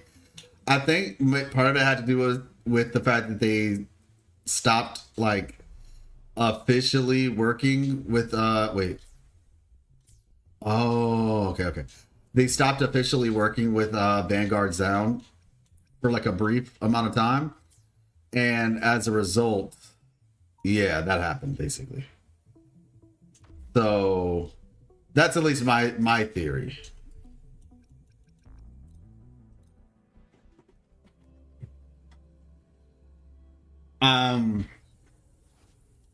Like they even changed up some of the songs too.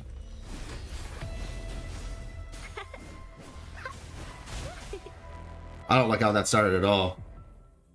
No, it really was. It really was. I mean, fortunately, as things progress, we got some good music, but I have hope that when we get some new regions in Huanglong, we'll get to hear some, more traditional Chinese music.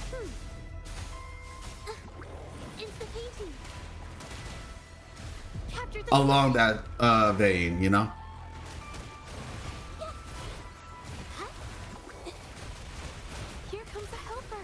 There we go.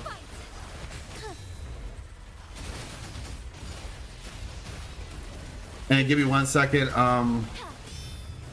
Yarnam, give me 1 second. Thunder guide us. Evil be cleansed. That was unfortunate.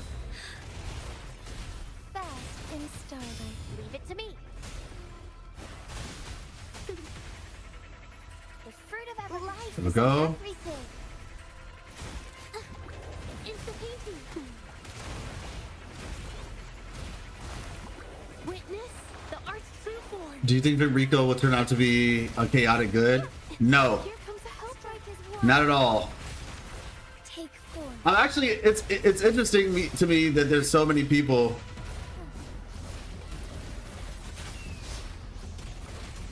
Honestly, we are floating right now. Worry not. Oh, Roll for me. thematically that looked fun, but realistically, Insta-painting.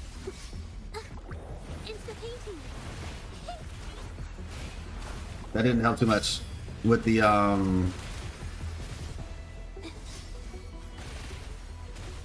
Together we fight.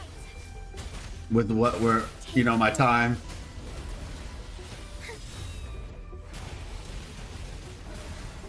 So be it. Heaven There we will go. dance. Banish all vice. Nice. Blessed end. Yeah, I don't think he's gonna be a chaotic good. I'll finish that, but I do not believe he's gonna be a chaotic good. Not in the slightest, to be honest with you. The fruit of evolution. He nor anyone are allowed to see the truth, else they'd go mad like the Vesalias. Insta-painting. Not really. Like, it's not so much that they're not allowed, it's just that Leviathan wasn't gonna allow them to. But Fenrico knew full well what he was doing. There was a time where I was thinking, you know, maybe he was just deceived like everybody else. But now, nah, he knew exactly what he was doing. So be it. Take And in part, the reason why is because of what happened with that fight with Frolova, where she explained the prophecies, right?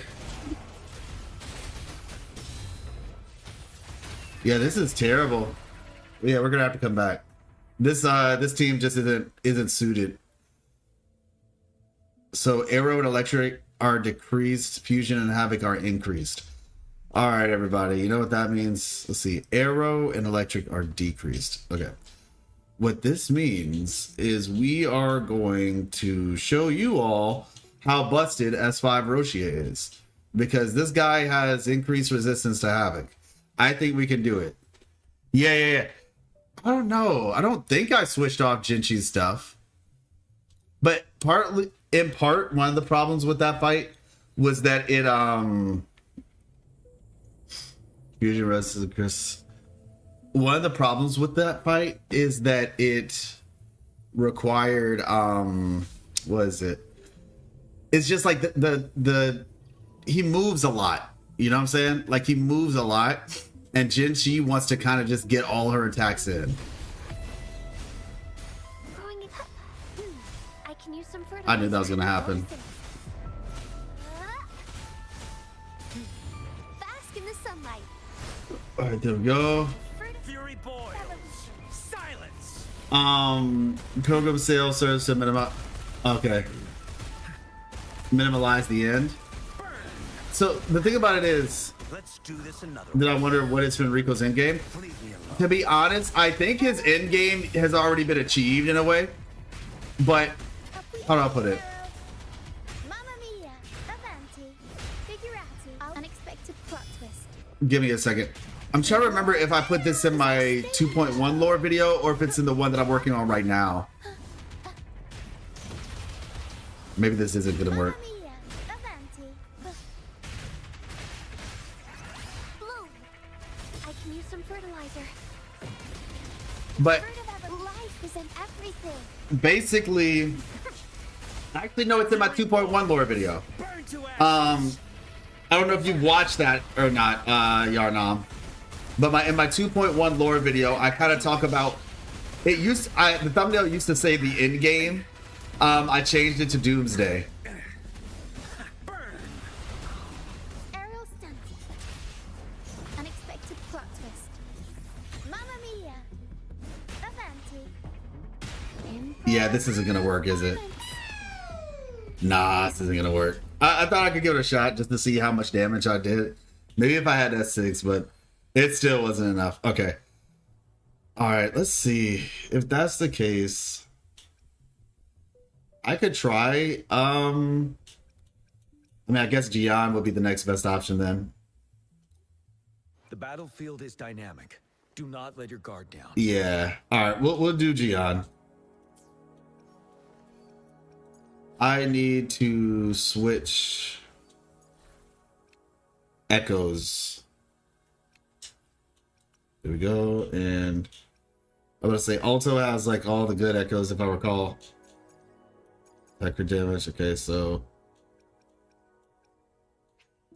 confirm, and then this one 18 7.9. What is this? Energy. Now let's see if that works. All right. And then this one, crit damage, crit rate, 12%, so 8.7 and 13.8, 6.9, 12.6. Basic attack, ultimate. This one gives me energy though, so maybe we keep this. And then this one is crit rate. Okay, yeah, we'll do that. All right. And now we're 73 over 228. All right. Let's try Chona. Insufficient. Okay. Let me redo this one without Chona real quick. How many do I need for this? And I'll get to the comments in a second. She needs 4, so I just need to do this without Chona. Got it. Unselect. Sorry. So I would say, in short, like definitely feel free to check out the video, 2.1 lore video. But in short, and sorry for the delay, but the way that I see it, at least, is kind of like the Fraxidus. Here's a flower. If you know much about the Fraxidus, you know that they kind of they live by the mantra of the end is coming, and we want to be ready for it. Right? The end is coming, and we want to be ready for it. I think that in Fenrico's mind, he's chose the winning team. Does that make sense?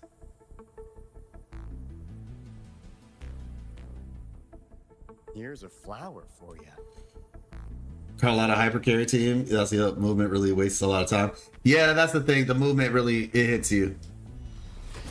Yeah. Mind if I borrow this? Pleasure doing business.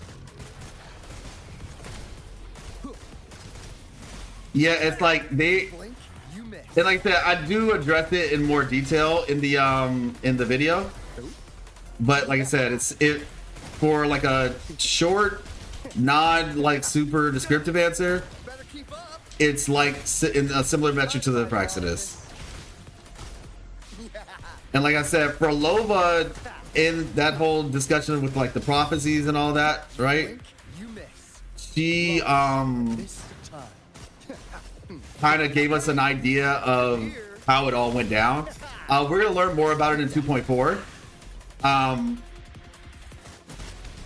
And I also, like I said, I have another video coming out before 2.4 hits, where I will explain that as well. Confirm. There we go. All right, let's try this. There we go. This account has like the strongest investment on Havoc characters, and it's just like, y'all are making me look sad right now. To be the Thermodian Resonator. I mean, that's an idea. That's definitely an idea. I personally don't even think his goals are that lofty, though. Thanks for watching. Not saying that it's not possible. I think it's an interesting idea, to be honest. Like, legitimately, I think that's a really interesting idea. I hadn't thought of it, but I also don't think his goals are that lofty. It's kind of one of those things where it's just like, he has the wrong echo. Now I know why I chose the other one. Let's see how well this one works, though.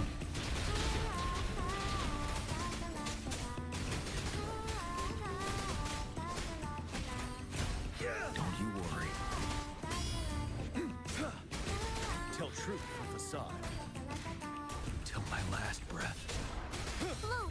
There we go. There we go. Photosynthesis. Life is in everything.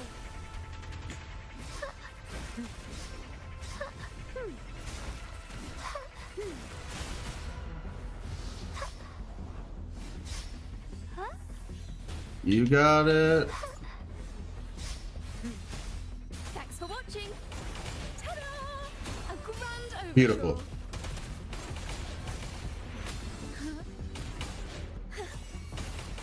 Listen, the All trio right. of destiny. You're wide open. Tell truth from facade. Fear no more. Yeah, I was supposed to use the other echo because he gets an arrow damage bonus from using the other echo. You know, the Nightmare Pelion Barrigal. I can take it. Till my last breath. Leave it to me.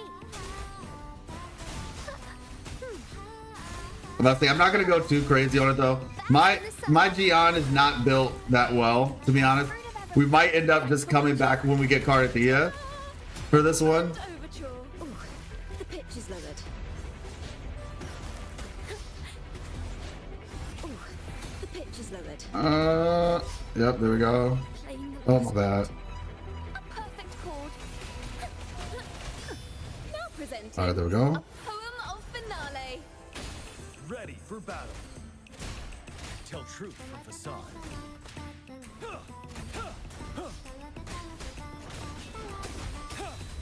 There we go. I can take it. All right, there we go. Sheesh. That was rough. Continue challenge. Okay, so wonder what's behind Fenrico's mask. Now, I do think that's an interesting logic. Or, you know, I think that's an interesting thought experiment.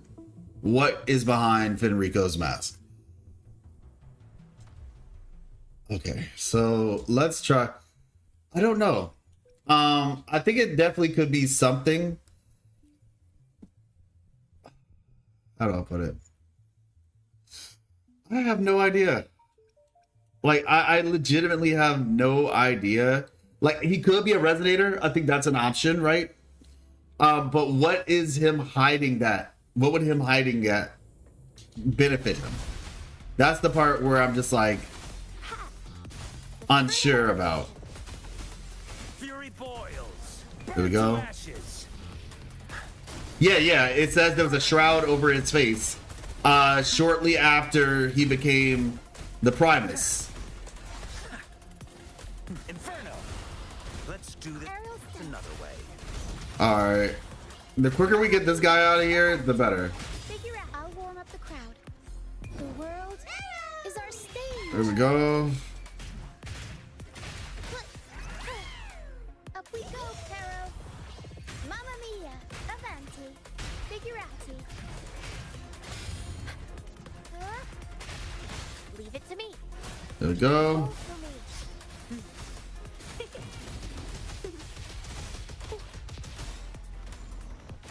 Fury boils. Goodbye. The fact that that didn't kill this thing. As you wish. All right.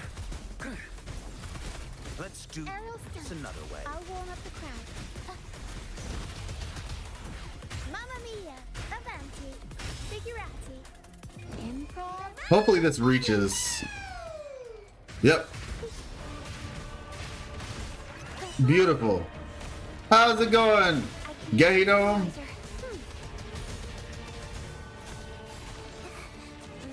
Oh my gosh, he did a lot of damage just now. Fury boils. Burn to ashes. Inferno. Purity? Yeah, I was thinking about that too, but we haven't heard any, like, we haven't heard that. You know what I'm saying? Like, as like a a concept.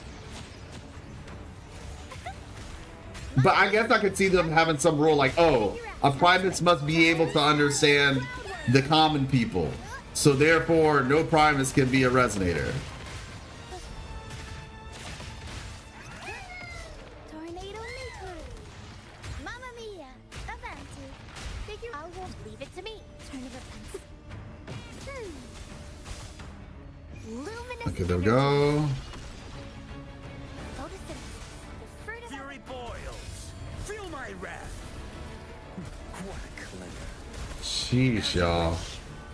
Did they increase the HP? These jokers are Let's do this another way. like, bro is legitimately like, thank you. Improv performance. Unexpected plot. Twist. Now I'm super dehydrated. Okay, seriously, chill out. Bask in the sunlight. Fury boils. Burn to But seriously, did they increase the HP or something on this? Because this feels kind of crazy. as you wish. Let's do this another way. Mamma Mia. Avanti. Figurati. The world All right. is our stage. I wanna leave it to me.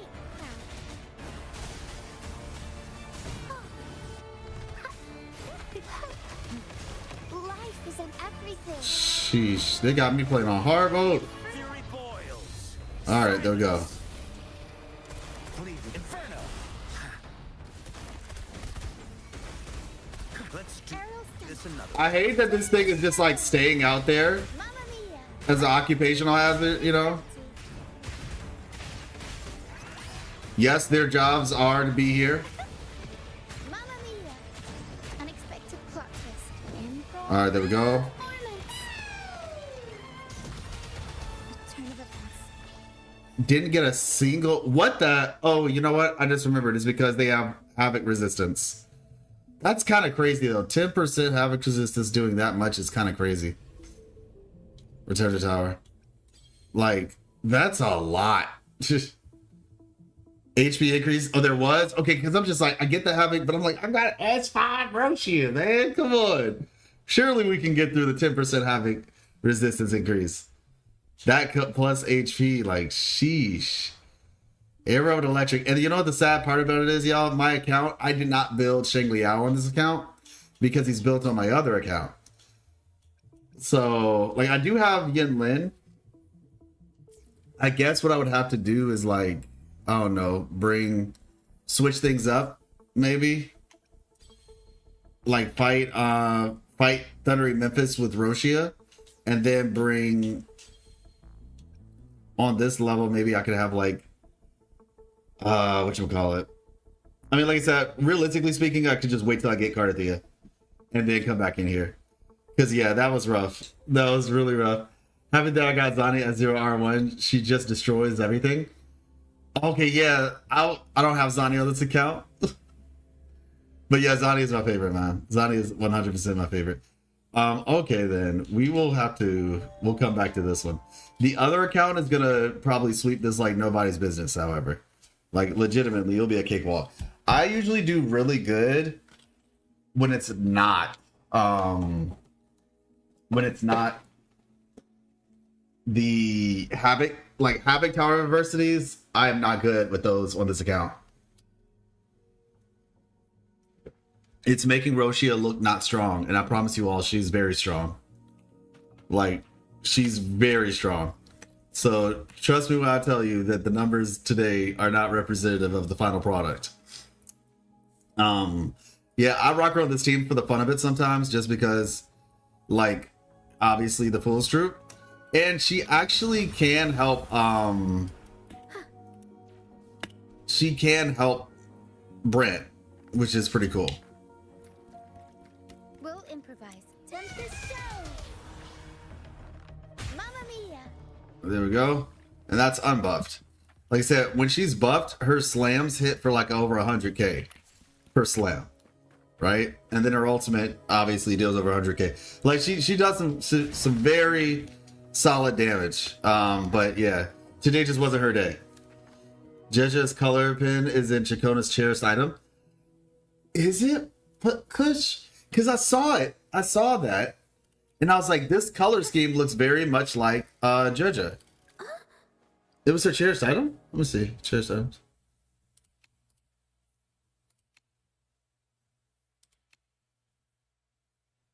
Like, where are we certain that that's what that was?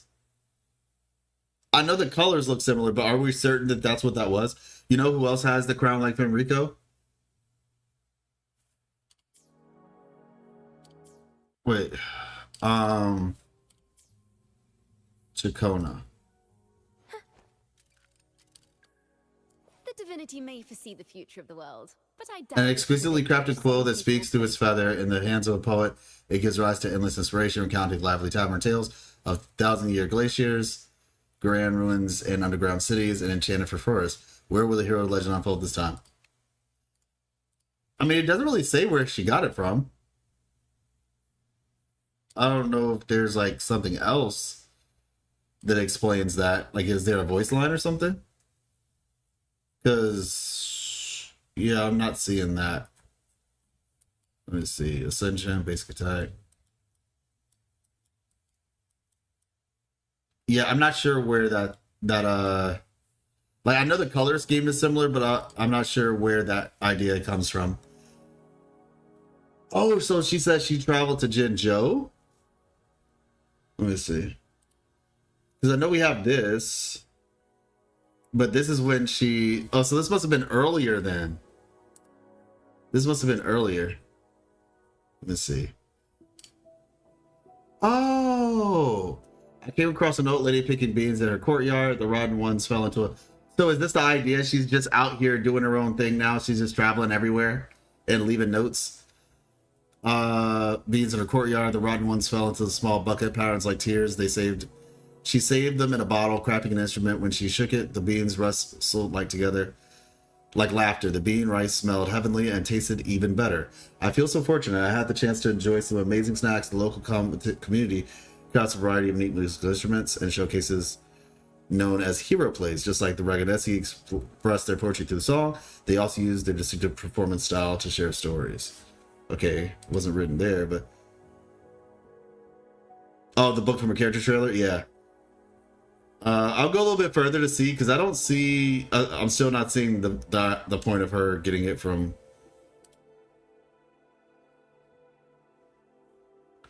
Chacona's clones aren't just ordinary replicas. Let's see what makes them unique. They handle combat, housework, and anything you can think of. Oh, wow, that's pretty nice. Creating a beautiful concerto is also a breeze. But if their music tastes clash, things might end up like this. Well, even clones have their own preferences. Let's see.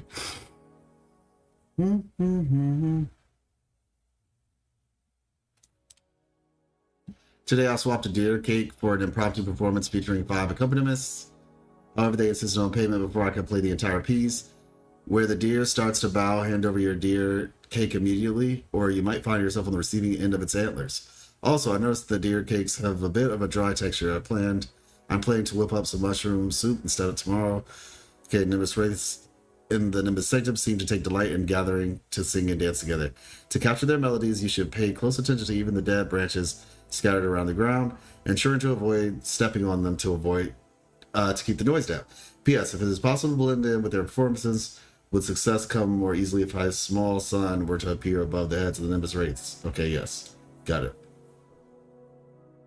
I feel like these must have come out when I was like heavy in the process of moving, because I missed a lot of this. I'm just waiting for the one where she says, yeah, I got this pin from Jeja. Okay, now we're in Zani though. I don't know. I don't know if this is coming from Jeja. I'm not seeing it. Not based on those, anyway. Like I said, the color is similar, but it looks like this is just hers. Excuse me.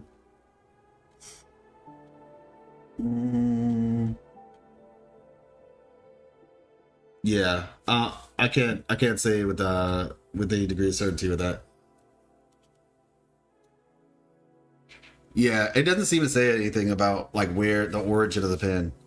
It just says that she, you know. The divinity may foresee the future. I feel like it would have said something otherwise. I think the color scheme is just similar. Personally.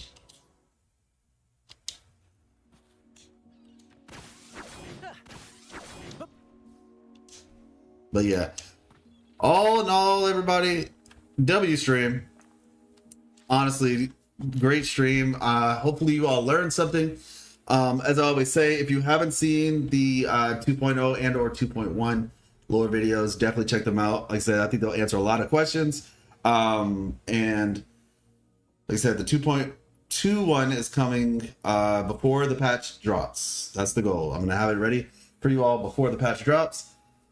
As well as probably some other things.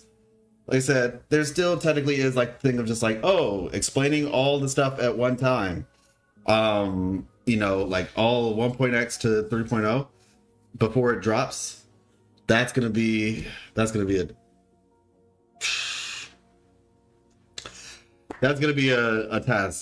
and a half. But nevertheless, we'll get to that when we get to that. All in all, 8 days, so practically a week left. Right? Oh, look at that. Already over 16,000. But yeah, practically a week left. Much love, life. Enjoy the rest of your day. Thank you so much. I really appreciate it. I have I got a couple things that I need to do. Yeah. And also, I'm going to be putting together some of the videos for the other channel in case there's parts of the streams that you all missed, whether it's today or the last stream that we had as well. So I'm going to be putting those together and trying to upload those either tonight or tomorrow morning. So yeah, that's the plan. Until next time, thank you all so much for coming through. I appreciate you all thoroughly. And I'll catch you. Peace.